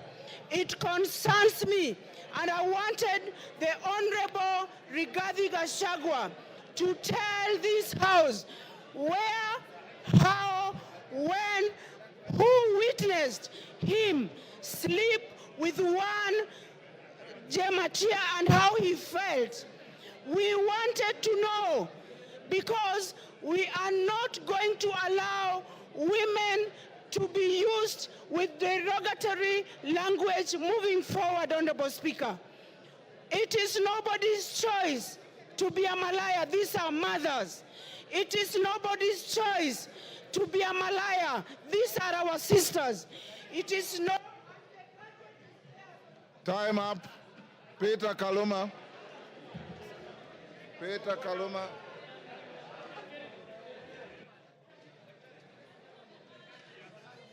Peter Kaluma. Honorable members. I thank you.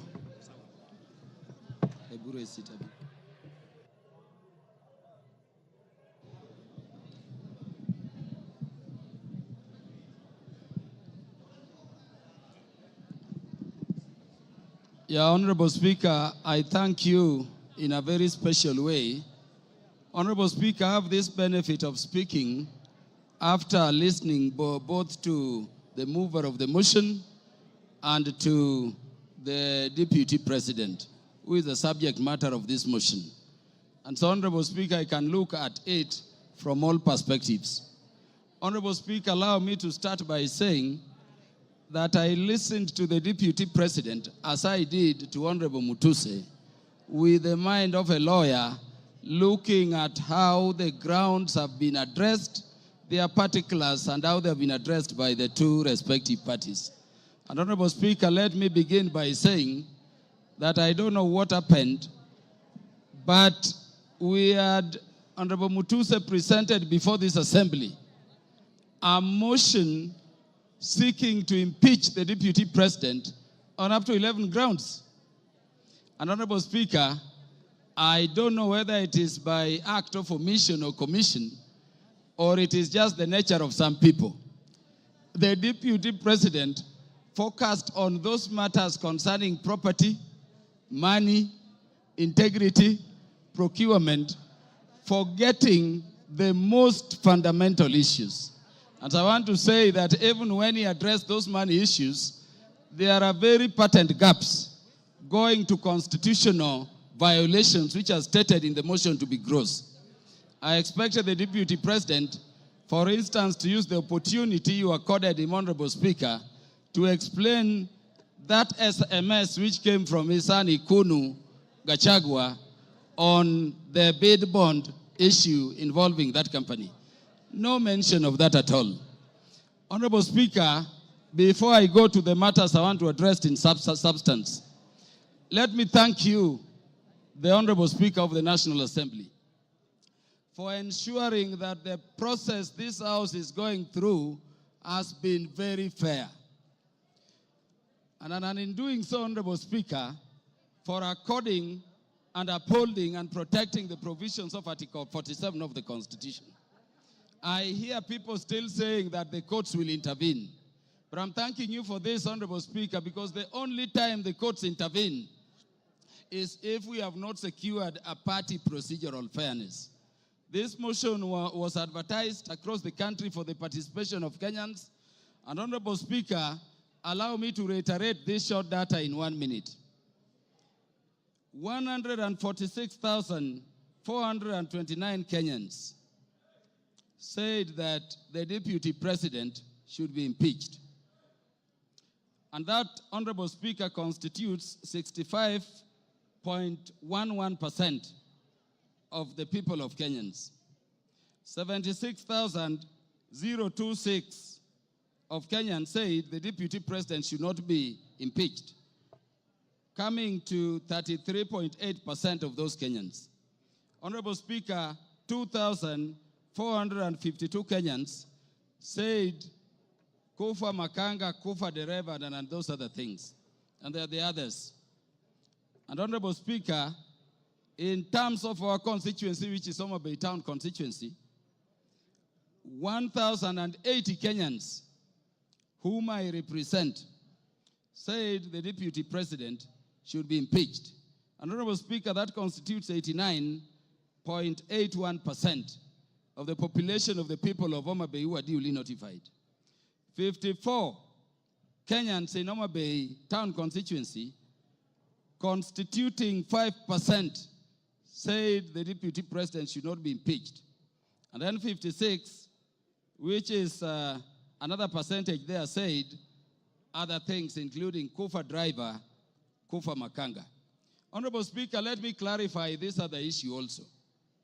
That the courts have persistently and consistently said that public participation must be meaningful.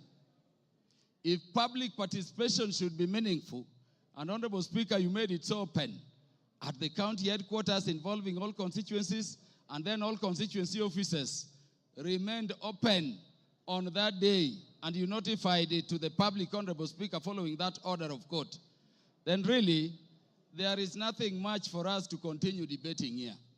If public participation is to be meaningful, then the Kenyans have spoken, and as their representatives, we can only give meaning to what they say during public participation by securing what they have said, which is that the deputy president should be impeached. Honorable Speaker, because I'm running fast, let me say that this constitution has been termed a living document. And Honorable Speaker, if you look at ground one, people take it lightly.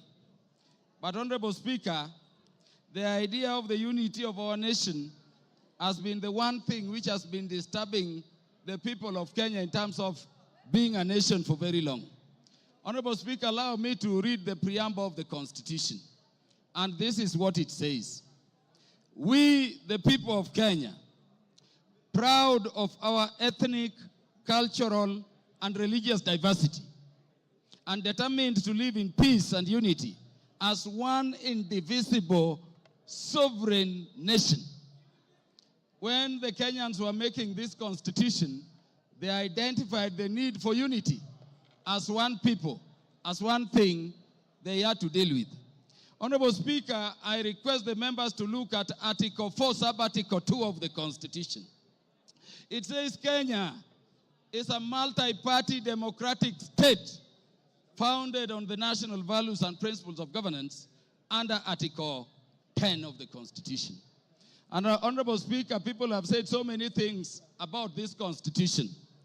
But let me say today, before this House, Honorable Speaker, that Article 10 of the Constitution, if this spirit has a soul, if this Constitution has a spirit, then you can only find it in Article 10 of the Constitution. At Article 10, Sub-Article 2, those national values which were identified by the people of Kenya during constitution making as the things which Kenya needs to address are the following, Honorable Speaker. Patriotism, national unity, sharing and devolution of power, the rule of law, democracy and participation of the people, human dignity, equity, social justice, inclusiveness, equality, human rights, non-discrimination, and protection of the marginalized. Honorable Speaker, at the very heart of a nation is equal ownership and equal sharing in the resources of the nation. It cannot be therefore, Honorable Speaker, that a state officer at the level of the deputy president is singing to other Kenyans how they are shareholders and they don't belong to this country. And Honorable Speaker, it saddens me that having given him the opportunity, the Deputy President did not proffer a defense. The Deputy President did not offer an apology, but the Deputy President said other people are also doing it. Honorable Speaker, let me say an impeachment motion proceeds in personam. It proceeds against a specific person. You may say Kufa Dereva, Kufa Makanga. Give him 1 minute to wind up. Wind up, Kaluma. Thank you. Honorable Speaker, it does not matter. This motion we have is against a person. You cannot have a motion for impeachment against Kaluma and somebody. Those who are saying Kufa driver, Kufa Makamba, bring the driver and we will also consider it on the merit. And on account of that, Honorable Speaker, this person must go. Honorable Speaker, in the few seconds remaining, let me say that when Westgate came under attack, I lost a cousin in the name of Jackton Port. He was the first one to be shot there. When Garissa University came under attack, Honorable Speaker, I lost Solomon Oludo from Marindi, a son of our land I educated at Ubiero Primary School. Honorable Speaker, we have no problem holding the security apparatus of the nation, to account. But Honorable Speaker, we cannot have a situation where you talk that recklessly in public about our national intelligence service being dysfunctional. For a state which is permanently under terror, target, and attack. And by the way, in the Security Committee, each minute, we are fighting terrorists. You cannot speak that way and come back and say it is normal. Honorable Speaker, how can you be a principal assistant to the President when each time the President leaves the country, you are organizing rallies to incite ethnic animosity against your own government? Honorable Speaker, how can you be a principal assistant to His Excellency the President when the President is having a press conference in Nairobi and you are having a separate one instead of standing with him to calm the nation from Mombasa to say that the President, in fact, there is a problem and is a dysfunction in government? Time up. Mutuse, you have 15 minutes. Very good. Thank you, Mr. Speaker. Thank you, Mr. Speaker. Before I begin my reply to the motion, please allow me to table additional documents, being a newspaper advert that was placed by His Excellency the Deputy President in today's newspapers, and also the video recording of his speech yesterday, because they are material to these proceedings. Go ahead. Request granted.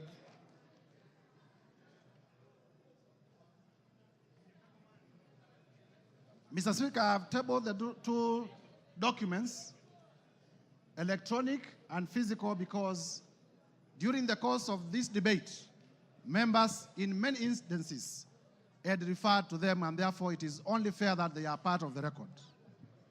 Number two, Mr. Speaker, allow me to thank... The documents were available to me earlier, and I ruled that they are admitted.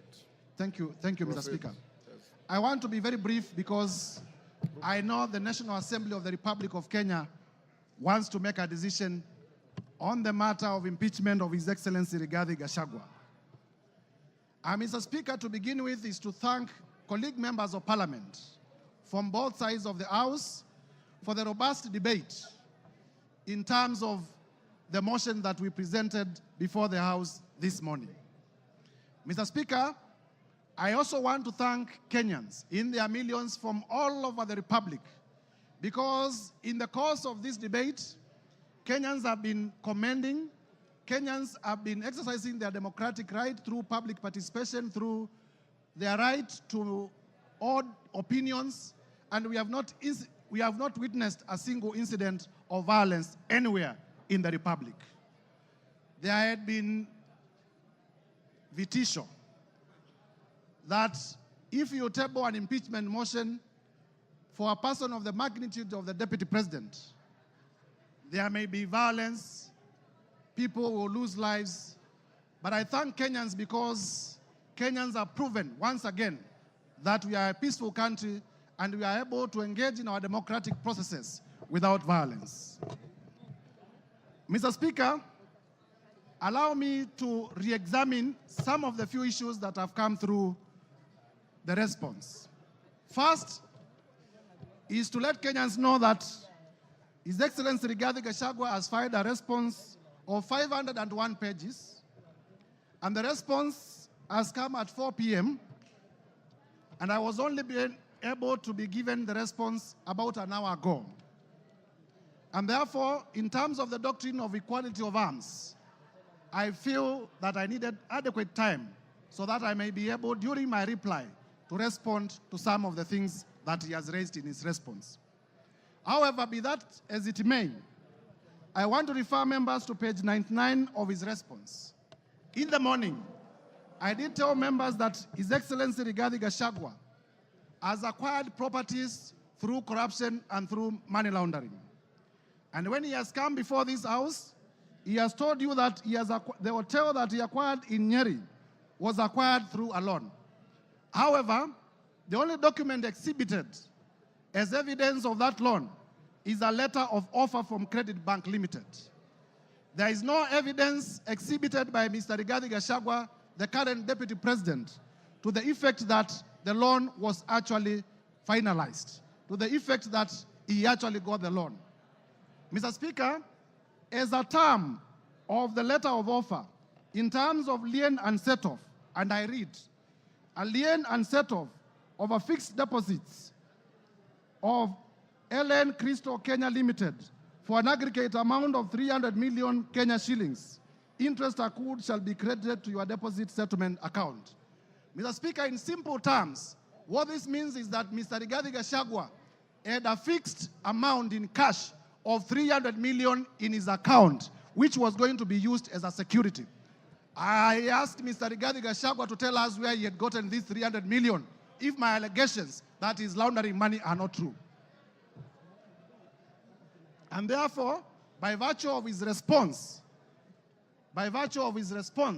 it confirms my assertions that he has monies, he has wealth, he has cash that is suspect. If you may give me my phone.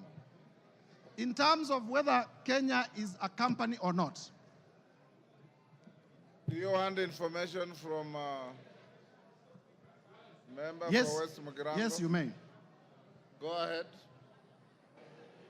Mr. Speaker, I want to inform the Honorable Mutuse that the director for Credit Bank Kenya Limited is one Grace Nyachai, who hails from Nyeri and is a relative of His Excellency Rigathi Gachagua, and therefore I say no more. I thank you, Mr. Speaker. Mr. Speaker, it is important for this House to note that in the morning, I did present evidence of suspicious money transactions. I did present evidence that His Excellency Rigathi Gachagua, either by himself or through relatives or through proxies, has acquired properties that are way beyond his known sources of income, and that evidence remains uncontroverted.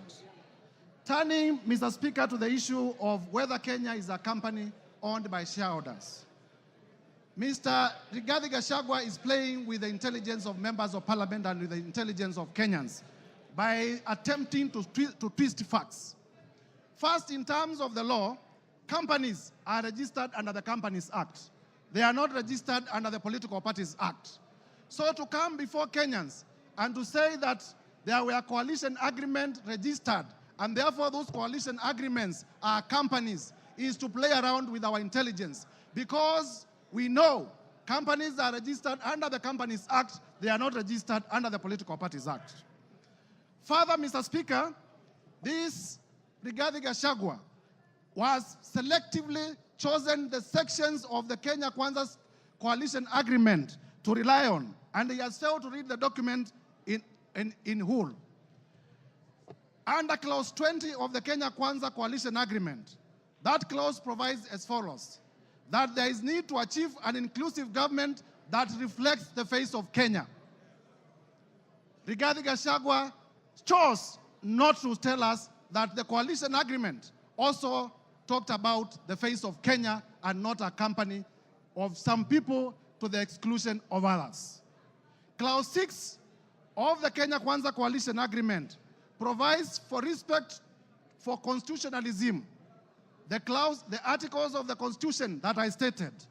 It provides for respect to the rule of law. It provides for respect to the national values and principles of government under Article 10. And it provides for respect to devolution. Mr. Rigathi Gachagua did not tell us that.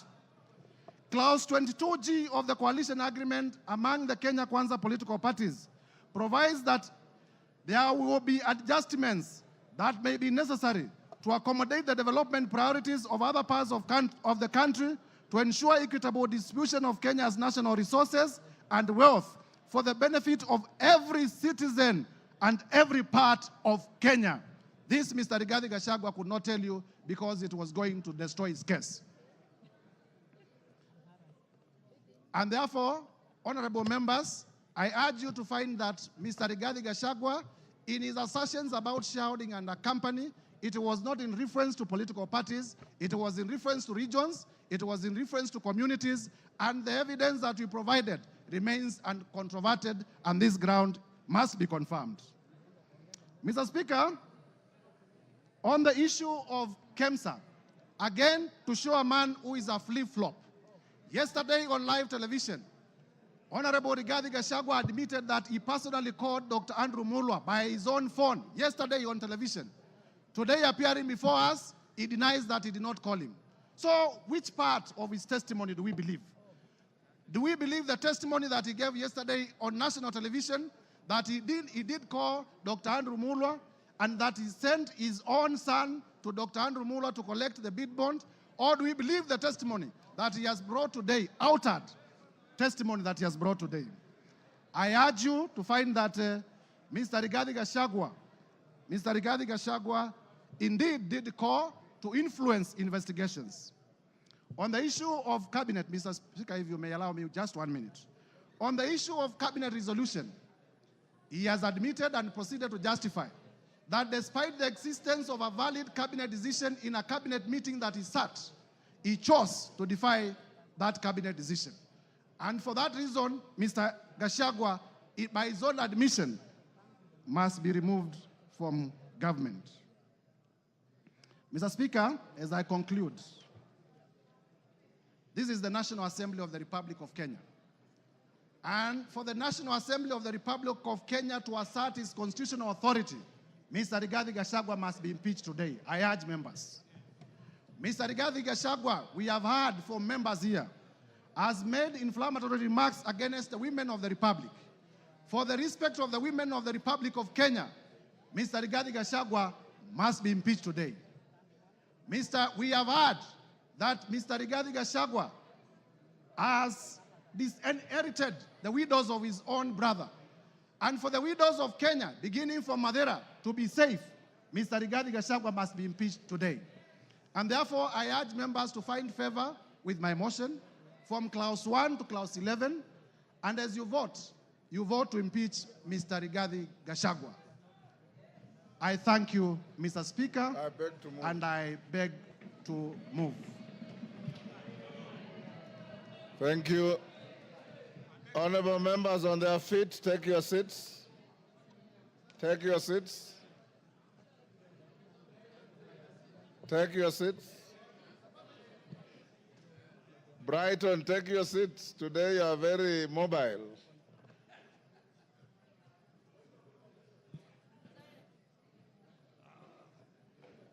Honorable members, order. Honorable members, Honorable Jeho, take your seat. Honorable members, we are coming to the end of this motion. And before I put the question, this is one motion where there is no voice vote. We'll go straight into division so that no eyes have it at the putting of the question.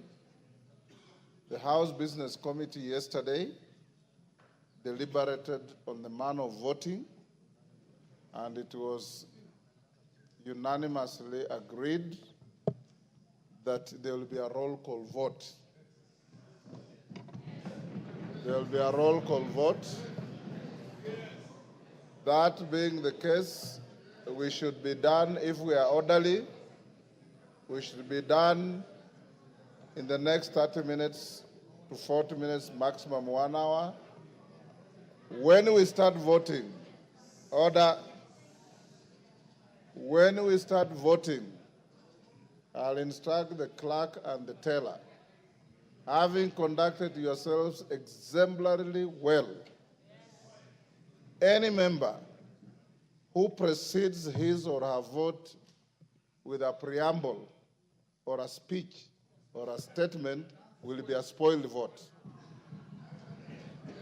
Once you are called, order. The vote is simply yes or no. Time for speeches have extinguished in the debate. I now put the question. Of course, there are always three: yes, no, abstention. Order, member for West Mugirango. There's nothing out of order. Honorable members, I now put the question, which is that, pursuant to the provisions of Articles 145 and 151B and 2 of the Constitution and Standing Order 64 and 65, this House resolves to remove from office by impeachment His Excellency Honorable Rigathi Gachagua, EGH, the Deputy President of the Republic of Kenya, on the following grounds.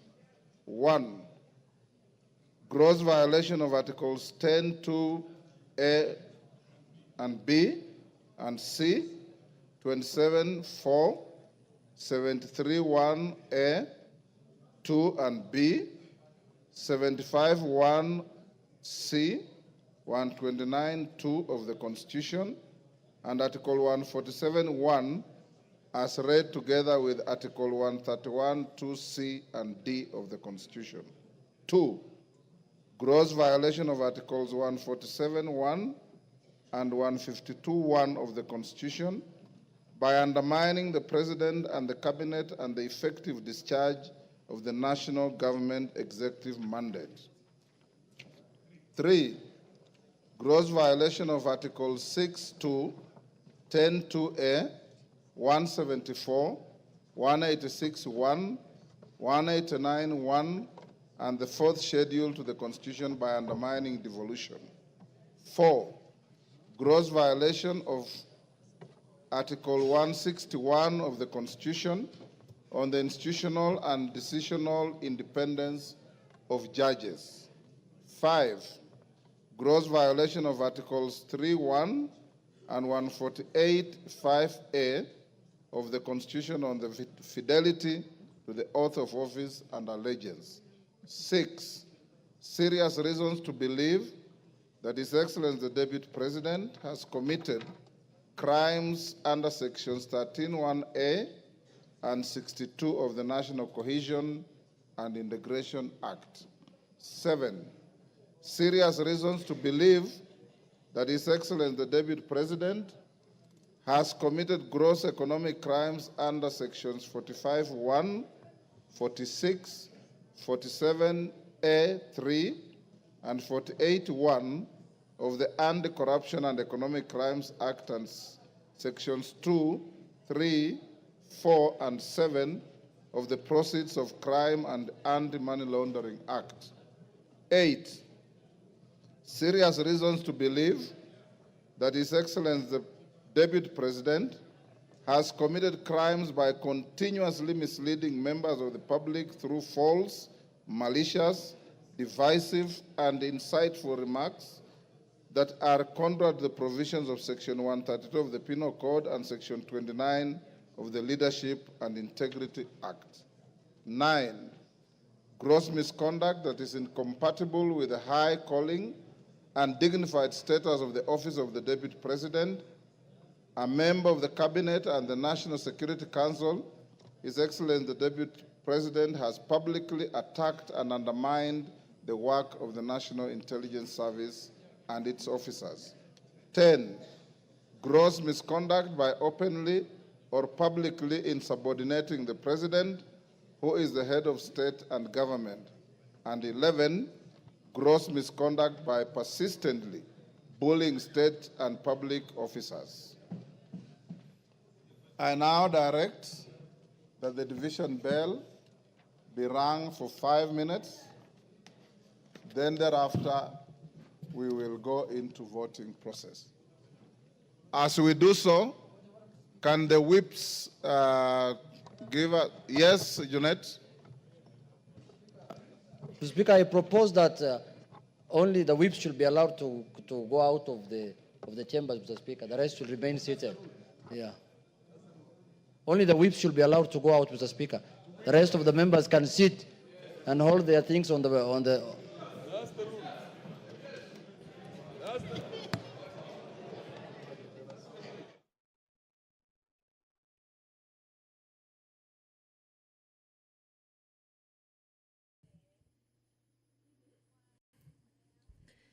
Good evening. If you're just tuning in, the National Assembly has been debating the special motion by the Honorable Member Mwengi Mutuse on the proposed removal by impeachment of His Excellency Rigathi Gachagua, the Deputy President of the Republic of Kenya. The Honorable Member in the special motion did advance 11 accusations against the Deputy President, and among them is gross violation of Articles 10, Subarticle 2A, B, and C, Article 27, Subarticle 4, Article 73, Subarticle 1A, Article 2B, Article 75, 1C, Article 129, Subarticle 2 of the Constitution, and Article 147, Subarticle 1, as read together with Article 131, Subarticle 2C and D of the Constitution, that the Deputy President has persistently made utterances threatening to discriminate, exclude, and unlawfully deny sections of the people of Kenya and regions of the Republic of Kenya equal opportunities for public service appointments and allocation of public resources. Another charge is that the Deputy President has made unilateral public statements inconsistent with policy positions collectively adopted by the government and contradicted the President on critical matters of governance and the exercise of the President's functions as a symbol of national unity. That His Excellency, the Deputy President, interfered with the running of Nairobi City County Government by inciting citizens against lawful directives of the county government on the planning and relocation of markets and publicly disparaging the leadership of the county government and its decisions. Charge 4, that His Excellency, the Deputy President, has undermined the institutional and decisional independence of a judge through public attacks on a judge of the High Court of Kenya and falsely threatening to file a petition for the removal of the said judge in a matter in which he was a party. Another charge is that the Deputy President breached his oath of office and allegiance on account of the utterances and actions attributed to the Deputy President under grounds 1, 2, and 3. Charge 6, that the Deputy President has persistently made inflammatory, reckless, insightful public utterances over the last 2 years in contravention of the law. Charge 7, that His Excellency the Deputy President has committed gross economic crimes, namely conflict of interest, abuse of office, and conspiracy to commit crimes under sections by inexplicably amassing property estimated at 5.2 billion shillings that is incompatible with his non-legitimate income earned by trading with the office of the Deputy President through proxies.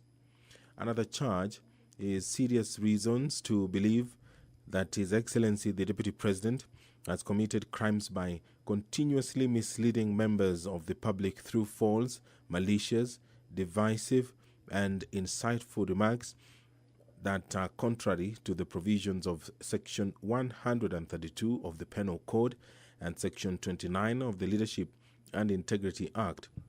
Charge 9, gross misconduct that is incompatible with the high calling and dignified status of the office of the Deputy President, a member of the Cabinet and the National Security Council. His Excellency the Deputy President has publicly attacked and undermined the work of the National Intelligence Service and its officers. Charge 10, gross misconduct by openly or publicly insubordinating the President, who is the head of state and government, and Charge 11, gross misconduct by persistently bullying state and public officers.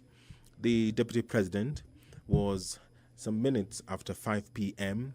given the opportunity by the National Assembly to defend himself against these 11 allegations that have been leveled in this special motion which the members of the National Assembly have been debating today. And right now,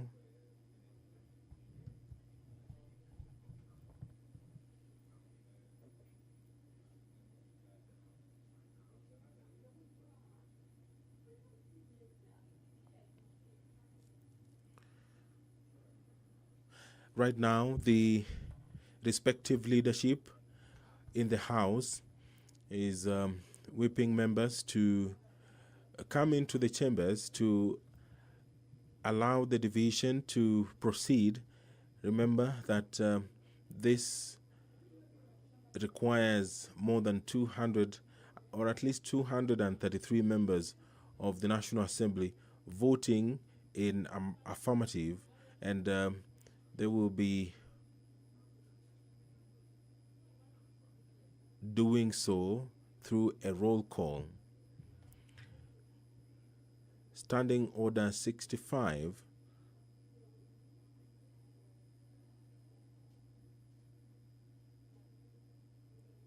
Standing Order 65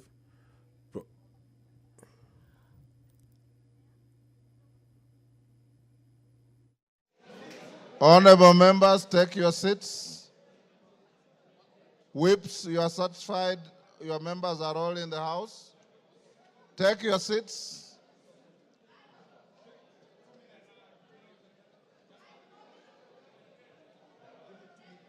Okay. You have 2 minutes.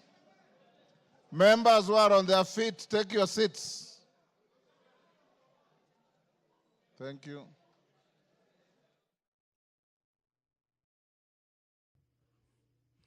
Standing Order 65 of the National Assembly provides for the procedure for removal of the Deputy President.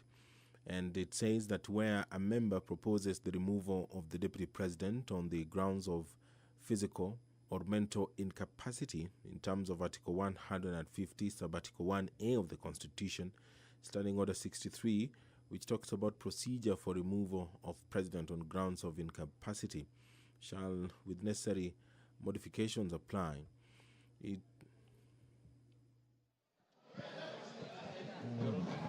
have to do something about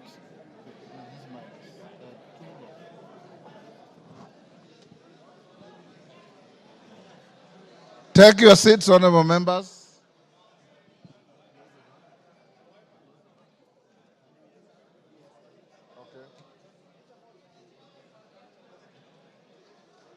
Osoro and Millie, are all your troops in the House?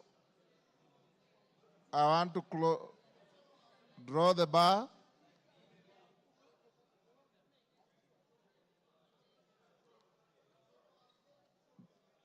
Draw the bar.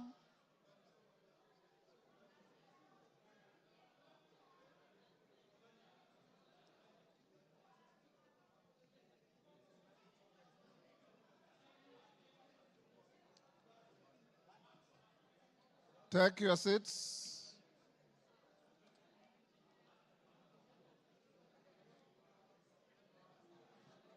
Honorable members, you may take your seats now. Honorable Dani Wanyama, take your seat.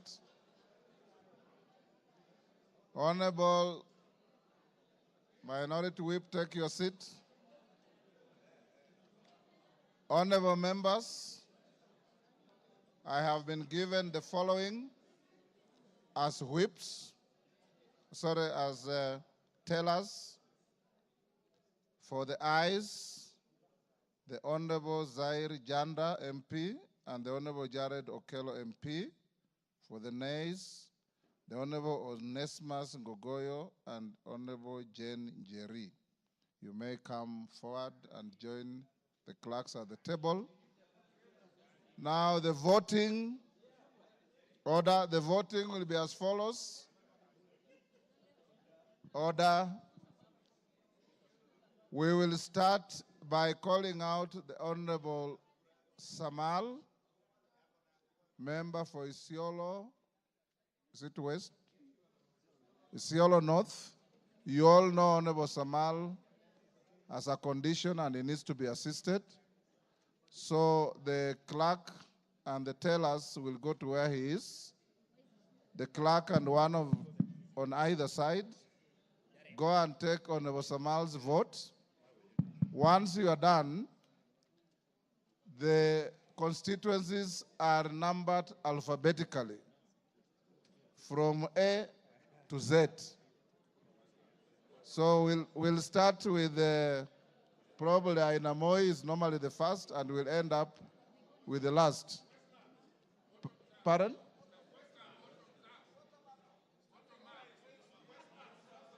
Yes.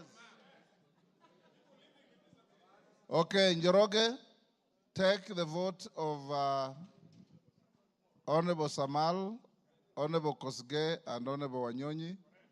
Then go alphabetically for everybody else. And when voting is going on, members, you must remain in your seats. You must remain silent and let the process go on uninterrupted, the same way you have been orderly the whole day. Of course, I put the question, pardon? Yes?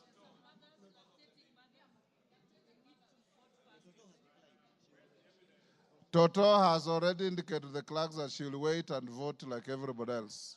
So she's not in a special case. Is Mother Wangara also lactating? I didn't know that. Now, clerk, those who are supporting the motion are voting yes. Those who are not are voting no. The tellers are, as I've told you, for yes, Janda and Okello, for no's, Kasheri and Gogoyo. Clerk, over to you. Voting starts now. Isiolo North, Lomwa Joseph Samal. Westlands, Wetangula Timothy Wanyonyi. Nominated member, Jackson Kosgei Kipkemoi.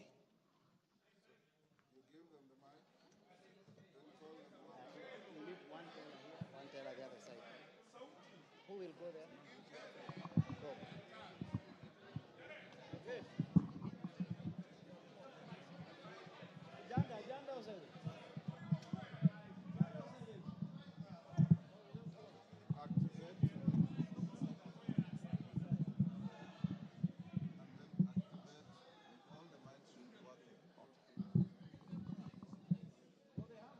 I, Tim Wanyonyi, Member of Parliament for Westlands, I vote no. I vote yes.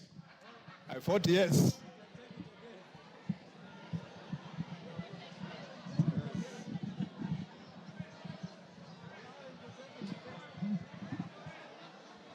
Order, honorable members. He has voted yes. Order. I, Jackson Kipkemoi Kosgei, nominated Member of Parliament, I vote yes. Yes. I'll stop them.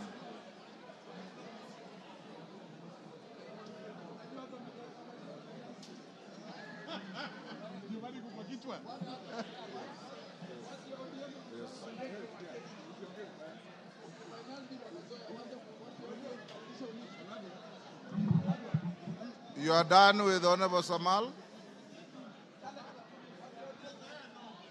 He can't talk. Honorable members, for the rest of the members, when your name is called, don't repeat your name. Just vote yes or no. Okay, go ahead, Njoroge.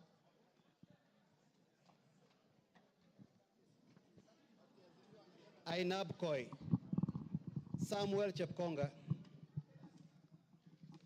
Aina Moi, Benjamin Langat, Aldai, Marian Kitani,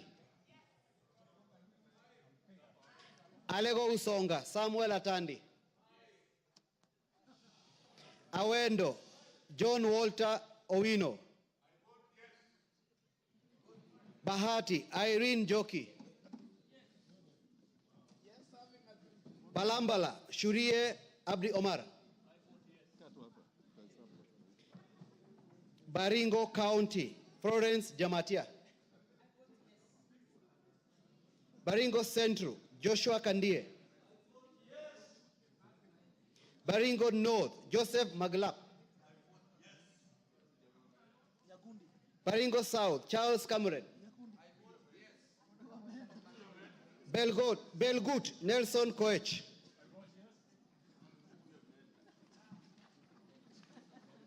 Bobasi, Innocent Obiri,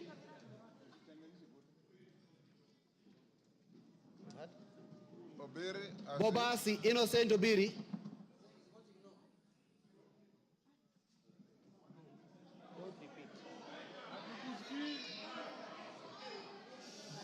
Bamachoge Borabu, Nolfason Obadia,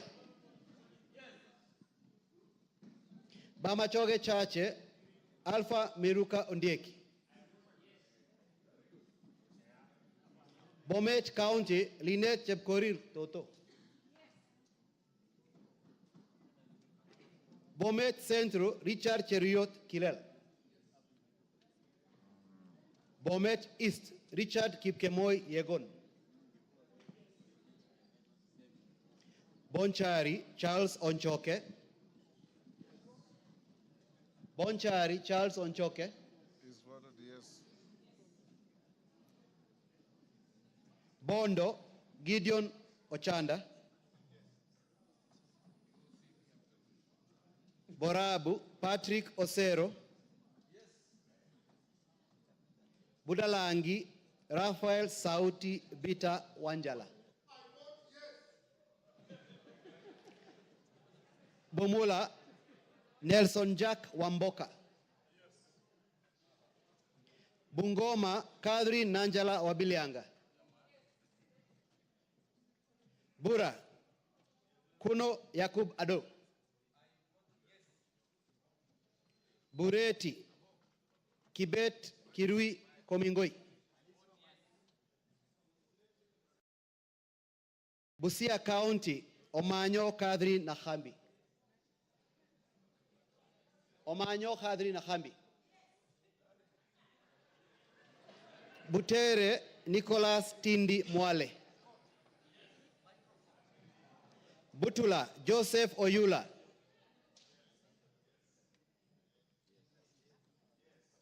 Buuri Muruidhania Rindikiri Mugambi,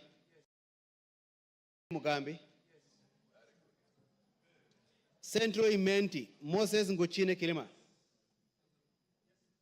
Central Imenti Moses Kirima Nguchine, Changamwe Omar Mwinyi, Chebalungu Victor Kipngetich Koech, Cherangani Patrick Simiyu Barasa, Cherangani Patrick Simiyu Barasa,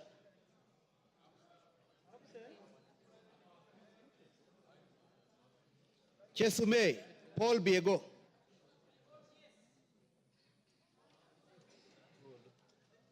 Chuka Iganga Ng'ombe, Patrick Ntwega Munene. Dadaab, Farama Alim.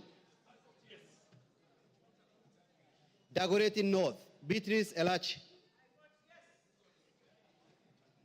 Dagoretti South, John Kerry Waweru. Eldama Ravine, Musa Sirma. Eldas, Adan Kenan. Elgeyo Marakwet County, Ngerechei Jepto Caroline. Embakasi Central, Gadhiro Majadonk Benjamin. Embakasi East, Babu Owino Ongili. Embakasi East, Babu Owino Ongili.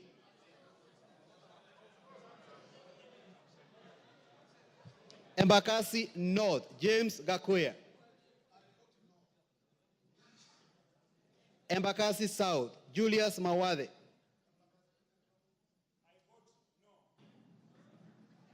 Embakasi West, Mark Samuel Mwenje Mureithi. Embakasi West, Mark Samuel Mwenje Mureithi.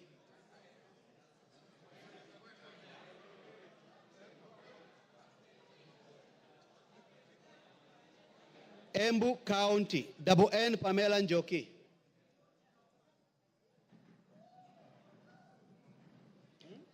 Mgwen. No. Mgwen. Lelmegit Jose Gipto. Emuhaya Omboko Milemba. Emura Dikir Johanna Ngeno. Endembes Robert Ukose.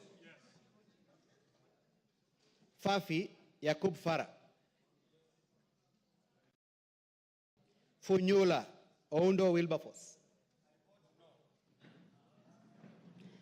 Galole Said Buya Hiribai Said Poster.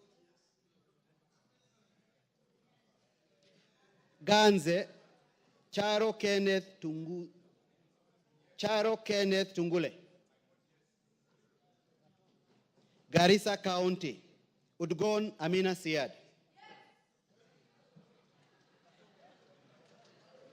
Garissa Township, Major Deko Baro. Garsen, Ali Wario Guyo. Katanga, Wakili Mureu. Gatondo North, Kururia Njoroge. Gatondo North, Kururia Njoroge.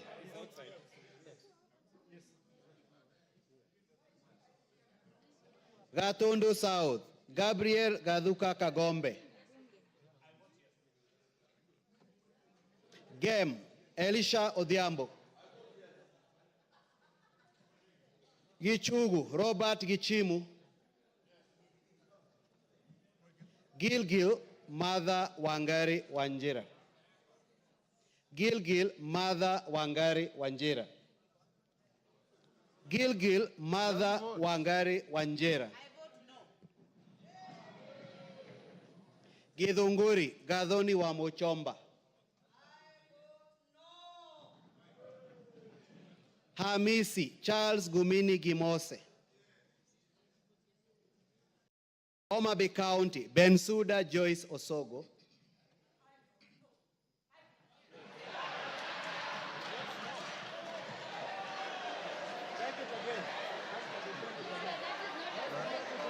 Pardon?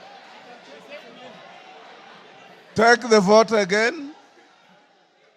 Order, Bensuda, utaitwa tena.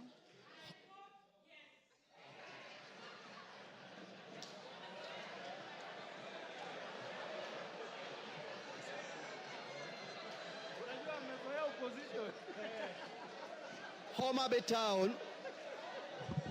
Order, members, order.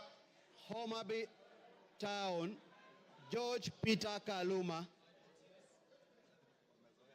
Igembe Central, Daniel Karido Kili. Igembe North, Taitumu Julius. Igembe South, John Paul Mwirigi.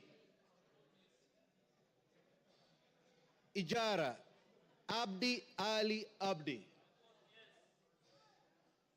Ikolomani, Shinali Bernard. Isiolo County, Mumina Bonaya. Isiolo North, Isiolo South, Bidu Tubi Mohammed.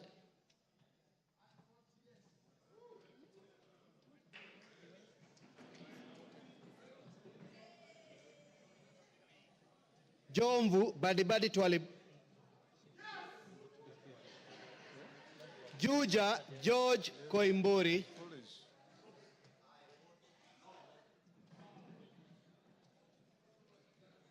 Kabete James Gedua wa Mashukuru.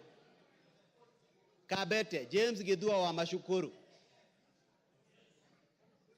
Kabondo Kasipul Ivo Bara. Kabuchai Kalasinga Joseph.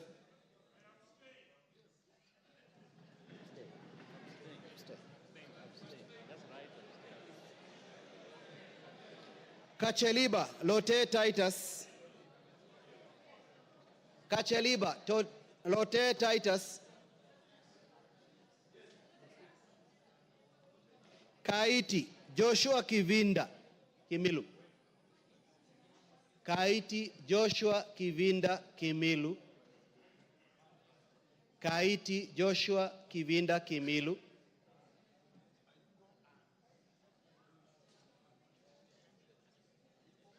Kajiado County, Lea Sankaire.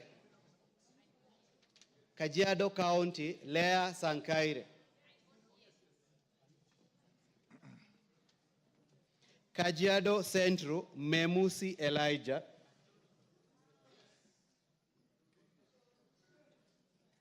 Kajiado East, Kakuta Maimai. Kajiado North, Onesimus Ngogoyo.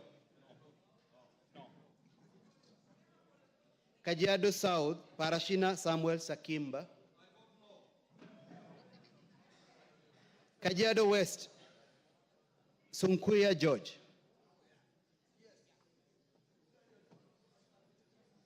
Kakamega County, Elsie Muhanda. Kaloleni, Paul Katana. Kamukonji, Hassan Yusuf. Kamukonji, Hassan Yusuf. Kamukonji, Hassan Yusuf.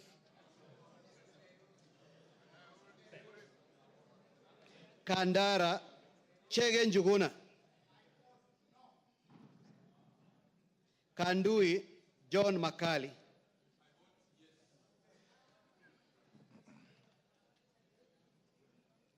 Kangema, Peter Kihungi. Kagundo, Fabian Chule. Kapenguria, Samuel Moroto. Kapsaret, Oscar Sudi. Kapsaret, Oscar Sudi.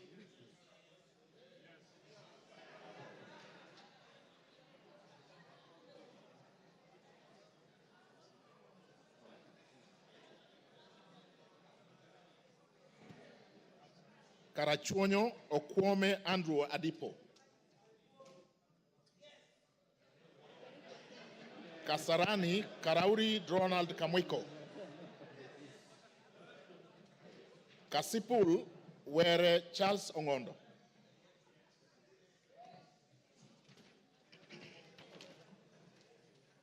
Kathiani Mbui Robert.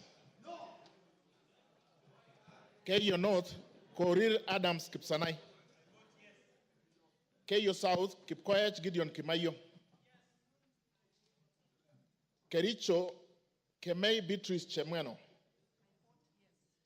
Keses Ruto Julius Kipleting.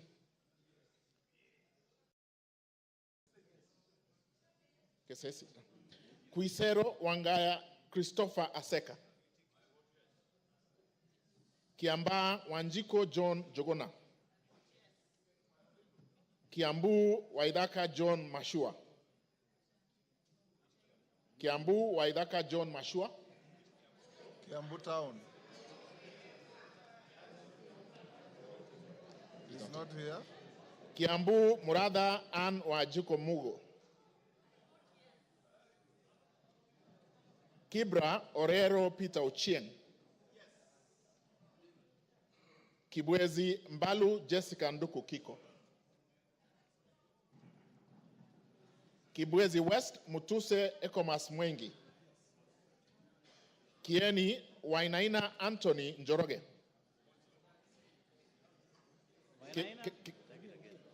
Kieni Wainaina Anthony Njoroge. Kigumo Munyoro Joseph Kamau. Keharu Nyoro Samson Dindi. Kikuyu Ishungwa Anthony Kemani. Kilgoris Sunkuli Julius Lekakeny. Kilifi Mwanyanje Gertrude Mbeyu. Kilifi North Baya Owen Ya. Kilifi South Kitty Richard Ken Chonga. Kilome Zambia Thaddeus Kethua. Kimilili Mutua Didmas Wekesa Barasa. Kiminini Bisao Morris Kakai. Kinango Rai Samuel Gonzi. Gonzi Rai.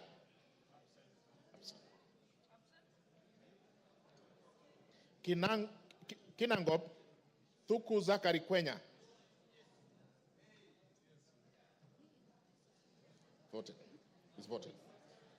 Kipipiri Muhia Wanjiko. Kipkelion East Cheroro Joseph Kimutai. Kipkelion West Hilary Kiplangat Koskei. Kirinyaga Jen Jerry Maina. Kirinyaga Central Gitari Joseph Gashoki. Kirinyaga Central Joseph Gashoki Gitari. Kisauni Bedzimba Rashid Juma. Kisi Donya Doris Aburi. Kisumu Busia Ruth Adhiambo Odinga. Kisumu Central Oron Joshua Odongo. Kisumu East Ahmedil Ahmed Shabir.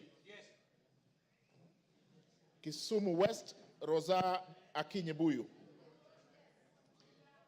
Kitui Irene Modoni Kasalu. Kitui East Nimrod Miduka Mbai. Kitui Central Makali Benson Mulu.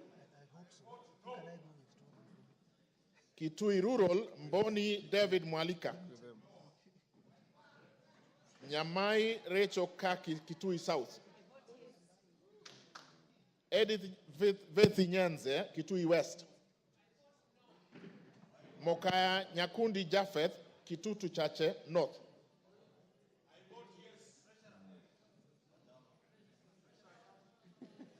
You take it from where? I will repeat from Kitui South. Rachel Kaki Nyamai. She voted. Yes. Nyanza Edith Vethi. She voted. Nyakundi Japheth Mokaya. I vote yes. Kibagendi Anthony.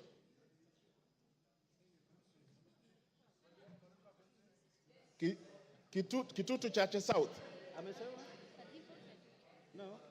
Kibagendi amesema? Kibagendi kama again. Kitutu Chache South, Kibagendi Anthony. Clive, Kitutu Masabak, Clive Ombane Gisairo.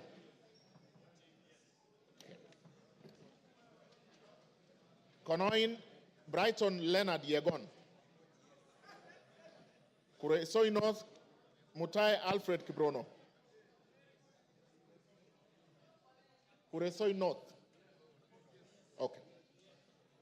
Joseph Kipkoske Tanui, Kuresoi South. Okay. Kuria East, Masairo Marwa Kitayama. Kuria West, Robi Matthias Nyamabe. Kwale, Masito Fatuma Hamisi. Kwanza, Wanyonyi Ferdinand Kevin. Lafi, Abdurrahman Mohammed Abdi. Lakdera, Mohammed Abdikadir Hussein. Laikipia, Jane Wangeshi Kagiri. Laikipia East, Festus Mwangi Kionjuri. Laikipia North, Sarah Paulata Korere. Ndio. Laikipia West, Stephen Washira Karani. Laisamis, Joseph Lekuton. Lamu, Monica Mudoni Marufu. Lamu East, Obor Weida Muhammad. Lamu West, Modama Stanley Moiruri. Langata, Felix Odiwor Kode. Kahangara, Larry, Joseph Mburu Kahangara. Likoni, Mishi Juma Hamisi Mboko. Likuyani, Innocent Maino Mugabe. Limuru, John Kiragu Shege. Loima, Akuja Protas Ewesit.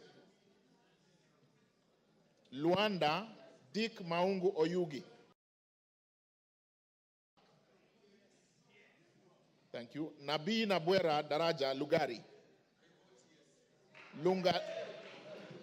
Lunga Chiforomondo Mangale Munga.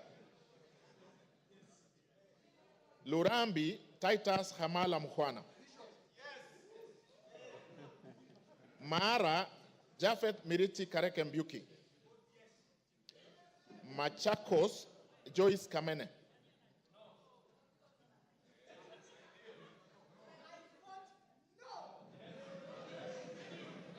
Machakos Town, Caleb Mutiso Mule.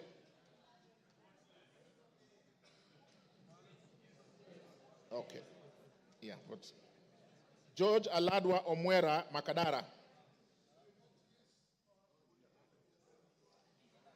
Makweni Kiamba Susan Dunge. Makweni Women Rep Mumo Rose Museo. Absent. Can I repeat? Makweni Mumo Rose Museo. Malava Moses Malulu Injendi. Malindi Amina Laura Munyazi. Mandera North Abdullahi Bashir Sheikh. Mandera Umul Kasim Sheikh. Mandera East Abdurrahman Usenwetan Muhammad. Mandera South Abdul Ibrahim Haro. Mandera West Yusuf Adan Haji. Manyata John Gitonga Mwaniki Mukunji. Maragwa Mary Wamaua Waidira Njoroge. Marakwet East David Kangogo Bowen. Marakwet West Timothy Kipchumba Toroitich. Marsabit Naomi Jilo Wako.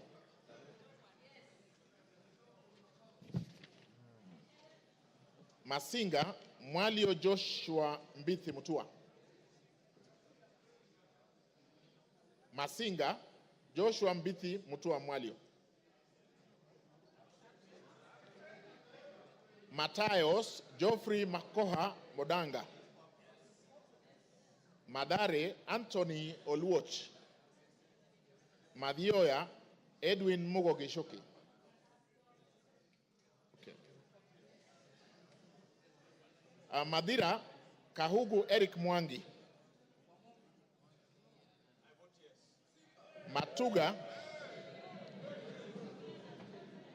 Matuga Tandaza Kasim Sawa. Okay.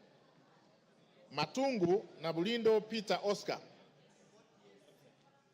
Is there. Yeah, Tandaza is there.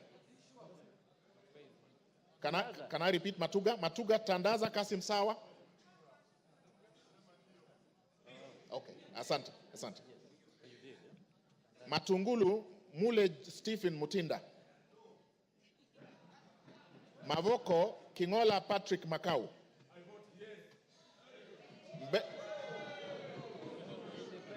Mbere North Geoffrey Kariuki Kiringa. Mbere South Nebat Bernard Murioki. Mbooni Nzioka Erastus Kivasu. Meru Kailemia Elizabeth Karab. Migori Mohammed Fatuma Zainab. Mogotio Kiborek Ruben. Moiben Phyllis Jepkemoy Barto. Molo Francis Kuria Kimani. Mombasa Zamzam Muhammad Chimba. Mosob Abraham Kipsang Kirwa. Moyale Jaldesa Guyo Wako. Msambweni Jaldesa. Oh, okay, capture, thank you. Msambweni Badr Salim Faisal. Mount Elgon Fred Kapondi Chesebe. Muhoroni James Onyango Oyo. Mukorweini Gishoi Kagusha John Philip. Mumias East Salasia Peter Kalerwa.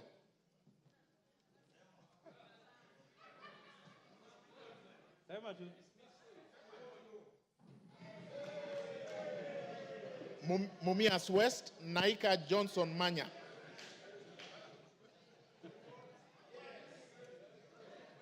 Moranga Betty Njeri Maina.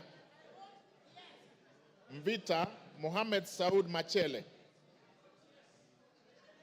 Mwala Musau Vincent Musioka.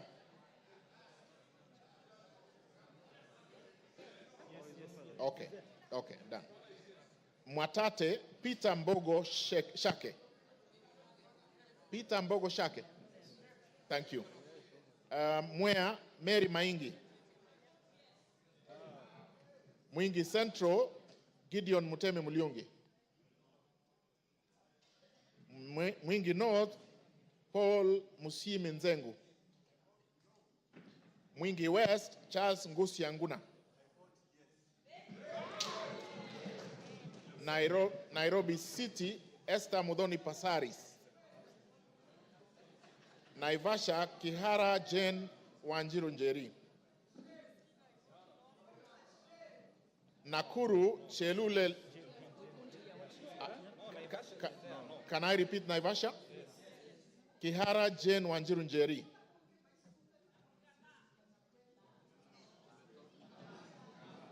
Nakuru Liza Chepkorir Chelule. Nakuru Town East Gikaria David. Nakuru Town West Arama Samuel. Nambale Mulanya Geoffrey Ekesa.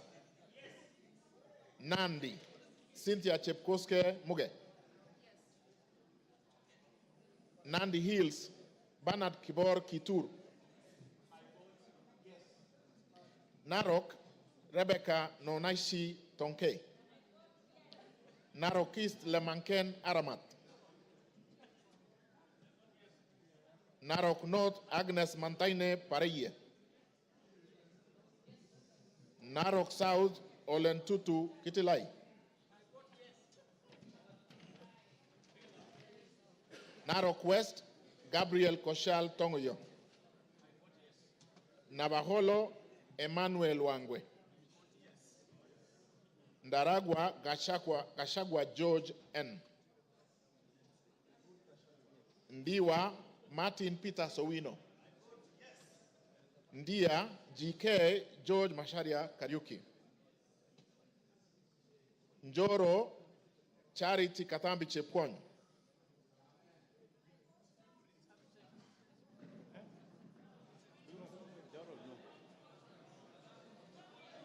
North Hor, Guyo Adi Wario. North Imenti, Abdul Rahim Dawood. North Mogirango, Joash Nyamache Nyamoko. Nyakach, Joshua Aduma War. Nyali, Mohammed Ali Mohammed. Nyamira, Jerusha Momanyi Mongina. Mohammed Ali is here. Yes, he's voted. He's voted. I repeat, Nyamira, Jerusha Momanyi Mongina. Thank you. Nyandarua, Getao Faith Wairemo. Nyando, Okelo Jared Odoyo. Nyando votes yes. Yaribari Chache, Zahid Janda. Yes. Yaribari Masaba, Daniel Ogwo Kamanduku. Nyatike, Tom Boya Odege.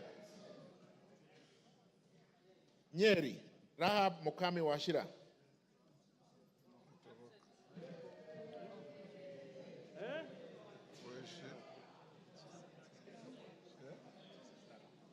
Nyeri Town, Duncan Maina Madenge.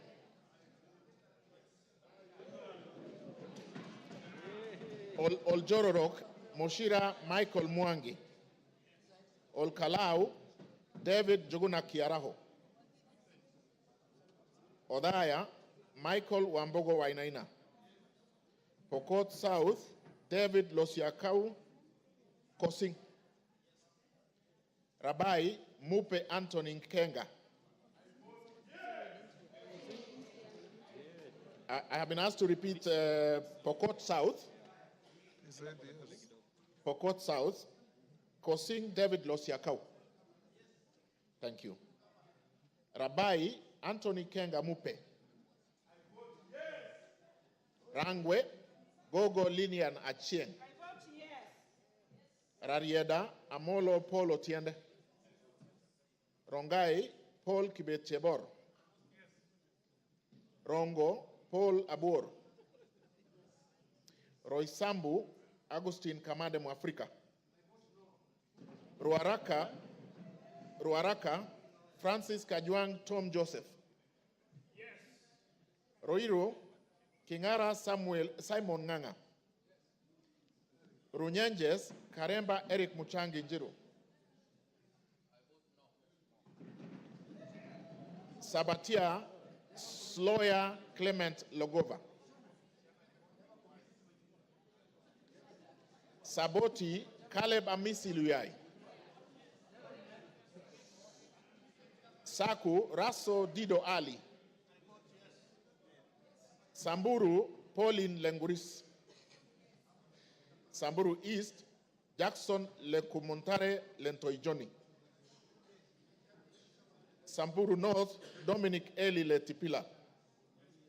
Samburu West Josephine Naisula Lesuda.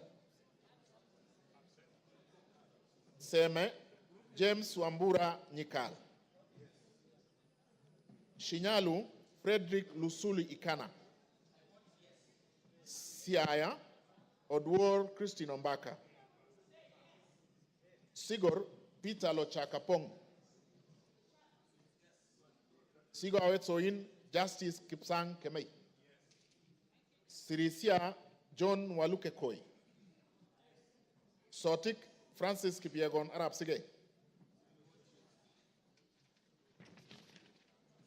South Imenti Idinji Shadrach Mwiti. South Mogirango, Onyego Silvana Sosoro. Soy, David Kiplagat. Starehe, Maina Mwago Amos. Suba North, Millie Grace Akoto Diambo. Suba South, Karoli Omondi. Subukia, Kashobe Samuel Kenudia. Suna East, Mohammed Junaid Sheikh Nu. Suna West, Peter Francis Masara. Taita Taveta, Lydia Haika Mnene Mizigi. Tana River, Amina Dika Abdullahi. Tarbaj, Hussein Abdi Bare. Taveta, John Okano Bwire. Teso North, Edward Kaunya Oku.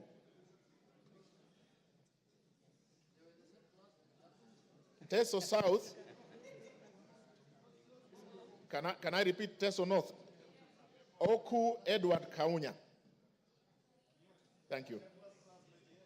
Teso North, Oku Edward Kaunya. Yeah, he has voted. Sorry, Teso South, Otucho Mary Emase. Tetu, Geoffrey Wandeto Mwangi. Daraka, Murugara George Gitonga. Daraka Nithi, Susan Ngugi Nduyo. Thika Town, Nganga Alice Wamboi. Tiati, William Kamket Kasait. Tigania East, Lawrence Puruaburi. Tigania West, John Kanwithia Motunga. Tinderet, Julius Melikibiwot. Tongaren, John Murumba Chikati. Trans Nzoia, Lillian Chebetsiyoy. Tarbo, Janet Chepkemboy Sitiene. Turkana, Cecilia Asinyen Gitit. Turkana Central, Joseph Namwar Emathe. Turkana East, Nicholas Ngikor Nixon Ngikolong.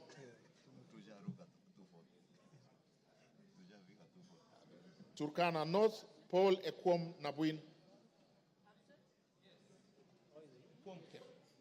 Is there? Yeah. Okay. Turkana South, John Ariko Namoit. Turkana West, Daniel Epuyo Nanok. Wasingishu, Gladys Jepkoske Boss. Ugenya, Ochieng David Ouma. Uriri, Nyamita Mark Ogola. Vihiga, Kagesi Kivai Ernest Ogesi. Vihiga, Adagala Beatrice Kahai. Voi, Hamis Chome Abdi. Wajir, Fatuma Abdi Jeho. Wajir West, Aden Daudi Muhammad. Wajir North, Ibrahim Abdi Sane. Wajir South, Muhammad Aden Ado. Wajir West, Yusuf Muhammad Farah. Webuye East, Martin Pepela Wanyoni. Webuye West, Daniel Wanyamasitati. West Mogirango, Mogaka Stephen. West Pokot, Rael Chepkemoy Kasiwai. Westlands, Timothy. He has already voted. Oh, sorry, we have done that, sorry. Undanyi, Mwakuona Danson Mwashako. Basil Robert Ngui Yata. Yata. Is he here? Ali Abdisirat Khalif. Sabina Wanjiru Shege. Joseph Hamisi Dena.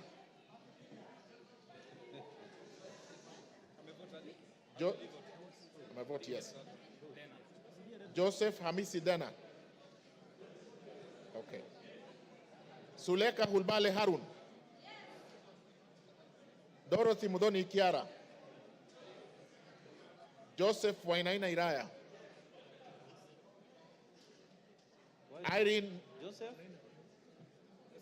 Joseph Wainaina Iraya. He's voted. Okay. Yes. Irene Nyakerario Mayaka.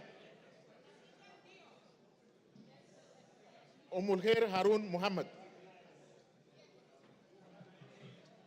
Teresia Wanjiro Mwangi. No. Abubakar Ahmed Talib. Yeah.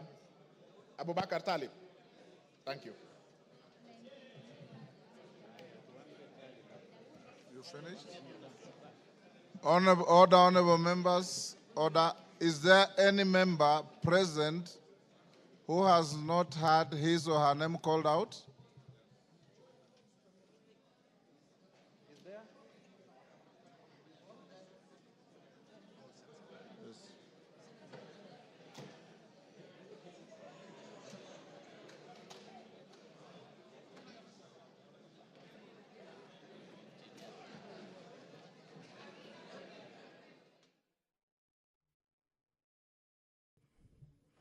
Good evening.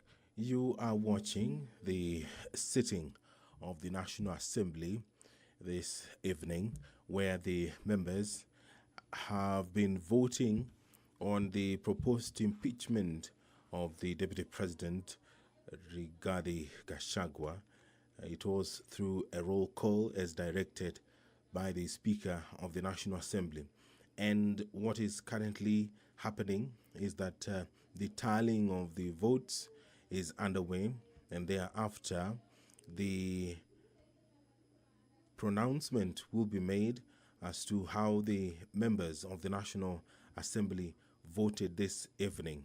This special motion was moved by the Honorable Member Mwengi Mutuse, and in that special motion he did list 11 grounds on the reasons as to why the Deputy President, Rigathi Gachagua, should be impeached as Kenya's second in command. The Member of Parliament cited gross violation of various articles, and also he did cite serious reasons to believe that the Deputy President has committed gross economic crimes under Section 45, subsection 1, Section 46, Section 47A3, and Section 48(1) of the Anti-Corruption and Economic Crimes Act, and Section 2, 3, 4, and 7 of Proceeds of Crime and Anti-Money Laundering Act. Those are some of the reasons that the Honorable Member believes that this House should take serious consideration of this special motion to dismiss the Deputy President, who we did hear from this evening between 5 and 7 when he appeared before the National Assembly and made his case, defending himself against accusations that have been leveled against him. And in a couple of minutes, we will hear the results of this division, this historic constitutional moment for the country. And all that you will watch live courtesy of the Parliamentary Broadcasting Unit in conjunction with the Kenya Broadcasting Corporation. The National Assembly was guided by the standing orders, the procedure for removal of the Deputy President, where a member proposes the removal of the Deputy President on the grounds of physical or mental incapacity in terms of Article 150, Sub-Article 1A of the Constitution, Standing Order 63, which talks about the procedure for removal of president on grounds of incapacity shall, with necessary modifications, apply. And Part 2 of the Standing Order 65, where a member proposes to impeach the Deputy President in terms of Article 150, Sub-Article 1B of the Constitution, Standing Order 64, procedure for removal of President by impeachment shall apply with necessary modifications. So the members have been debating, and we will hear the result of this process anytime from now.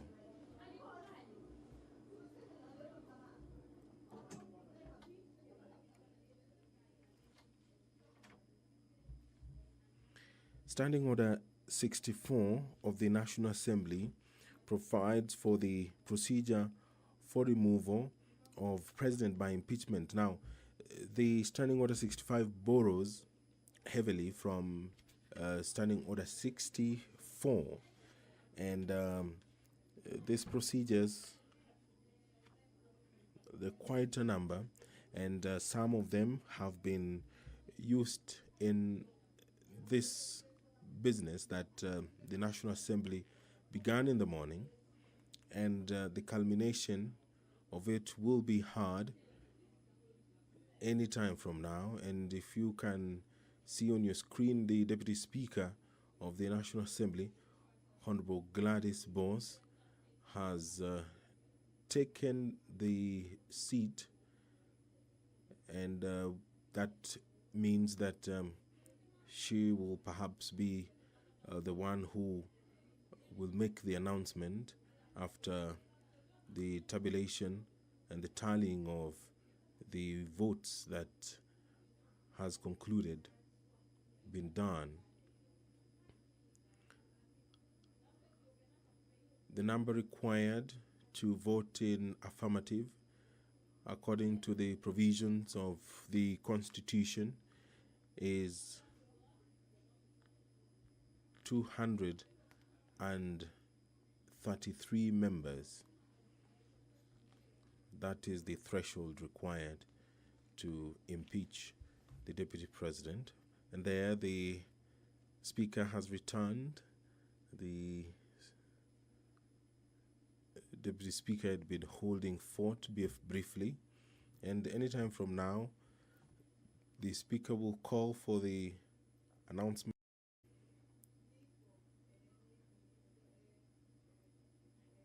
which are currently being verified.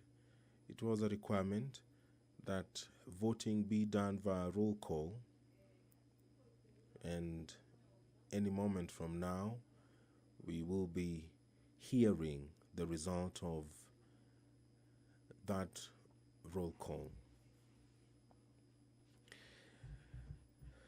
And just a quick recap of the 11 grounds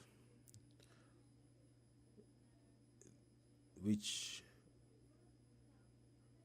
were outlined by the Honorable Member Mwenge Mutuse.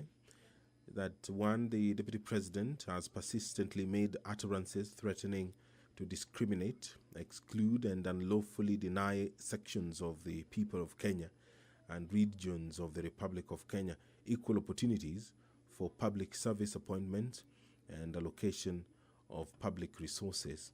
Ground 2, the Deputy President has made unilateral public statements inconsistent with policy positions collectively adopted by the government and contradicted the President on critical matters of governance and the exercise of the President's functions as a symbol of national unity.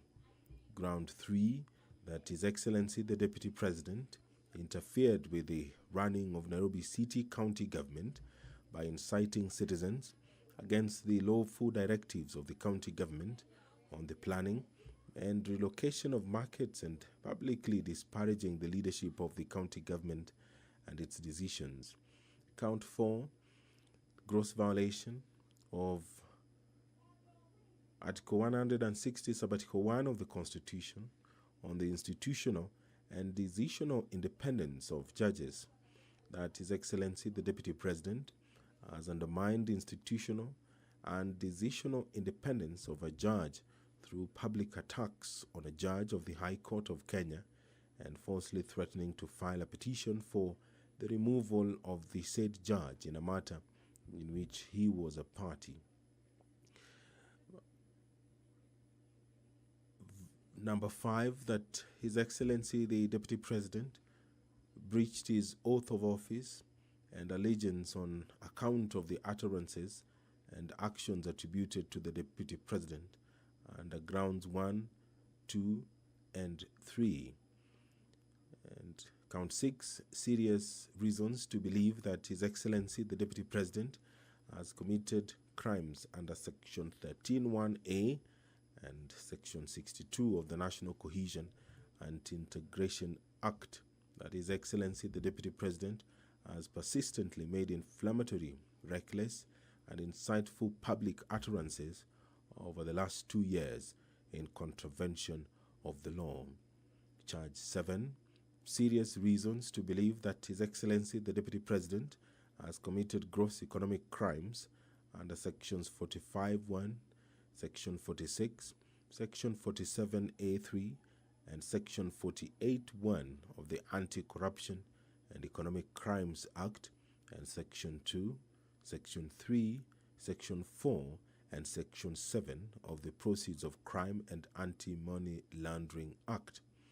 That His Excellency the Deputy President has committed gross economic crimes, namely conflict of interest, abuse of office, and conspiracy to commit crimes under sections by inexplicably amassing property estimated at 5.2 billion shillings, that is incompatible with his known legitimate income, and by trading with the office of the Deputy President through proxies.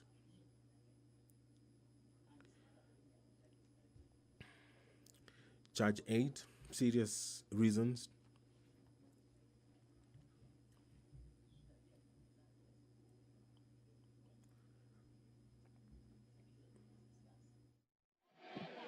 Order, honorable members. Give me that. Give me this. Order. Order. Osoro. Order. Order.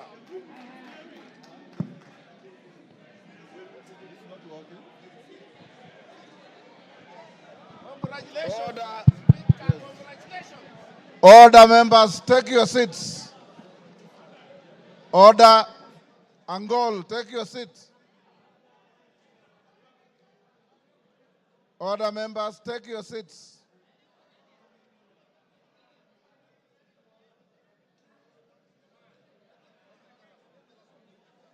Yeah, I know. Yes. Where's that gentleman not? Order, members, order. Take your seats. Order, honorable members, take your seats for the tellers.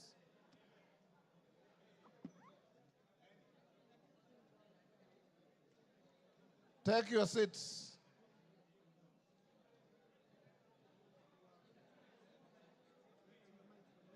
Honorable members, Haika, take your seat. Aburi, take a seat.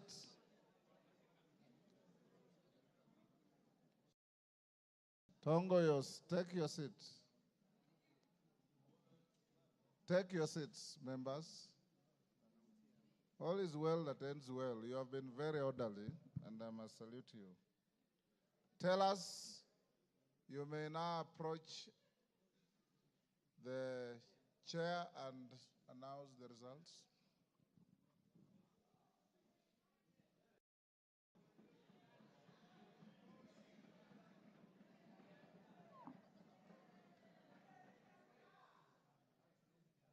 Honorable Speaker, based on the responsibility you bestowed on me, Jared Okello, MP for Nyando, Zahir Janda, Honorable Onesmus Ngogoyo, and Honorable Njeri Maina, we are here to declare the results as follows, Honorable Speaker.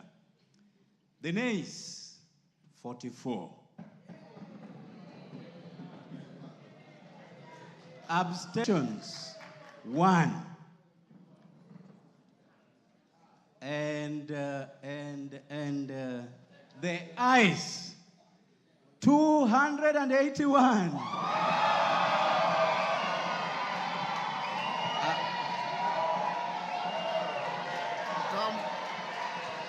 Come forward.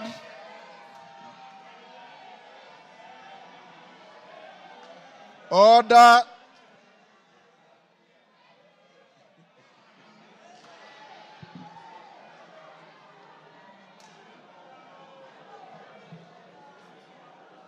Take your seats.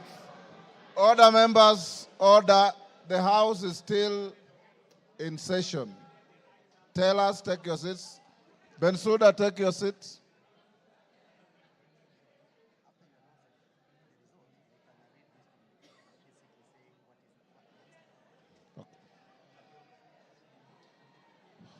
Order, members, order. Members, the results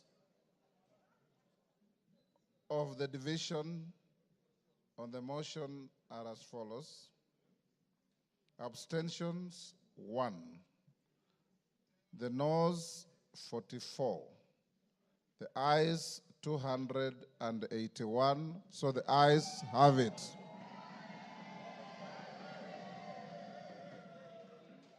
And the results brought to the Speaker are duly signed by all the 4 nominated tellers. Honourable members, I have a short communication following that.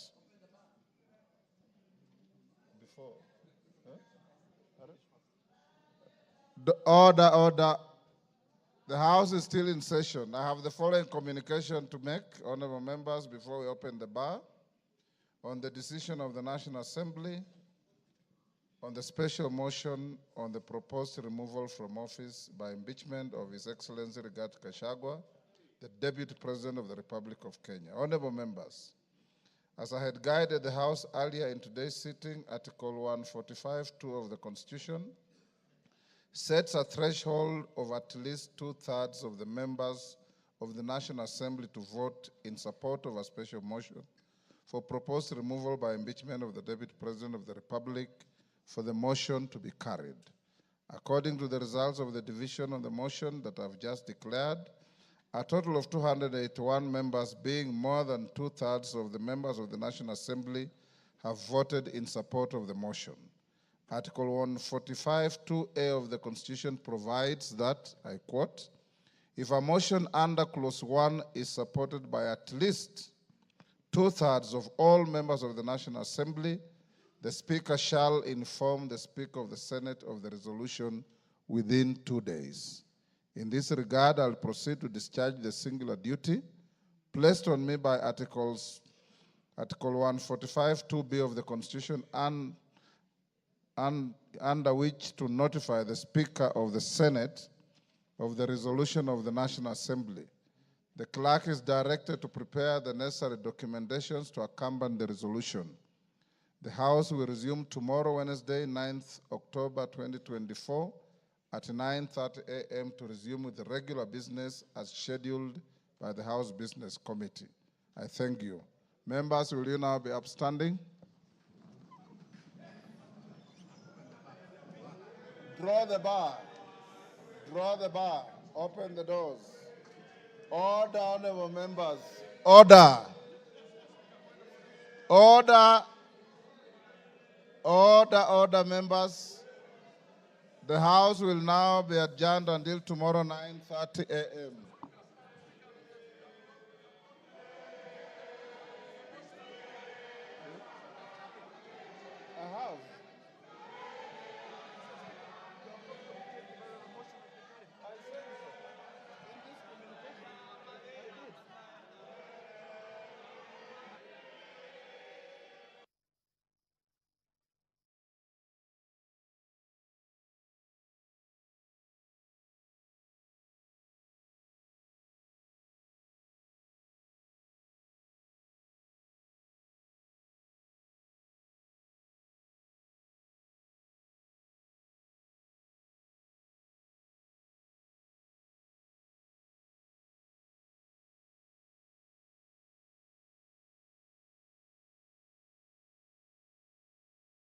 You've been watching the sitting of the National Assembly where the House has approved the impeachment of Deputy President Rigathi Gachagua on 11 charges. The special motion was moved by the Honorable Member for Kibwezi West, Honorable Ekomas Mwengi Mutuse. This broadcast has been brought to you by the Parliamentary Broadcasting Unit in conjunction with the Kenya